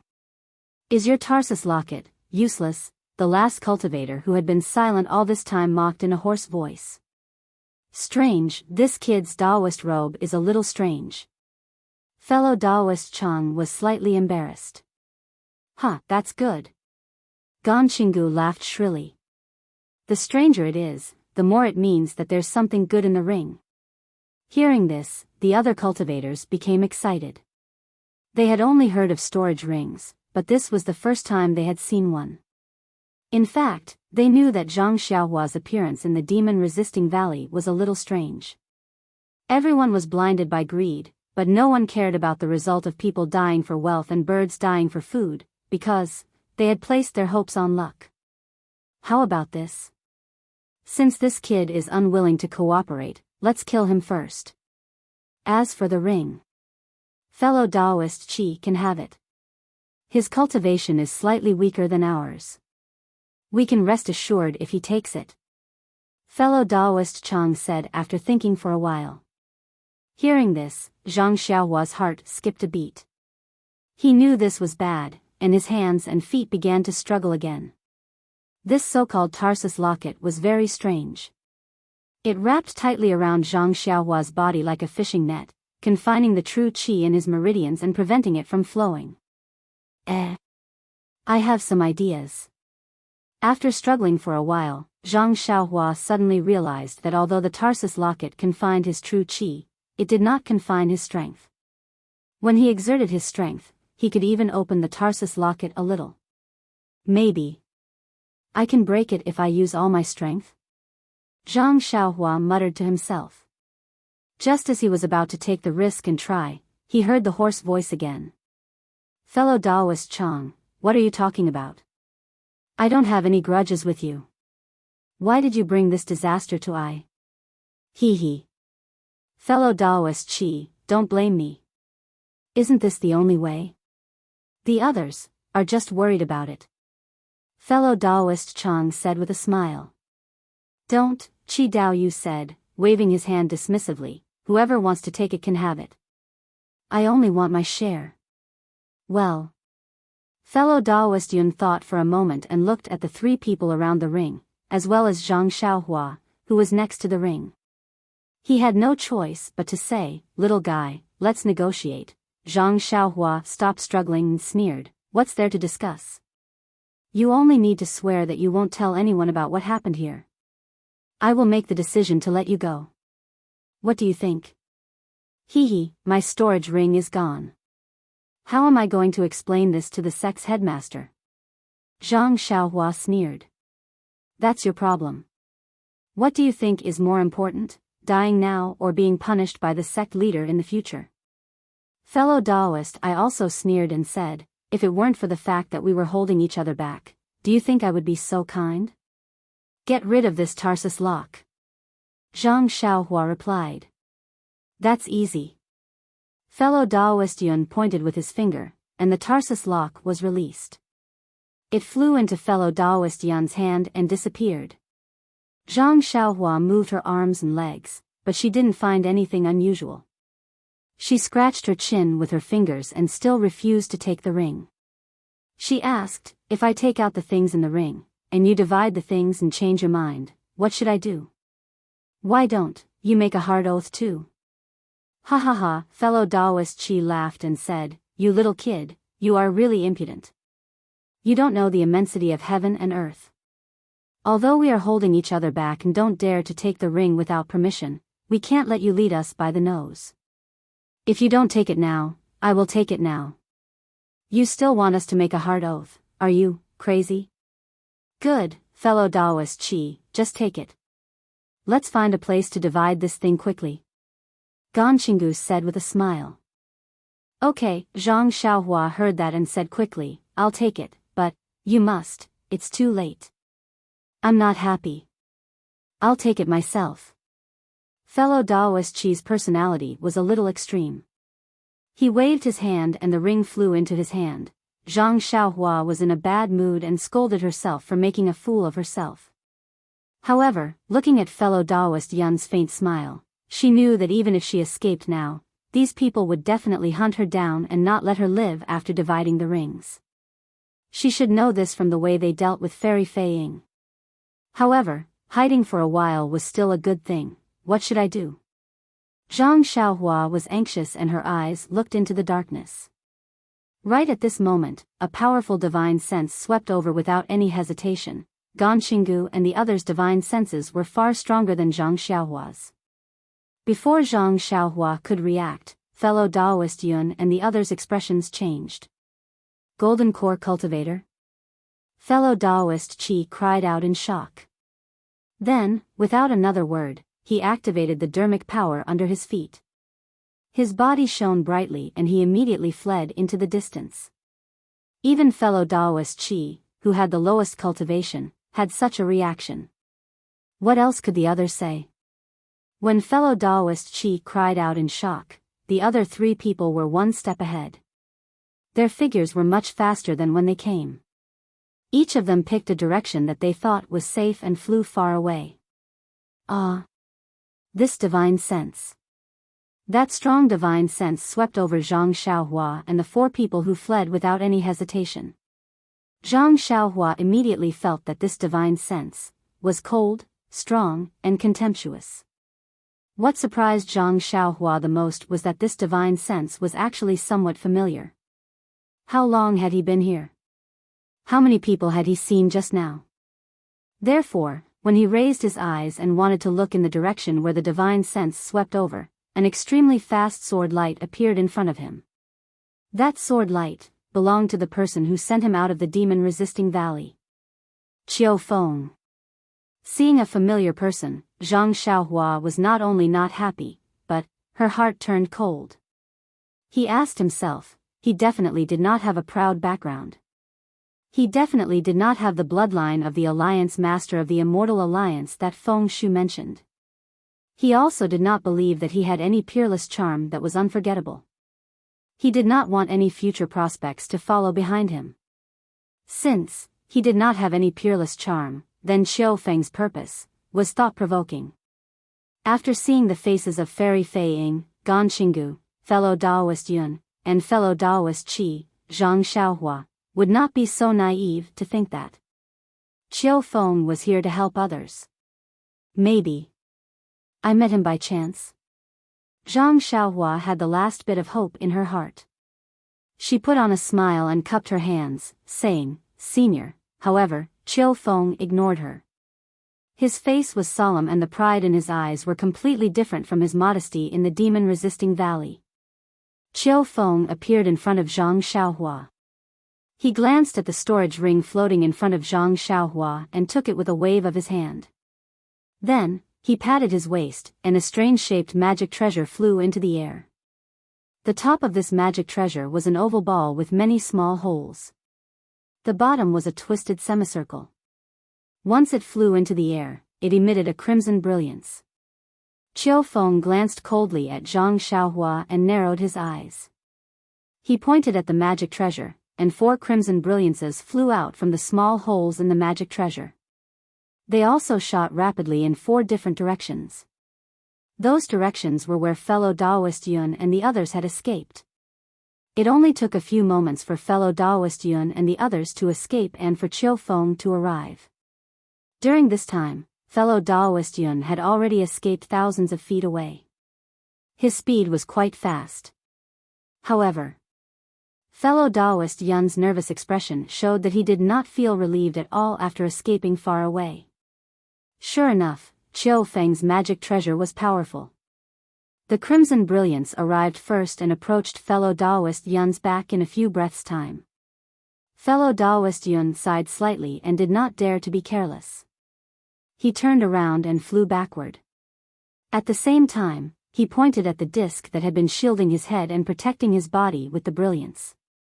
He patted his waist with his other hand and took out a handful of talismans from his storage bag. He threw them out with a wave of his hand. A series of crackling sounds rang out as the talismans exploded. Rays of light appeared and blocked the path of the crimson light. Unexpectedly, the crimson light didn't stop in the slightest.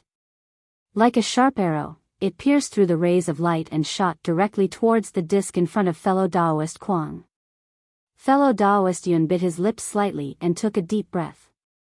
He spat out a mouthful of blood essence onto the disc. The disc flashed and instantly became much thicker, emitting a faint crimson brilliance. With a bang, the crimson brilliance hit the disc.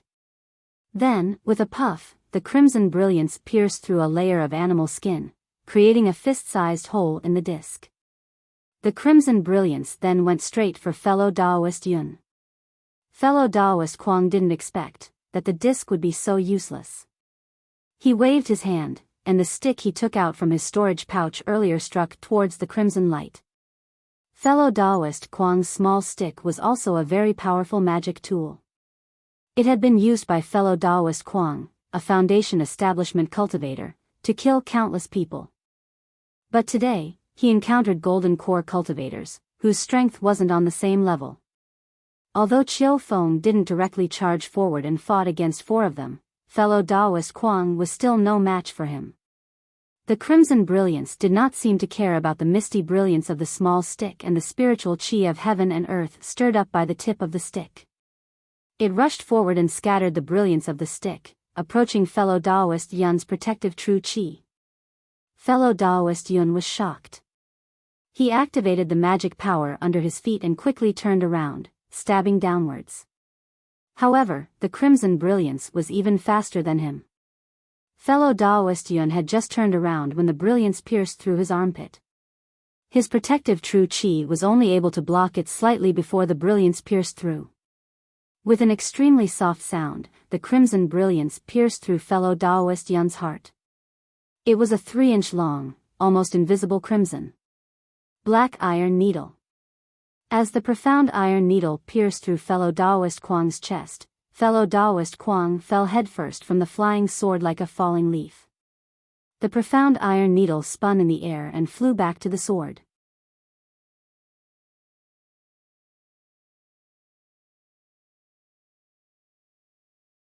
Chapter 3167. Taoist Master Shao could not help but point the spearhead at the Shao Jin Temple. However, just as he opened his mouth, he realized that some of the villagers at the back of the crowd had disdain and disgust in their eyes. He immediately became alert and flung the horsetail whisk in his hand to cover it up. He smiled faintly and said, "Of course, the cultivation of Taoism is different from that of Buddhism. It's useless for I to say more here. Let's wait until all of you widen your eyes and take a good look. Let's see who's the real one." "Oh, I've said too much again. Good Lord Mu, please tell us about Taoist Master Zhao's miracle last night." Mu Chufan's wife had been impatient for a long time. Now that she finally heard Taoist Master Zhao's words, she immediately pounced on the tattered praying mat and kowtowed. After kowtowing 9 times, she hurriedly pulled her hands and the 2 children who were at a loss were also pulled over. She pressed their small heads to the ground and cried, "Children, quickly thank Taoist Master Shao. If it wasn't for his grace, Mother would have left you last night." The 2 children were a little confused at first. However, when they heard that their mother would have left them if not for the tattered clay statue in front of them, they immediately stopped pressing their mother's hands and kowtowed to the ground while crying, "Thank you, Taoist Master Shao. Thank you, Taoist Master Shao." The children's crying immediately infected the villagers of General Ridge. Everyone wiped their tears along with them. "Everyone, my fellow villagers." Mu Chufan stood behind his wife and children and unconsciously shed tears. At this moment, he wiped his tears with his sleeves and said, "Everyone knows about my family's situation. Ever since my wife married into the Mu family, she never enjoyed a day of happiness. Every day, she would be at home weaving, washing, and working hard. Later, after she had 2 children, her body became worse and worse. I felt pain in my heart when I saw it. However, I couldn't do anything at all. All the doctors in the village and town had seen her. She was slowly losing weight and had no strength. In the end, she couldn't even pick up a needle. Every doctor couldn't find the reason. They were really at their wits' end. To my family, my wife is the sky of our family. Without her, I don't know what this family would be like. Just last night, I sold the last bit of land in the family and took my wife and child to the town's most famous Jiang Rentang. However, when the doctor of Jiang Rentang saw my wife's condition, he didn't even accept the money. He only told me to bring my wife back. I'm afraid we won't be able to survive the night. For the sake of my wife's illness, I've already sold everything in my family. Even though I'm a dying child, I still eat very little. To be honest, my family isn't much different from that of an ordinary child beggar. But even so, I'm willing to pay any price to keep my wife by my side. Looking at his child and his wife's tattered clothes, Mu Chufan couldn't help but cry again. Last night, this lowly one carried my wife and took the child through the Jiangchao Ridge. This lowly one's heart tightened painfully. When I saw the Jiangchao temple, I really couldn't bear it anymore. Previously, this lowly one had also been to the Shaojin temple, but I had never thought about this Jiangchao temple. Since there was no hope for any other place, this lowly one really didn't want to give up the last hope. I thought of coming to the Jiangchao temple, to kowtow a few times to Daoist Shao and see if Daoist Shao would pity this lowly one. Who knew, Daoist Shao really showed his spirit. Speaking of the key point, Mu Chufan was exultant. After this lowly one kowtowed and prayed, Daoist Shao really bestowed me with the elixir. After this lowly one consumed the elixir, my wife had a stomachache for the entire night, which scared this lowly one. But today, she's completely recovered. Although she still looks weak, this lowly one knows that my wife's complexion is completely different from yesterday. Everyone, look, after a day of recuperation, my wife can actually come to the Jiangchao temple from the General Ridge by herself. If this isn't a miracle, then what is it? If other people were to preach like this, the people in the General Ridge might not believe it. However, everyone knew the condition of Mu Chufan's family and his wife's illness clearly. Today, Mu Chufan's wife had completely recovered. This was simply unbelievable to everyone. Since everyone could come here, they had already believed it. When this was preached in the Jiangchao temple, waves of emotions were released. Boundless holy man. Seeing this, Daoist Shao seized the opportunity and said in a deep voice, "Good Lord Mu, do you have a copper coin?" "Yes. I do." Mu Chufan was slightly stunned as he sighed. "Take it out." Daoist Shao instructed in a profound manner. "Yes, Daoist Shao." Mu Chufan took out a copper coin and placed it in the palm of his hand in front of Daoist Shao's eyes. Daoist Shao then turned his hand, and the silver coin that Mu Chufan gave him earlier immediately appeared. He placed it in Mu Chufan's palm solemnly, then took the copper coin and said emotionally, "Good Lord Mu, I know that the merit silver is your reward to Jinren Shao. It's your family's sincerity and piety. However, this is the only thing that the 4 members of your Mu family have. Without this silver, your family of 4 may have to eat the northwest wind tomorrow. Although I have accepted your silver coin and can help Daoist Shao reconstruct his golden body tomorrow, do you think that Jinren Shao will like this merit silver?" At this point, Daoist Shao purposely paused for a moment, then waved the horsetail whisk in his hand and said, "There's no need to say more. Jinren Shao definitely doesn't want to see the Mu family's predicament continue. Moreover, to Jinren Shao of my Jiangchao temple, this kind of worldly thing is not something that he likes. What he wants is the gratitude and piety of us ordinary people. Therefore, this silver coin is no different from a copper coin. This copper coin of yours is the piety of your Mu family of 4. You only need to give this copper coin and the piety of your Mu family to Jinren Shao, and you'll be repaying him for saving your Mu family. The silver coin is yours. Give the piety that Jinren Shao needs, to Jinren Shao." As he spoke, Daoist Shao respectfully placed the copper coin into the merit box on the offering table. Following the soft sound of the copper coin, Mu Chufan's tears instantly fell. The villagers of General Ridge were even more excited. Everyone knew the value of a silver coin and a copper coin. Other than Mu Chufan, no one would easily take out a silver coin. Now, seeing that Daoist Shao did not want a silver coin and only wanted a copper coin, and that as long as there was sincerity, a copper coin was exactly the same as a silver coin, although the villagers of General Ridge were not rich, who did not have a copper coin. "Jinren Shao, you're really a god." At this moment, Mu Chufan bowed to his wife again. He choked with sobs. "From now on, I will only worship Jinren Shao. I will worship him for the rest of my life.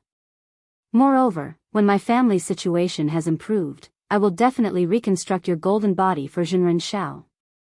"Why do you need to wait for your family's situation to improve?"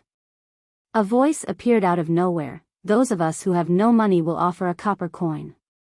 Those of us who have money will offer 5 or 10 copper coins. As long as you bring our piety, you will definitely be able to reconstruct your golden body for Zhenren Shao in no time. Following this voice, another copper coin flew out from the crowd and landed on the offering table.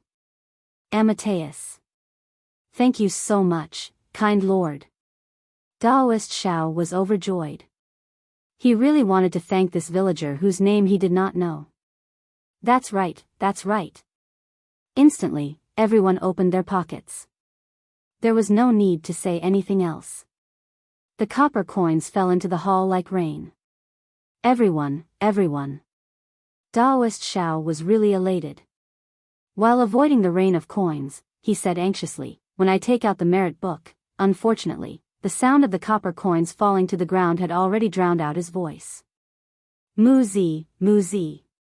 An extremely surprised voice suddenly shouted, is this the panacea that you were talking about? Ah. There really is one. Not to mention everyone hurriedly turning around, even Daoist Zhao's eyes flashed with eagerness. The first copper coin was naturally thrown out by Xiao Hua. At this moment, he hid behind the crowd and looked over. A man who was about the same age as Mu Chufan was holding a thumb-sized black object in his hand. He was extremely surprised as he shouted. This seems like it, but it seems like. In the darkness of the night, the thumb-sized object could not be seen clearly. In fact, before Mu Chufan gave the ugly pill to his wife last night, he also did not believe it. He was just treating a dead horse as a living horse. On the tree. The eyes of the crowd were as sharp as snow. Immediately, some people raised their heads and looked at the only banyan tree in the Daoist temple. At the end of the branches, between the leaves, there was a thumb-sized banyan fruit. They could not help but shout excitedly. When Daoist Shao saw this, he hurriedly shouted, benevolent people, Daoist Zhao's gift is a miracle. It will not hinder anything. Although this banyan fruit is an ordinary item, if you are sincere, it will definitely have a miraculous effect. Of course, although Daoist Shao is benevolent to the people, if your heart is not sincere and you are unable to worship him sincerely, even if you take the banyan fruit and eat it, it may not be effective. The crowd was already noisy. They only heard the first half of Daoist Zhao's sentence. Why would they care about the second half? When some people saw the banyan fruit on the banyan tree, some nimble villagers quickly climbed up the tree. Just as Daoist Shao finished speaking, the banyan fruit on the banyan tree also fell with a walala sound. Snatch. Although no one shouted it out, everyone was shouting in their hearts. They swarmed towards the banyan fruit that fell to the ground. Those villagers who did not enter the Daoist temple also shouted and rushed in. More than 100 people crazily snatching the banyan fruit was very frightening. When Daoist Shao saw this, he was afraid that something big would happen. He could only shout, if you are sincere, then it will happen. Don't take too much. If you take too much, Daoist Shao will be angry. Daoist Zhao's words were somewhat effective. Fortunately, the banyan tree was not small and there were many banyan fruits. In a short moment, the villagers who rushed into the Daoist temple all had one.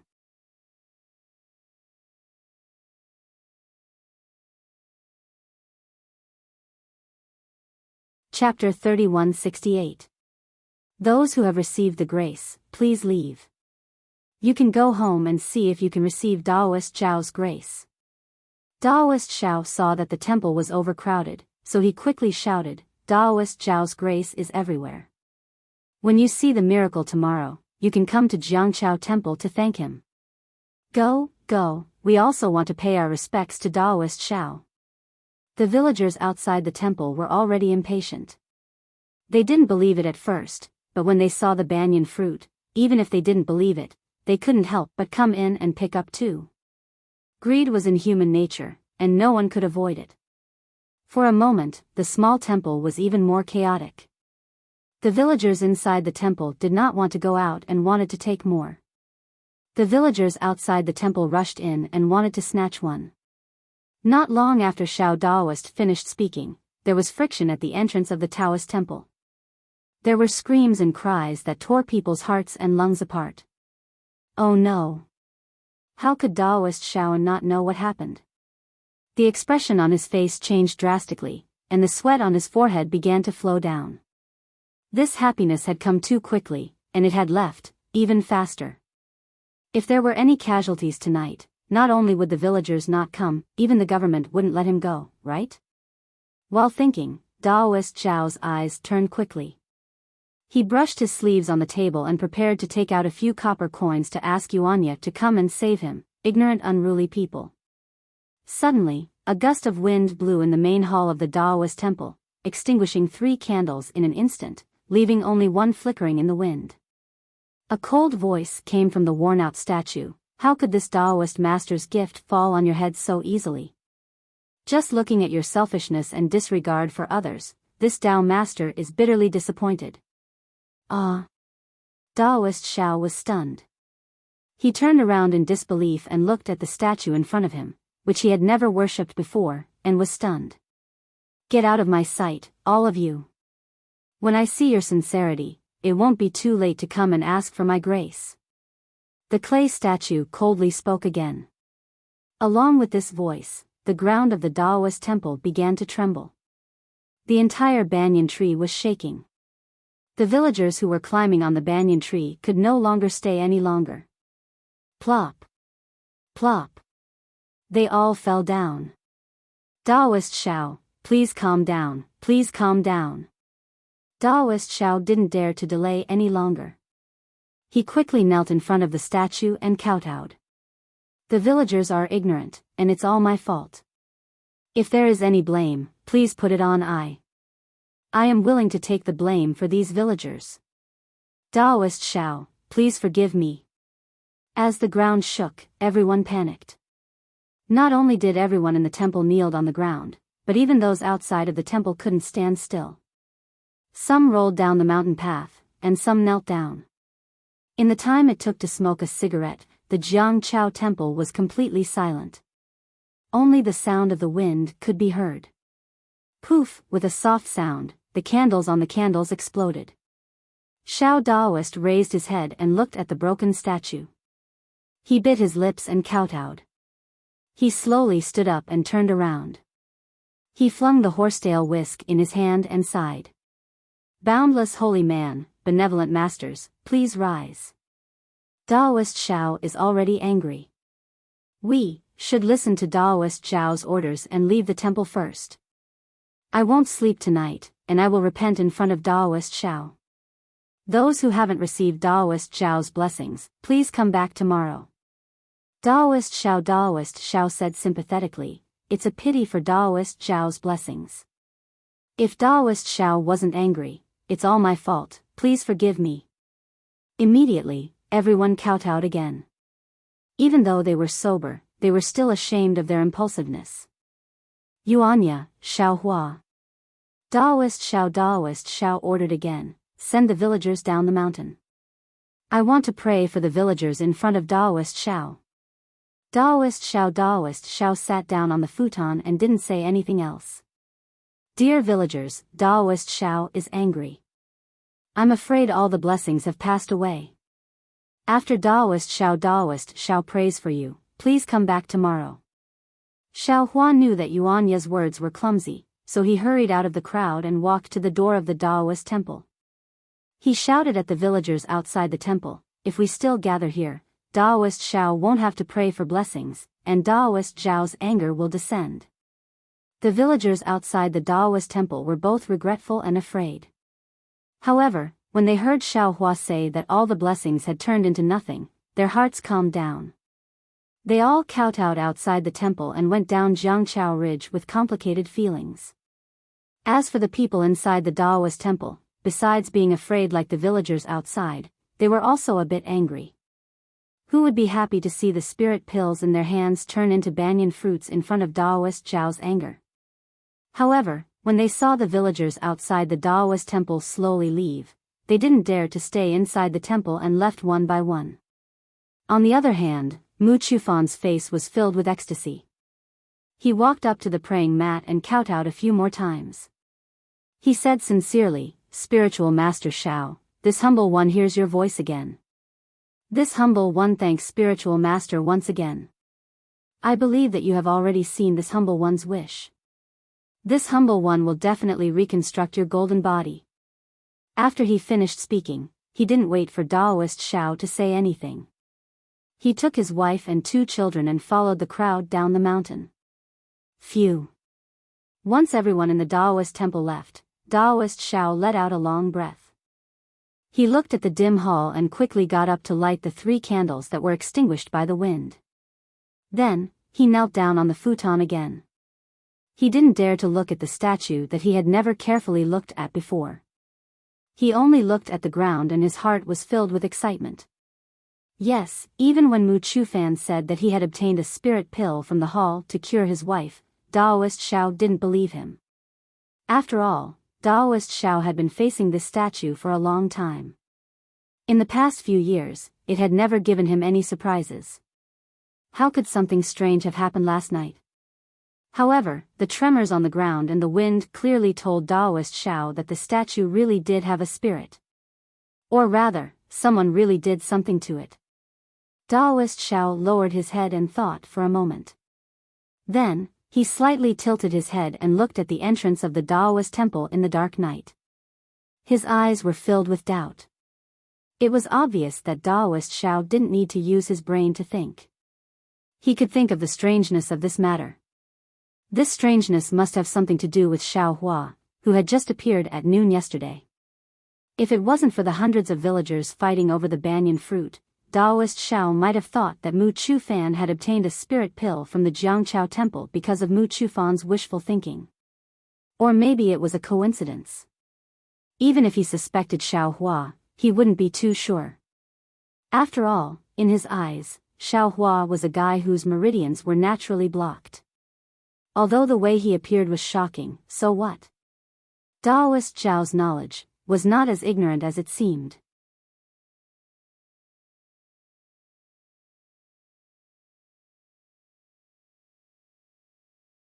Chapter 3169. Even fellow Daoist Kuang, who had the highest cultivation among the 4, was no match for Qiu Feng's black iron needle, let alone the other 3. When the black iron needle flew back to Qiu Feng, the other 3 red lights had already floated in front of Qiu Feng. Seeing the last black iron needle fly back, Qiu Feng waved his hand and picked up all 4 black iron needles. He put them in front of his nose and smelled them. A gratified smile appeared on his face. He looked in another direction and saw Zhang Xiaohua, who was clumsily using the flying technique to escape. His lips curled into a sinister smile. Just as he was about to raise his hand to point at the magic treasure, he retracted his hand. He waved his hand, and the black iron needles returned to the magic treasure. With a flash of sword light under his feet, he slowly chased after Zhang Xiaohua. Poor Zhang Xiaohua saw Qiu Feng appear in front of her. She cupped her hands and asked. Seeing that Qiu Feng didn't answer, and seeing that Qiu Feng was using his magical power to deal with Gan Xinggu and the other 3, she immediately said, "Senior, don't worry. I have something urgent to do. I'll leave first." After saying that, she didn't know which direction to go and actually fled in the direction of the demon-resisting valley. After fleeing like a stray dog for a while, she didn't see any red lights attacking her, nor did Qiu Feng catch up with her. Zhang Xiaohua was slightly stunned. She slowed down and turned her head to look. She didn't see Qiu Feng's shadow. She muttered to herself, "Could it be that I have wronged him?" After looking for a while, just as Zhang Xiaohua was feeling guilty, a voice came from above her head. "Little guy, are you looking for I?" Zhang Xiaohua turned pale with fright. She looked up. Sure enough, Qiu Feng was standing on a sword light and silently appearing above her head. Zhang Xiaohua's heart suddenly shrank. She stopped and cupped her hands. No, I'm trying to find the direction. I don't know, where am I going?" "Oh, right, where are you going?" Qiu Feng looked at Zhang Xiaohua and said with a fake smile, "I'm going to the demon-resisting valley, of course." "Oh. Is this the way to the Imperial Demon Valley? Zhang Xiaohua smiled very helplessly and said, then. Junior went to the wrong place. Junior wants to go to Jinghua City. Senior, please go first. This Junior will turn around right away. Hee hee, little guy, your flying technique isn't bad. You can actually fly so fast without a flying shuttle. It seems that Lord Alliance Master has trained you well. I wouldn't dare. It's all the hard work of the elders in the sect. This Junior doesn't dare to claim the credit. There's a flying shuttle in your storage ring. Don't you usually use it? Qiu Feng smiled like a cat watching a mouse. Oh, there's no need. This Junior likes to stroll around and admire the flowers and the moon. If Senior likes it, you can take it. Oh, and my sect has many storage rings. Since Senior saved this Junior's life, the storage ring and the things inside can be considered as a token of my gratitude to Senior. Please accept it. Zhang Xiaohua's heart thumped when he heard this, and he quickly pushed the storage ring away. But why is there a token from the Immortal Ascension sect in your storage ring? Qiu Feng was still smiling. This. Zhang Xiaohua rolled her eyes and said, Senior Feng doesn't have time now. He asked me to go to the Immortal Ascension sect. I have something to tell his disciple. Why didn't he use the message talisman? Or the disciple of the Immortal Ascension sect? Qiu Feng asked curiously, why did he ask you to go so far? Zhang Xiaohua didn't know what a message talisman was. She could only bite the bullet and say, this matter is very important and urgent. Senior, please forgive me and let me leave early. If I delay, Senior Feng will be in trouble. Ha ha ha. Qiu Feng looked up and laughed. He looked at the sky and said, forget it. It's getting late. I don't want to play with you anymore. As he spoke, he pointed his hand, and a red light appeared from the magic treasure in front of him. What are you doing? Zhang Xiaohua pretended to be angry and said, aren't you afraid of my alliance master? What else can I do? Of course, I'm going to kill you. Just like those 4 Foundation establishment cultivators. Qiu Feng sneered and said, Alliance Master? Do you really think that you are a blood relative of the Alliance Master? Am I not? That's what Senior Feng from the Immortal Ascension sect told me. Zhang Xiaohua put on an act. How can it be possible that the Alliance Master brought you into the demon-resisting valley? Qiu Feng snorted and said, Feng Shu used the soul-searching technique on you and accidentally erased your memory. He was afraid that this matter would cause trouble in the demon-resisting valley, so he made it up at the last minute. Soul-searching technique? How? How is that possible? Zhang Xiaohua was surprised. If I were to tell this to others, perhaps they would really believe me. It's a pity. Feng Shu thought that I was a golden core cultivator who came in from outside after the demon gate was closed, so he made up such a lie. But no matter how much he thought about it, he didn't know that I had already entered the Demon Imperial Valley before the demon gate was opened. On the way to the Demon Imperial Valley, I even met the Alliance Master and the others and followed them into the Demon Imperial Valley. But at that time, there was no one like you beside the Alliance Master. Of course. I'm just a golden core cultivator. How could Feng Shu care about me? Since you already knew. Why didn't you expose me in the demon-resisting valley? Zhang Xiaohua asked curiously. If I exposed you in front of you, wouldn't I be courting death? A spirit-severing stage cultivator could kill me with just one finger. How would I dare to do that? Qiu Feng said self-mockingly, I was thinking of exposing you when I brought you out. However, when I saw that Feng Shu gave you the storage ring and wanted to use it to cover your mouth, I changed my plan. He wanted me to cover up his mistake with just a promise of a few pointers. He would rather give the storage ring to an ant like you than give it to me. Tell me. Would I agree? Are you going to take me back to the Imperial Demon Valley? Zhang Xiaohua sighed. His eyes turned rapidly, and his mind raced. He wanted to escape. How is that possible? Why would I take you back to the demon-resisting valley? Wouldn't it be better to get rid of you and get the storage ring? Chiu Feng sneered and showed his ugly face. As he spoke, he pointed the red black iron needle. The black iron needle turned into a red light and stabbed toward Zhang Xiaohua's chest. Before the red light arrived, a restrictive force surrounded Zhang Xiaohua. It was as if there was a big hand holding her. Chiu Feng used the magic treasure black iron needle to assassinate Zhang Xiaohua. He didn't take Zhang Xiaohua seriously at all. He threw the magic treasure in the air in front of Zhang Xiaohua and pointed his finger at the magic treasure slowly. It was as if he knew that Zhang Xiaohua was a dead person. It was just as Chiu Feng thought. When Zhang Xiaohua saw Chiu Feng take out the magic treasure and felt the restrictive force around her, she made a prompt decision. She didn't care about the consumption of true qi in her meridians. She made a hand seal and ran away before the restrictive force was complete. She had used up a lot of true qi in her meridians when she used the flying technique just now. She didn't have enough true qi in her meridians. Only God knew how much she could escape. Alas, maybe only when she became a ghost would she know. This was because before he could escape 30 meters away, the crimson profound iron needle had already reached his back, by about half a foot. Zhang Xiaohua's divine sense had been released the whole time. When she saw how powerful the black iron needle was, her heart was already dead. She sighed in her heart. Alas! I haven't even seen what this place looks like.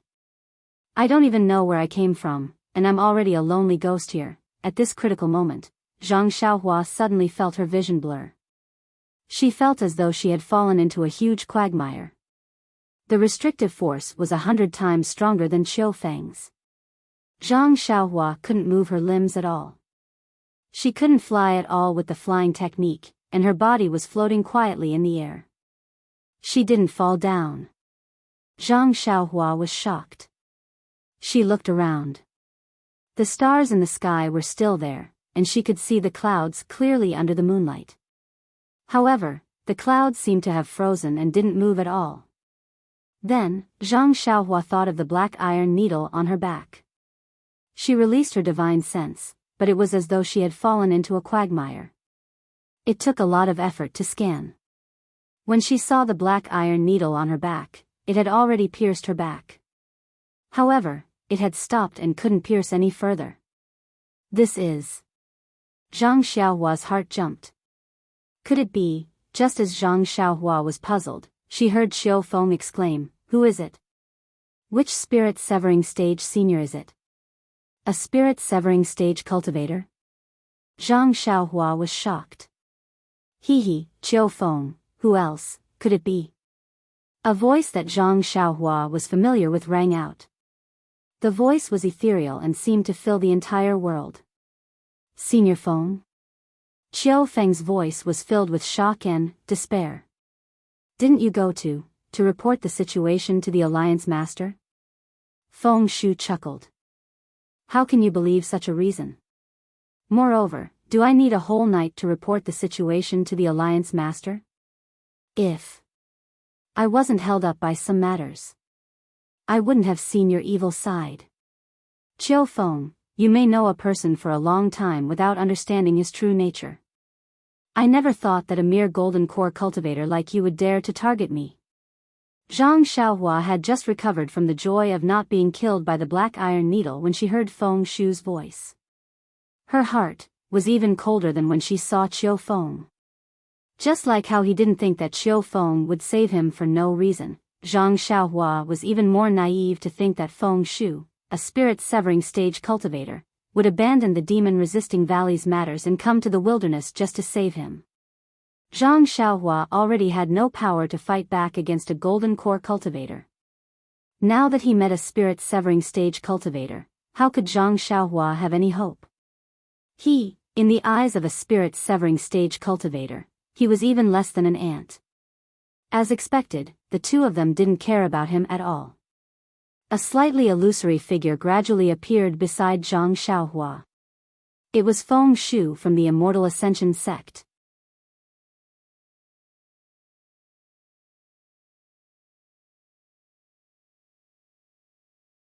Chapter 3170.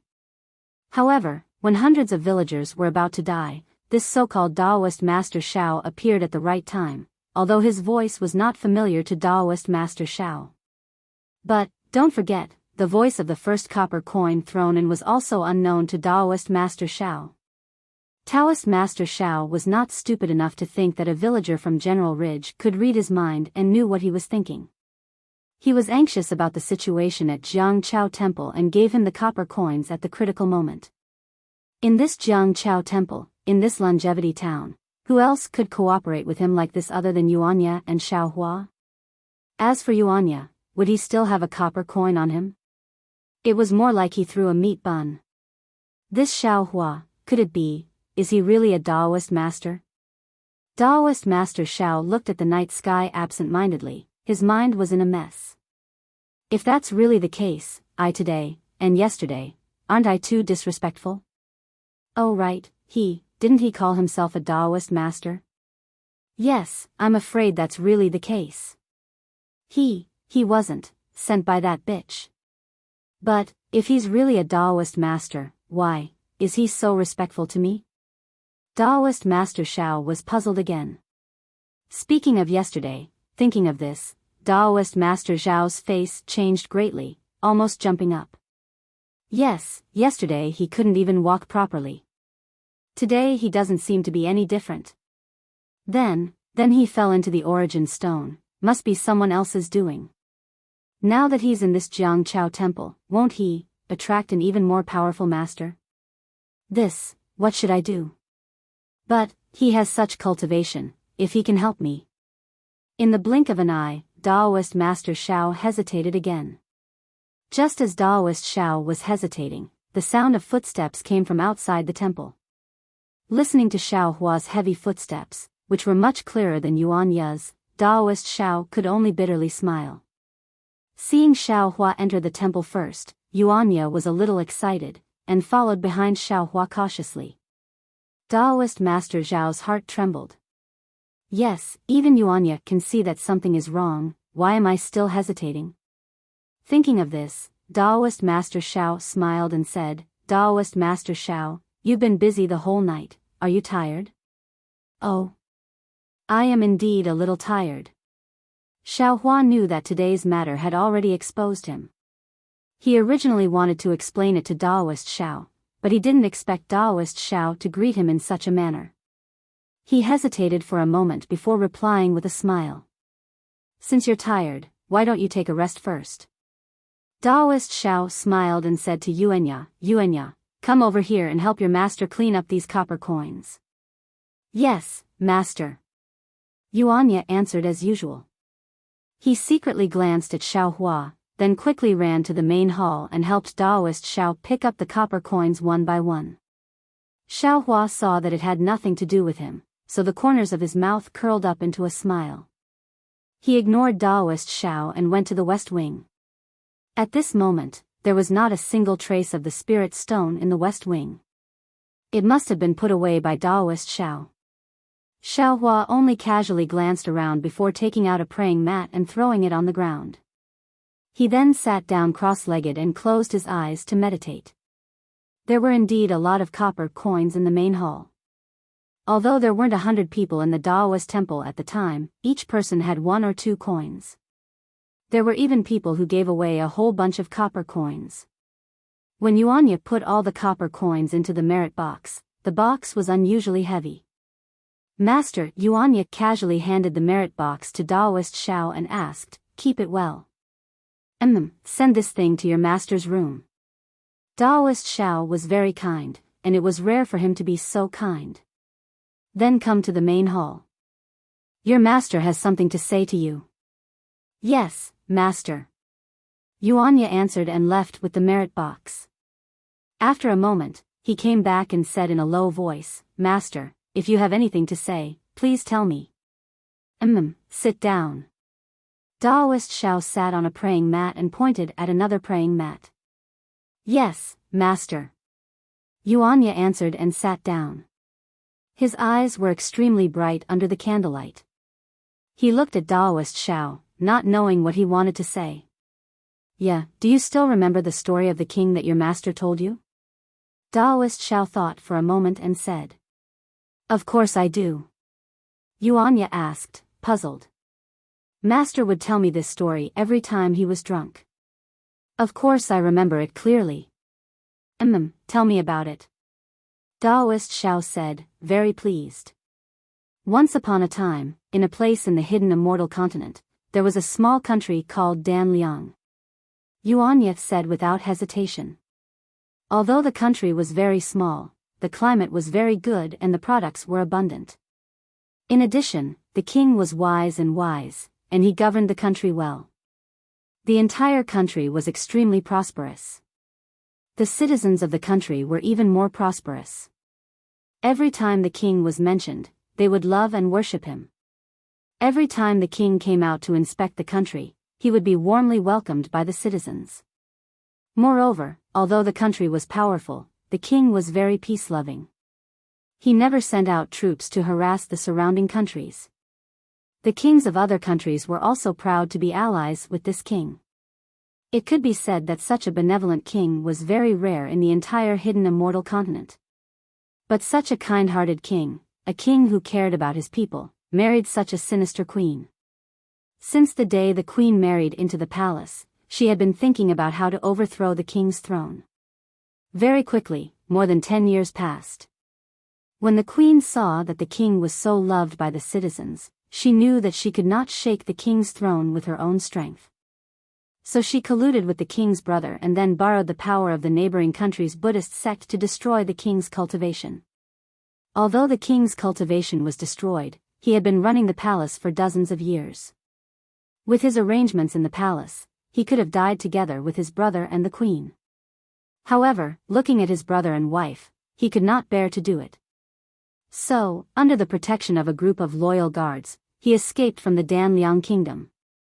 As for those loyal guards, they were all killed by the guards sent by my brother and the queen. Yuanya said very fluently. When the king and the queen saw that the king had escaped, they were afraid that the people who loved the king would find the king. So they made up a story of the king's cultivation going berserk and pushed many evil deeds onto the king. When Yuanya said this, Daoist Xiao smiled and looked at the west room. He said, fellow Daoist Xiao, since you want to listen, why don't you come out? This old man's story, there are many more. Unfortunately, Xiao Hua, who was hiding in the west wing, didn't reply even after Daoist Xiao had spoken for a long time. This. Daoist Xiao clenched his teeth. His face was very awkward. He thought that Xiao Hua would be curious and listen to him. Who knew that Xiao Hua was not interested in this matter at all? Master. Seeing Daoist Xiao interrupt him, Yuanya said curiously, isn't Xiao Hua tired? He. None of your business, Daoist Xiao waved his sleeve coldly. Yes, master. Yuanya nodded and said, although the king escaped, what are you talking about? What is there to talk about? This is what this old man told you, Daoist Xiao said angrily, you have been following this old man for many years. Why haven't you made any progress? Master. Yuanya felt that Daoist Xiao was a bit strange. However, he was used to Daoist Xiao's anger. He stood up and was about to leave. When did this old man tell you to leave? Daoist Xiao snorted again. Yes, master. Yuanya stopped and sat down again. This old man wants to ask you, how confident are you in the challenge in 10 days? Daoist Xiao looked at Yuanya in disappointment, then glanced at the west wing and asked calmly, what's the matter? Yuanya thought for a moment and said, if it is the bald donkeys from Shaojin Temple, disciple still has confidence in fighting 1 against 4. But if there is the scholar from Chongqing Academy, disciple doesn't have any confidence. Then aren't we, waiting to be kicked out of Chongqing town? Daoist Xiao said angrily. Master, isn't there still Xiao Hua? Yuanya hurriedly said, disciple thinks that he is much stronger than disciple. If he can fight, he can definitely defeat the scholar from Chongqing Academy. Yuanyuan said regretfully, unfortunately, disciple wants to become his disciple this afternoon and learn some techniques. What did he say? Daoist Zhao's eyes lit up as he hurriedly asked. Xiaohua said that disciple doesn't deserve to be his disciple. Yuanyuan said shamefully, and he said that disciple is master's disciple. If you don't ask, he won't teach disciple. Go, go. Daoist Zhao hurriedly said, since when was this old man your master? I have never taught you any Daoist techniques, so I can't be considered your master. If you are willing, you can become his disciple. Master, you really agreed? Yuanyuan was overjoyed. This. Daoist Zhao was slightly stunned when he heard Yuanyuan's question. Just now, he was hot-headed and immediately agreed, but he regretted it as soon as he said it. Now that Yuanyuan's words gave him some leeway, he didn't know how to answer. However, Daoist Zhao glanced at the darkness in the west room, gritted his teeth, and said with a smile, of course, this old man agrees. I brought you out to find a way out for you. Unfortunately, this old man is useless and can't teach you. This fellow Daoist Zhao is also your fate. If he can teach you, you will definitely be able to escape death. What death? Yuanyuan was puzzled. You should quickly go and become Daoist Zhao's disciple. Daoist Zhao's expression was somewhat stagnant, and he was also somewhat nervous.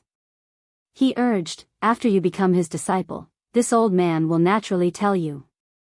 Yes, master. Yuanyuan stood up, but at this moment, Xiaohua's indifferent voice sounded, when did I agree to accept him as my disciple? Hee, fellow Daoist Zhao, this old man really thought that you didn't listen. Daoist Zhao's heart suddenly relaxed. He hurriedly stood up and looked towards the west room. There, Xiaohua's thin figure slowly walked out of the shadows.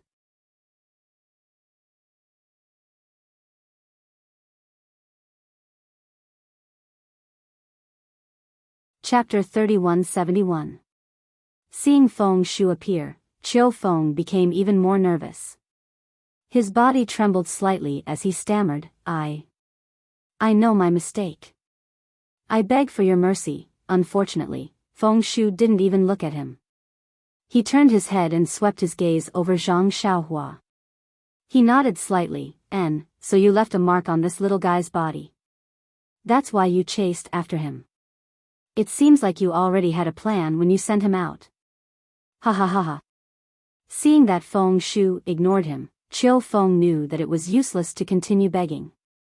He straightened up and laughed wildly. I thought you were afraid of blowing up Zhang Xiaohua's matter, so you compensated him with a storage ring and asked me to secretly send him out of the demon-resisting valley under the banner of the Alliance Master. That's why I coveted him. Now that your spiritual sense has come in person, it seems, things aren't as simple as I thought. Since you have such thoughts about this little guy, then this little plan of mine is nothing.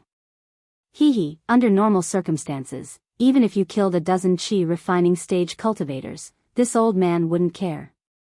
But you wanted to ruin this old man's plan. How can this old man let you go?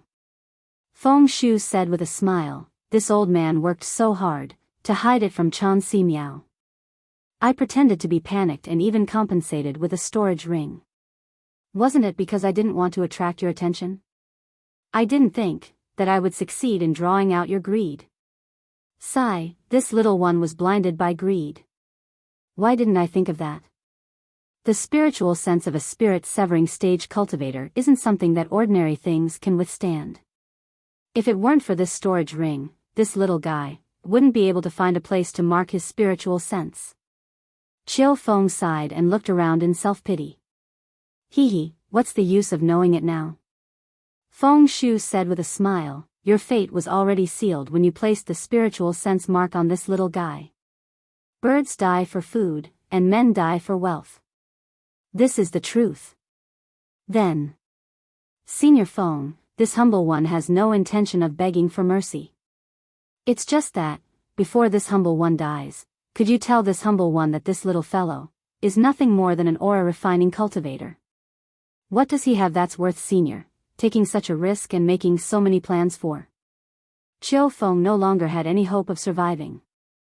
However, he was extremely puzzled.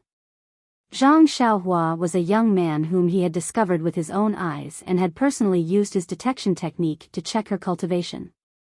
How could she be worthy of Feng Shu, a deity transformation cultivator, taking action? Not only did he ask him to send him out of the Imperial Demon Valley, but he also used a storage ring, which was rarely seen in the cultivation world, as a telepathic thought mark. Now, he even used his avatar to come here. This was extremely abnormal. What else could it be? His bone structure is amazingly good, and his aptitude is excellent. I just want to cherish what I have and take him as my last disciple. Glancing at Zhang Xiaohua, Feng Shu smiled kindly. This smile caused Zhang Xiaohua's hair to stand on end. A person who she had only met once and didn't even know her name actually cherished her aptitude and wanted to take her in? This was something that Zhang Xiaohua wouldn't believe even if she was beaten to death. As expected, Qiu Feng didn't believe it either. He shook his head slightly and said, "Senior Feng, don't lie to me. Even if he has heaven-defying aptitude, how can he enter the eyes of a deity transformation cultivator? You'll be able to pass the minor heavenly tribulation after cultivating for another 1,000 years. After passing the minor heavenly tribulation, you'll be like an immortal. Why would you care about the inheritance of the mortal world? It's up to you to believe it or not. In any case, I believe it." Feng Shu didn't seem to intend to explain at all. He looked up at the sky and smiled. "Qiu Feng, since you've done many things for me, I'll allow you to die. I won't disturb your soul. You can go now." Sigh, "Thank you, Senior. It's only now that I have some realization. Those who kill will be killed." As he spoke, Qiu Feng patted his waist, as if he wanted to take out a weapon from his storage bag. However, just as he patted his waist, a pitch-black Dharma artifact that was shining with a black light appeared. Feng Shu sneered and said, "Qiu Feng, do you think you can escape just because I've sent a clone here?" With a loud bang, the magic weapon immediately exploded. Then, Zhang Xiaohua felt the solidified space around her move slightly. Then, Qiu Feng's body strangely dispersed. His flesh and blood instantly turned into a fluffy blood mist. At the same time, Zhang Xiaohua felt that she could move her body again. The blood mist in the distance was blown away by the night wind. Other than the smell of blood, there was no trace of it left. What kind of technique is this?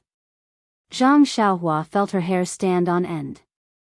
Feng Shu seemed to be not far from her. He didn't even move his hand. Not only did he destroy the magic weapon that Qiu Feng was preparing to resist, he also killed Qiu Feng until there was nothing left of him. "Alright, little guy, it's over. This is your storage ring." As Zhang Xiaohua thought about it, Feng Shu turned around and waved his hand. The storage ring with 6 lives, including 1 golden core cultivator and 5 foundation establishment cultivators, slowly flew to Zhang Xiaohua. Feng Shu said, "I was too careless. Although I don't care about this storage ring, it's rare in the cultivation world, especially for low-level cultivators like Qiu Feng. Give it to me first. I'll teach you the concealment technique so that others can't see it." Looking at the storage ring that flew to her and stopped in front of her, causing countless low-level cultivators to bow down to it, Zhang Xiaohua was deep in thought. She didn't rush to take it. Why don't you put it away?" Feng Shu's voice was filled with kindness. He asked softly, "Are you confused by Qiu Feng's words?" Zhang Xiaohua didn't answer. She just stared at the storage ring. Feng Shu didn't rush her. He just stood in the air and watched quietly with a smile on his face. After a while, Zhang Xiaohua raised her head and bowed. "Senior Feng, I don't know if what Qiu Feng said is true, but I really can't remember anything. Yes, Qiu Feng is right. You suddenly appeared in the demon-resisting valley. This old man was eager to take credit, so I used a soul-searching technique to check your brain. In the end, I accidentally destroyed your memories. This old man didn't say anything before because when I checked your cultivation, I found that you're very suitable to cultivate my celestial ascending sect's martial arts. Under my guidance, you'll definitely become the most dazzling cultivator in the celestial ascending sect. So, in order to not cause any misunderstandings, I hid this matter. Of course. If I can train you to become a soul formation cultivator, won't I be able to explain it to you? Feng Shu's tone was slightly cold. Zhang Xiaohua wasn't stupid. She fell for Fairy Fei Ying's trap so easily because she didn't understand the life and death situation in the cultivation world. Ever since she saw Golden Core Stage and Foundation Establishment Stage cultivators die so easily in front of her, she was already on her guard. Now that she heard Feng Shu's words, she couldn't help but smile bitterly. She cupped her hands and said, "Thank you, Senior Feng, for thinking highly of me. But, as I said before, I still need to report this matter to my sect master. Senior, please put this storage ring away first." Feng Shu frowned when he heard that. Instantly, Zhang Xiaohua felt the temperature around him drop, and there was a real chill in the air. But then, this uncomfortable feeling disappeared. Feng Shu asked kindly, "If that's the case, then you must have thought of which sect you belong to." This. Zhang Xiaohua was at a loss for words. She could talk nonsense to Fairy Fei Ying, but Feng Shu was a soul formation cultivator who had lived for thousands of years. How could there be a sect in the cultivation world that he didn't know? Zhang Xiaohua didn't dare to lie. She answered honestly, "Senior, please no. I still don't know which sect I belong to." This is also what this old man is worried about. Because of this old man, I will erase your memories. Even if you don't want to become my disciple, this old man can't allow you to walk around the Dawn Rain continent as you wish. You've seen it too, Golden Core Stage and Foundation Establishment Stage cultivators can be killed by others at any time, let alone a Qi Refinement Stage cultivator like you. If anything happens to you, won't I be responsible for it too? Not to mention this old man's uneasiness. Even this old man's cultivation progress will be greatly hindered. Feng Shu said sincerely, "If it's possible, you should go to my Immortal Ascension sect first. No matter if you become my disciple or not, you can rest there. Once I'm done with the demon-resisting valley, I'll rush back to the Immortal Ascension sect and do my best to help you recover your memory. Wait until you recover your memory, then we can make plans. What do you think?" This.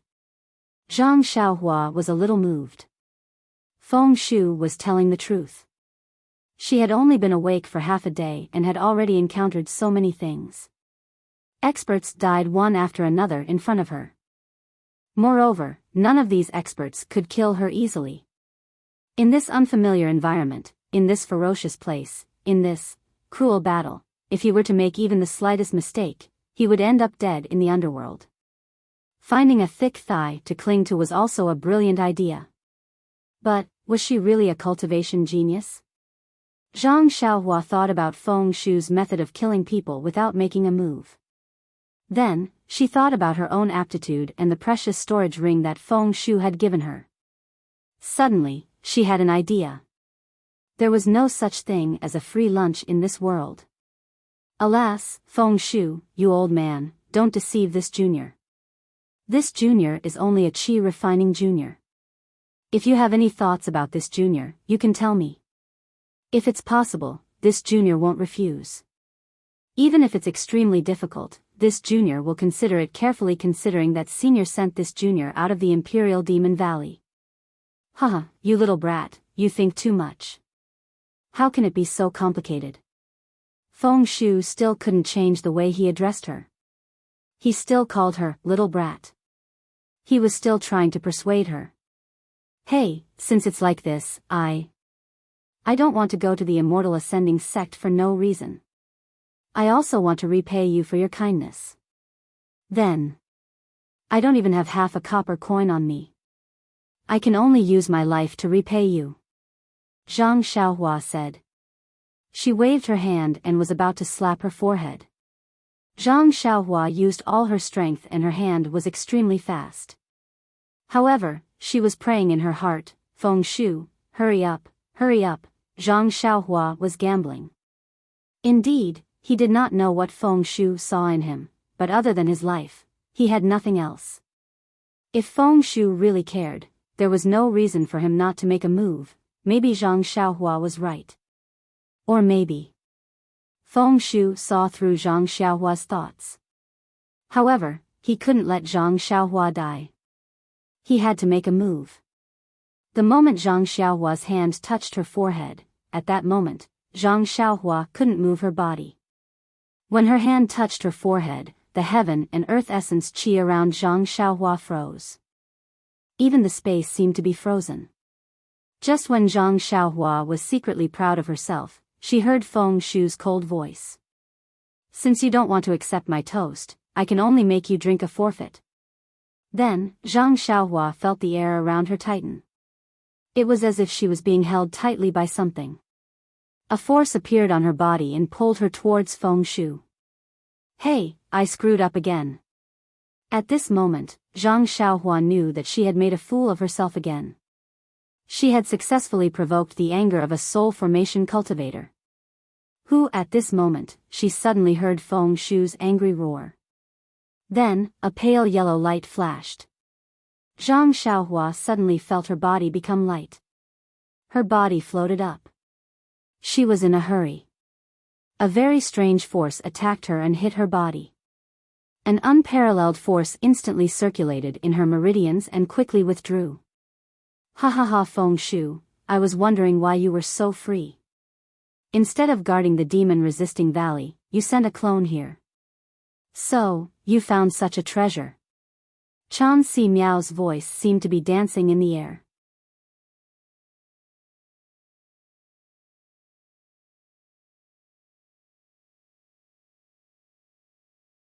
Chapter 3172. If I can listen, I will listen. If I can't, I won't listen. Xiao Hua slowly walked over, his tone was still indifferent.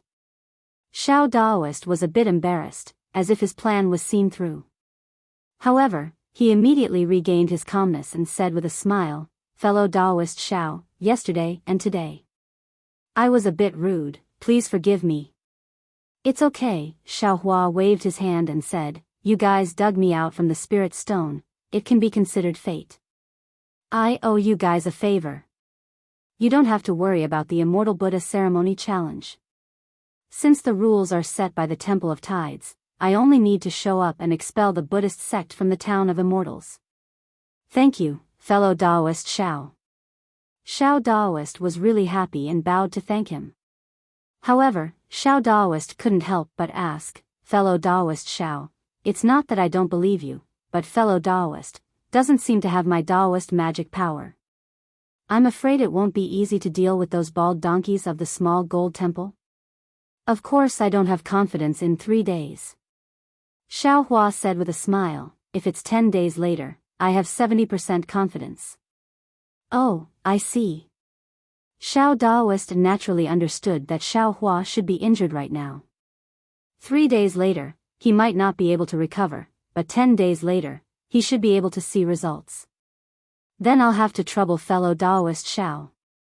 Xiao Daoist said sincerely. No need to be polite. First, we are all Daoist disciples, and second, you and I are both surnamed Xiao. If I don't help you, who else can I help?" Xiao Hua nodded and said. Xiao Daoist heard and immediately blushed.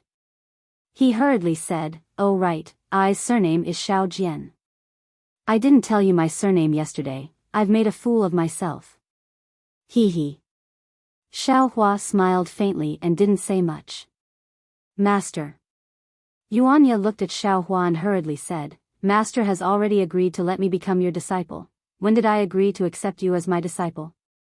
Xiao Hua's face became cold.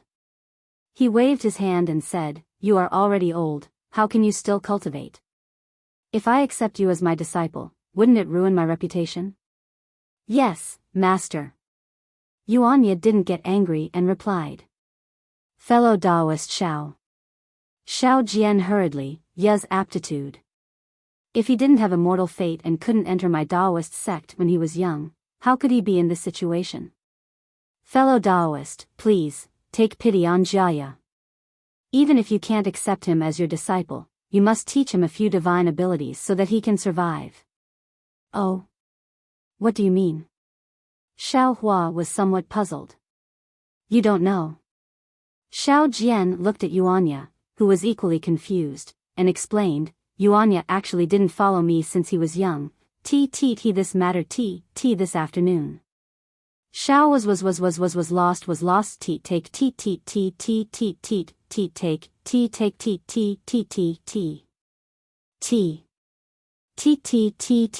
meet TTTTTTTTTN. That is precisely the case. I asked Dao friend Xiao to explain. Xiao Hua nodded, knowing that Xiao Jian was going to talk about the most important matter. When I saw you that day, he was almost dead. Xiao Jian looked at Yuanya and said, that cruel duel arena was waiting for him to die and throw him to the dogs to eat.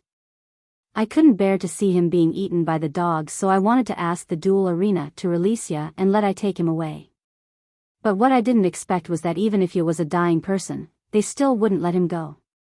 They actually asked I for a lot of money before they were willing to release him. I naturally wouldn't agree to it, and I was also unable to do so. After I pestered them endlessly, the duel arena became impatient and proposed a condition. They could let I take the dying ya away, but 10 years later, you must return to the duel arena and have a duel with the strongest person in the duel arena. As long as ya wins, they will return ya's indenture contract to ya and give ya freedom. Wise Xiao Hua stared blankly. Yuan ya's indenture contract is still in the duel arena's hands. Yes. Xiao Jian nodded. Almost 4 years have passed and there are still 6 years left. You must return to the duel arena. In these 4 years, I naturally wanted to guide Yuanya's cultivation, but I have the heart but not the strength. Yes, Yuanya is currently cultivating Dao techniques and it is impossible for him to reach large success in a short period of time. Not to mention 10 years, even 50 years is hard to say. Xiao Hua looked at Yuanya, who seemed as if he had just woken up from a dream, and nodded. Yes, that's why I wanted to entrust you to you. Xiao Jian smiled and said, I was all alone in this world and was able to live with you for 4 years. I have long regarded him as my nephew and I really can't bear to see him fall into the duel arena and die in the hands of others. Yes, I understand. Xiao Hua said indifferently, the duel arena's matter is nothing.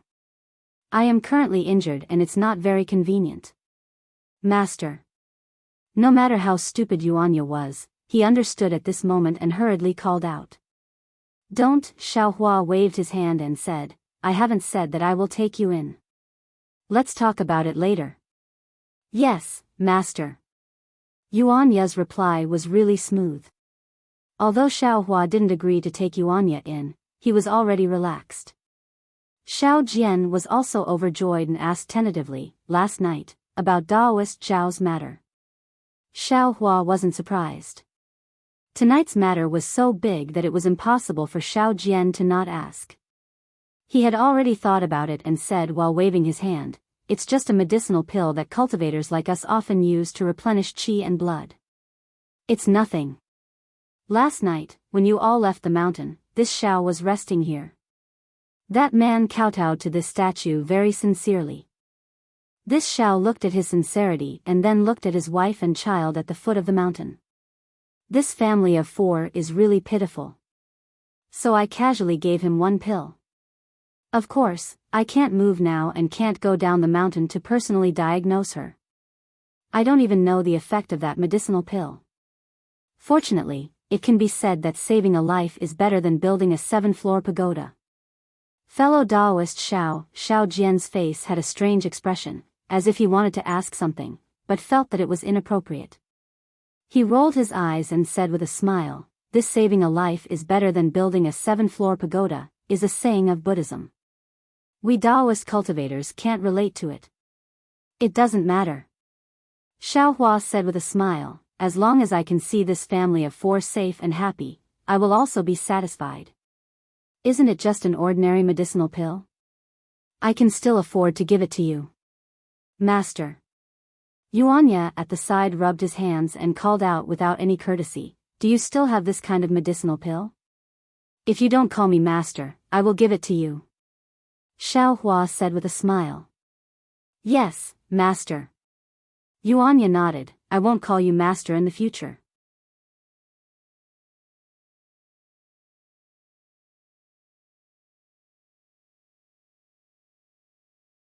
Chapter 3173. When Xiao Hua heard this, he didn't know whether to laugh or cry. He helplessly looked at Yuanya's expectant eyes, and with a wave of his hand, he took out 2 parasol pills and threw them to Yuanya. He said, take this after you're injured. Normally, it's useless for cultivation. Yes, master. Yuanya took the parasol pills and scratched his head. He wanted to return one of them to Xiao Hua again. The effect of this pill is so good. Master should keep one for yourself. I just want one. Hee, Xiao Hua waved his hand and didn't take it. You keep it for yourself. If you want to give it to anyone, it's up to you. Yes, master. When Yuanya heard this, he carefully put the 2 parasol pills into his pocket. However, just as he put it away, he suddenly took it out again and respectfully handed one to Xiao Jian. He said, Master, you take one too. You're always injured by the bald donkey from Xiao Jin Temple. You can use this. Xiao Hua's parasol pill was naturally for Yuanya to give to Xiao Jian. However, Yuanya didn't understand at all. Xiao Jian at the side was really anxious. When he saw Yuanya finally come to his senses, he revealed a smile on his face. Who knew that before he could say anything, Yuanya would say something like that? His face immediately turned ashen. Humph! Xiao Jian unhappily took the parasol pill and carefully put it into his pocket. He looked at Xiao Hua and said with a smile, Thank you, fellow Xiao. No need. This was given to you by Yuanya, not by me. Xiao Hua waved his hand and looked at the sky. He said, You all should go and rest. Perhaps tomorrow, there will be more people coming to River Tide Temple. Hee, that's right. My River Tide Temple is no longer the same as before. Tonight, I'm going to pray for the villagers of General Ridge. Xiao Jian said with a smile. Although I already know Daoist Xiao's origin, I can't go back on my words. Xiao Hua stood up. I'm going to cultivate. You all can do as you wish. That. Xiao Jian saw Xiao Hua stand up and hurriedly stood up. He wanted to say something but hesitated. Xiao Hua glanced at him and asked indifferently, Fellow Daoist, is there anything else? I know that fellow Daoist Xiao will leave the Longevity Town in 10 days. In these 10 days, if there is a sincere person who comes to my River Tide Temple to pay respects to Daoist Xiao, would Daoist Xiao be willing to help? Xiao Jian hurriedly asked, The most important thing is that if fellow Daoist Xiao is willing to help, I will be able to gather enough money to renovate the statue of Daoist Xiao in the River Tide Temple. It will also bring glory to my Daoist sect. Let's leave it to fate. Xiao Hua smiled and slowly walked out of the main hall.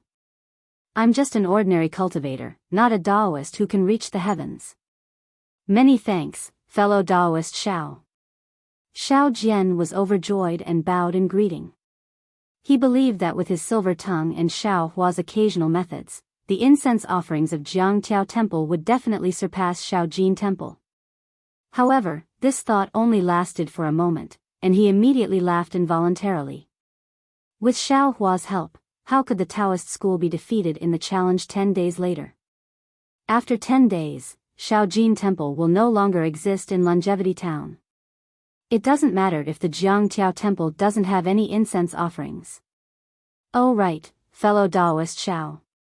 Seeing Xiao Hua walk out of the main hall, Xiao Jian suddenly thought of something and hurriedly said. Oh. Is there anything else? Xiao Hua stopped and asked curiously. That. I know that fellow Daoist is an expert. Xiao Jian rubbed his hands and asked embarrassedly, but I don't have confidence in my heart, so I want to ask, fellow Daoist's cultivation is What level is it in the first grade of essence energy? Oh. First grade of essence energy? What level? Xiao Hua stared blankly.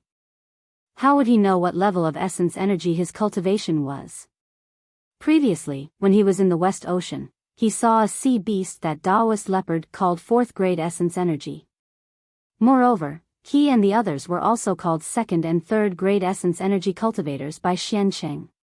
As for how the essence energy was divided, he didn't really care. No matter what level of essence energy it would still be killed by him.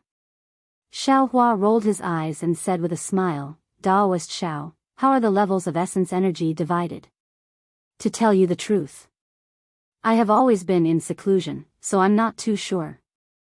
Hiss. How is that possible? Xiao Jian sucked in a breath of cold air, and his eyes flashed with extreme suspicion.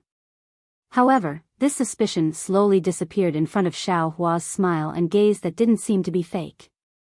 Then, after the cloud of suspicion, there was a deep sense of loss. He didn't even know how to divide the original levels. How high could the cultivation of this kind of cultivator be? Of course, Xiao Jian immediately felt relieved. If the level of the cultivator was too high, how could the other party be respectful to him?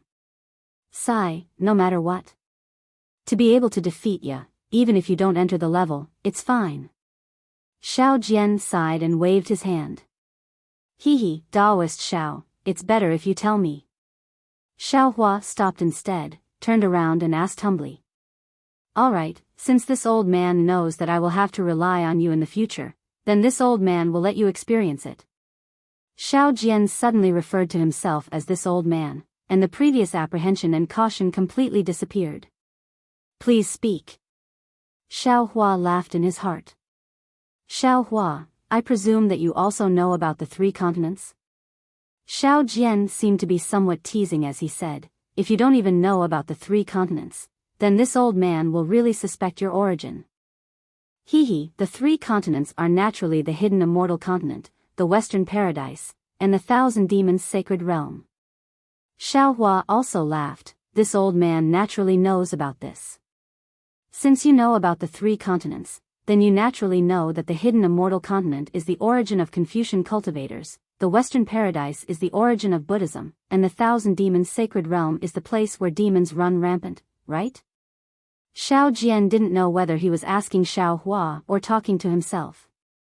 In any case, without waiting for Xiao Hua to speak, he continued, no matter if it is Confucian cultivators, Buddhism, or demons, they all have their own cultivation system, and they all have their own methods of measuring the level of cultivation.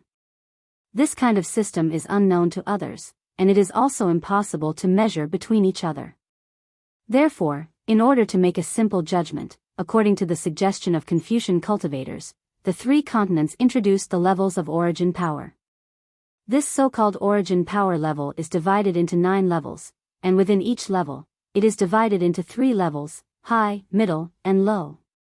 Confucian cultivators, Buddhism, and demons all according to their own strength, these 9 levels of origin power are divided into 27 levels. Do you understand? And, this Xiao understands. Xiao Hua nodded, however, Confucian cultivators, Buddhism, and demons, what are their respective cultivation systems? How do they divide their origin power into 9 levels of origin power into 27 levels? If you ask others, you definitely won't know the answer. Xiao Jian's face was full of pride, and he said with a smile, this old man has some knowledge, so I know a bit. Taoist priest, please speak. Let's not talk about demons. Rather than saying that they have their own cultivation system, it's better to say that they rely on their own inheritance, and blindly cultivate. Moreover, they don't understand human nature, and they rarely communicate with us humans. Xiao Jian first put aside the Thousand Demons Sacred Realm, and Xiao Hua understood that he probably didn't know the secrets of the Thousand Demons Sacred Realm. Buddhism? Xiao Jian's face didn't show any shame, it's just a trivial matter, this old man also didn't ask in detail. I only know that they also have 9 levels of divine ability, similar to the 9 levels of origin power. These 2 levels are Jishan and Juechen. Jishan corresponds to the first level of origin power, and Juechen corresponds to the second level of origin power. Then, what's after that? Xiao Hua very naturally asked. Didn't this old man already say? Buddhism and my Taoism are mortal enemies. This old man feels disgusted when seeing Baldies, so why would I ask more? Xiao Jian waved his hand, and said, let's not talk about the disgusting Buddhism, let this old man talk about Confucian cultivators. Alright, Xiao Hua didn't know whether to laugh or cry, and could only nod. But Xiao Hua couldn't help but count with his fingers, and said with a smile, it seems that this Confucian cultivator's realm isn't 9th level? More or less. Xiao Jian waved his hand, and said, this old man is also not a Confucian cultivator, knowing this much is already not bad. What else do you want? Hee, that's true. Xiao Hua smiled. He saw that Xiao Jian directly used scholar and scholar to correspond to the 9th level of origin power, and didn't use refining essence into qi, refining qi into spirit, refining spirit into emptiness, refining emptiness into emptiness, and refining emptiness into emptiness. He already knew that this method of classifying origin power was only a measure of strength, and actually didn't have much relation to the realm, and Xiao Jian also didn't know the specific cultivation realms of Confucian cultivators. Then, what about my Taoism's cultivation realms?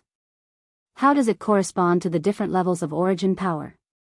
Xiao Hua knew that Xiao Jian definitely knew the most about Taoism's cultivation realms. And you also know that my Taoism's cultivation realms are more divided into foundation establishment, enlightened. Xiao Jian had just opened his mouth when Xiao Hua was greatly surprised, and shouted, what? Foundation establishment, is the most basic realm? What? Xiao Jian raised his eyebrows, and said puzzledly, in your family's cultivation technique. Foundation establishment isn't the basic cultivation realm? Who? Xiao Hua took a deep breath, and said with a smile, Taoist priest, please tell me, I was a bit reckless. Xiao Jian glanced at Xiao Hua, and said again, after enlightened is fusion, heart stirring, soul solitude, gold core, nascent soul, out of body, spirit severing, unity, tribulation passing, and Mahayana. Oh. Xiao Hua heard the familiar words gold core, nascent soul, and even spirit severing, and became pensive in his heart. Xiao Jian continued, my Taoism's foundation establishment, enlightened, and fusion correspond to the lower, middle, and upper levels of the first level of origin power. Heart-stirring, soul solitude correspond to the second level of origin power. Gold core, nascent soul, out of body, spirit severing, unity, tribulation passing, and Mahayana correspond to the other levels of origin power from the 3rd level to the 9th level. Oh, so that's how it is.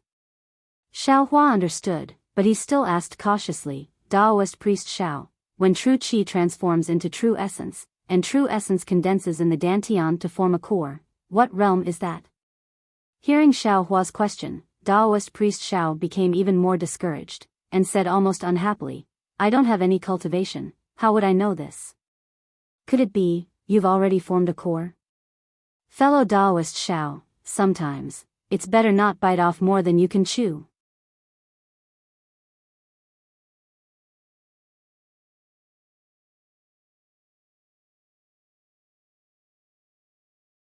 Chapter 3174. Zhang Xiaohua's heart was greatly shaken. Who else could it be? Wasn't it the last deity transformation cultivator that Zhang Xiaohua hadn't encountered after coming to this Xiaoyu continent, Xian Le Sex Chan Si Miao? Zhang Xiaohua steadied herself and looked over. She saw that not far from Feng Shu, there was also a faint illusory figure looking at her with eyes full of pleasant surprise. Zhang Xiaohua was greatly surprised. She really couldn't imagine, how did she suddenly become a treasure that everyone wanted to snatch? Chan Si Miao, what's the meaning of this? This thing was first encountered by this old man, and it was also this old man who made the first move. You don't have any reason, yet you also want to get involved? Feng Shu sneered. Thing?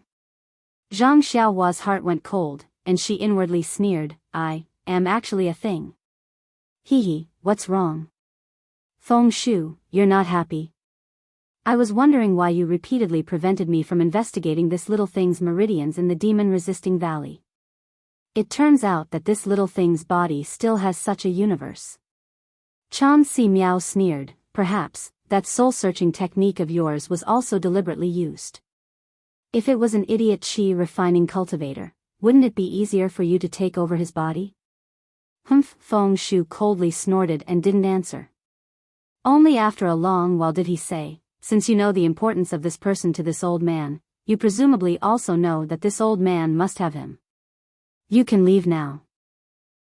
It's precisely because I know his importance that this old man, naturally also covets him. He's important to you, but isn't he equally important to this old man? But don't forget, this old man is also a spirit-severing cultivator, and in the future, I will also encounter the danger of crossing the tribulation. With such wide meridians and a sturdy body as a cauldron, how can this old man give it up? Chan Si Miao laughed and said, moreover, although his cultivation is only at the qi refining stage, the amount of true qi in his meridians is actually so exquisite, almost comparable to that of the foundation establishment stage. He must have cultivated a special mental cultivation method.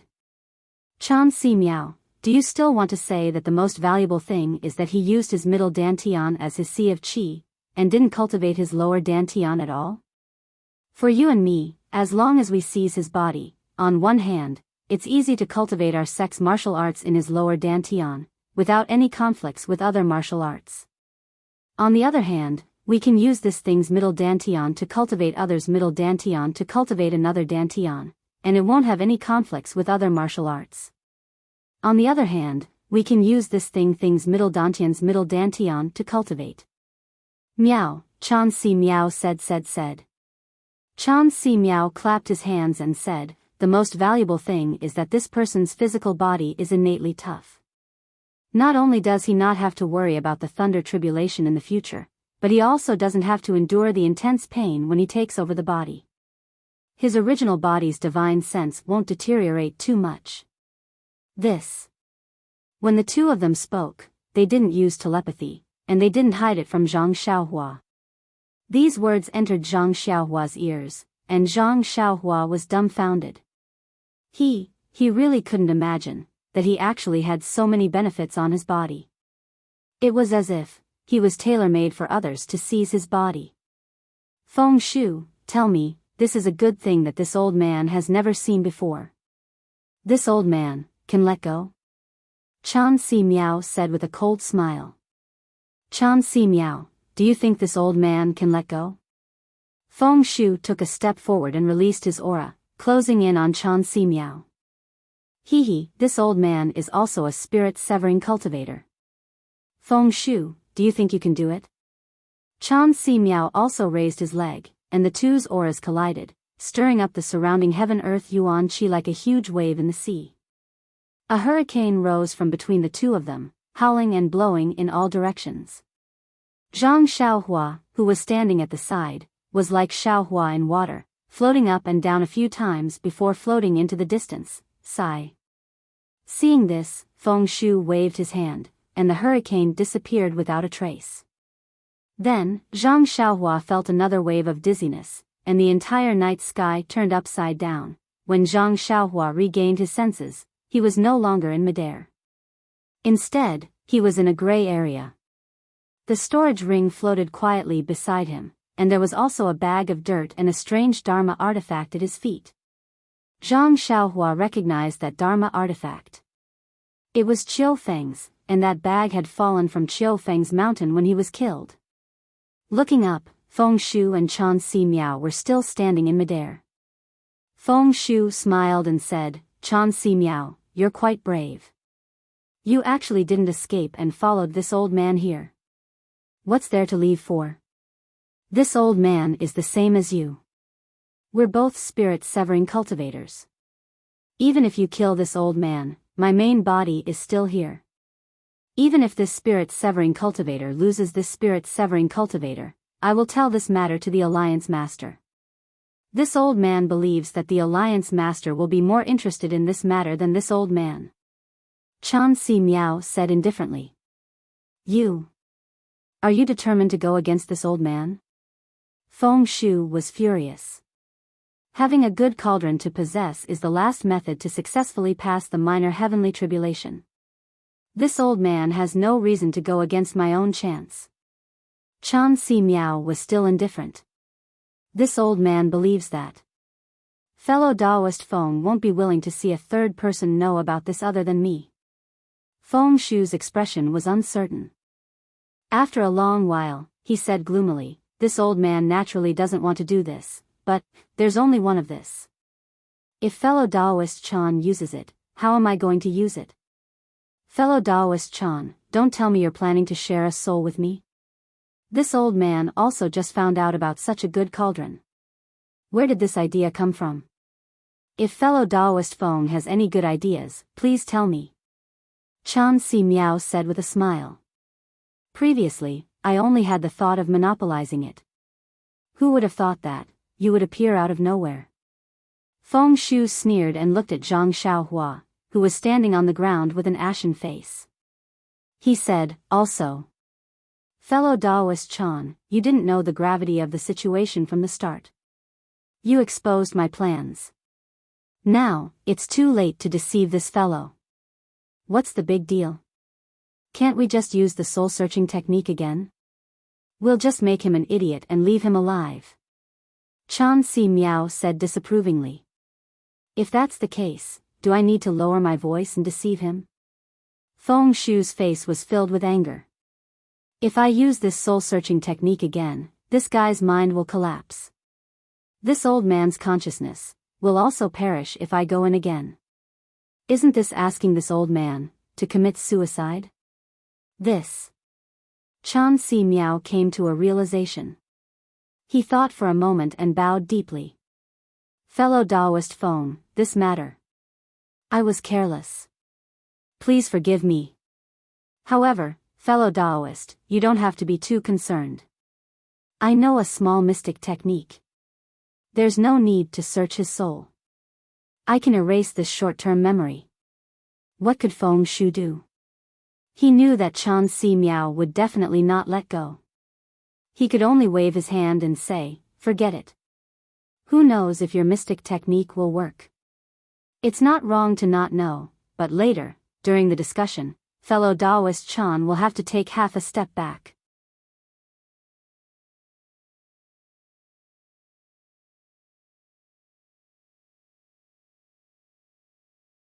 Chapter 3175.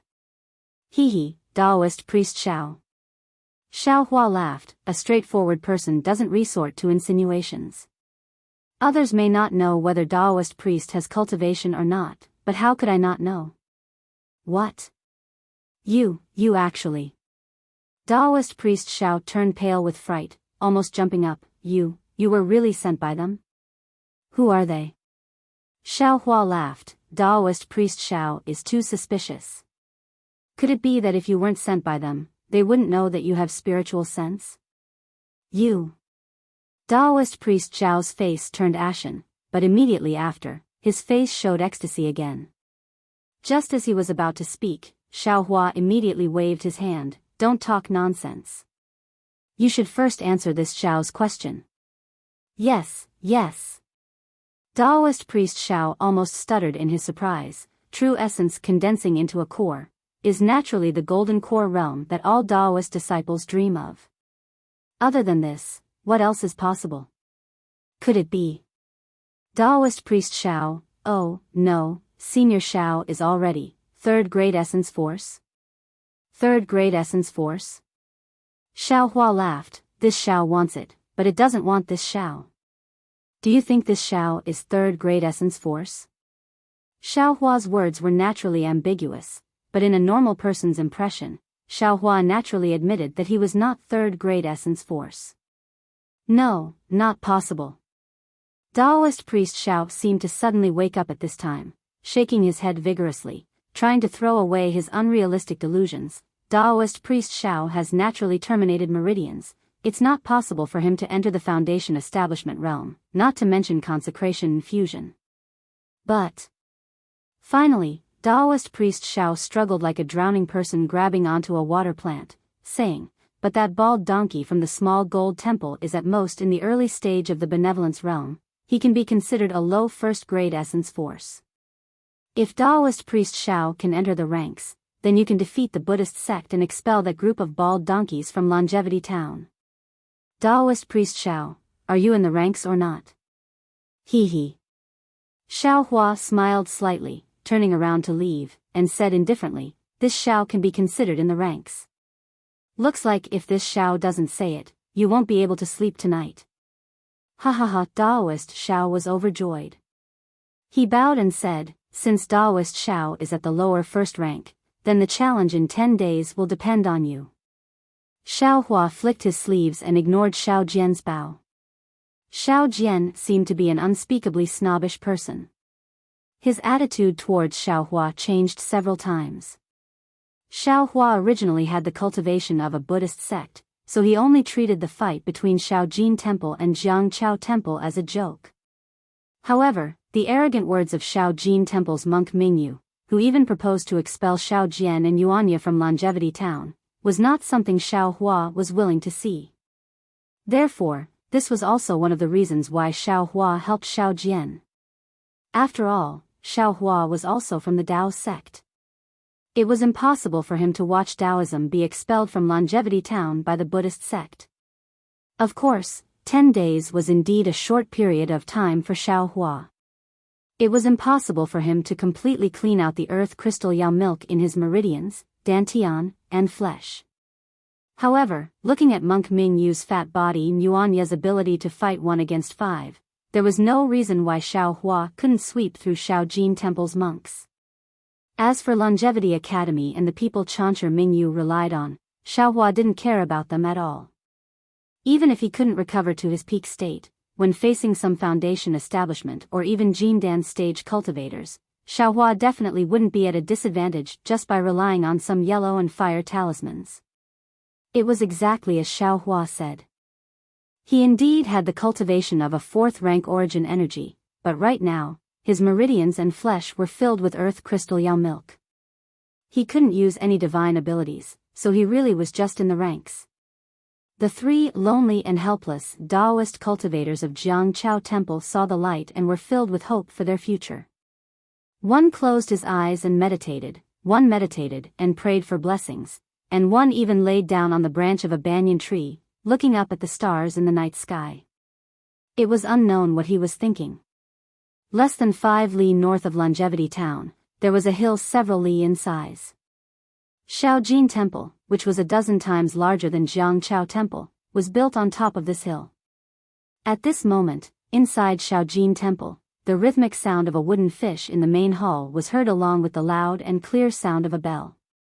The fat monk Mingyu, who was wearing a bright kasaya, put down the small wooden mallet in his hand. He looked at the 30-something people in the main hall with great satisfaction and said in a deep voice, "Today's evening class ends here, you all can go back and rest." "Yes, Abbot," the 30-something people replied in unison. It was very loud and resounding in the main hall, making Monk Mingyu even happier. After all the monks left, Monk Mingyu stood up, tidied up the kasaya on his body, and turned his head to look at the slightly old Shakyamuni Buddha statue in the main hall. He respectfully knelt down, kowtowed to the ground, and said in a low voice, "My Buddha, disciple Mingyu, has been in this Shaojin Temple for more than 10 years. Previously, there were only 3 to 5 people in Shaojin Temple, but now, there are a lot of people, reaching 32. My Buddha must have seen disciples' hard work in these 10 years. Of course, disciples' hard work is incomparable to my Buddha's boundless Dharma. The reason why Shaojin Temple is so prosperous is all because of my Buddha's mercy, and not because of disciples' hard work. Disciple is willing to take root in Longevity Town's Shaojin Temple, in this corner of hidden immortal continent, to plant my Buddha's mercy deep into the hearts of mortals, to let them know, in this world, there is only Buddha, only Nirvana is their best home. Only by devoutly worshipping my Buddha, can they get rid of evil, can they cut off evil. Amitabha.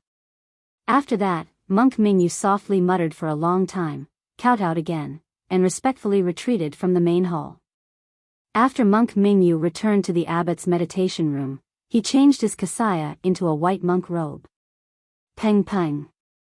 Someone knocked on the door of the meditation room. Who is it? Monk Mingyu frowned, feeling somewhat displeased.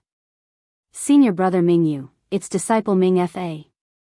A respectful voice sounded from outside the door.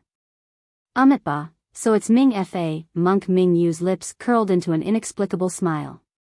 He walked to the front of the door, and personally opened it. Amitba, senior brother is too polite. The one standing outside the door was the monk who followed behind Monk Mingyu in the afternoon. At this moment, he had a smile on his face, and his palms were clasped together as he said respectfully, "You only need to say the word, and disciple will enter." Why do you need to personally open the door? Junior brother Ming Fa, for you to come so late, there must be something extremely important. Monk Mingyu invited Ming Fa into the room, and said with a smile, "To be able to rack your brains for my Shaojin temple, to be able to work tirelessly for the prosperity of my Buddhism sect, you are a meritorious servant of my Buddhism sect." This poor monk naturally has to personally open the door. Thank you for your trouble, senior brother. Ming Fa sat on the praying mat somewhat cautiously. Monk Mingyu personally held the pot, poured a cup of tea, and then asked with a smile, "May I know what is the matter, junior brother?" You're tuning into the Biyao's Wuxia Chronicles YouTube channel. Don't forget to subscribe and join us on this journey to catch the most captivating stories.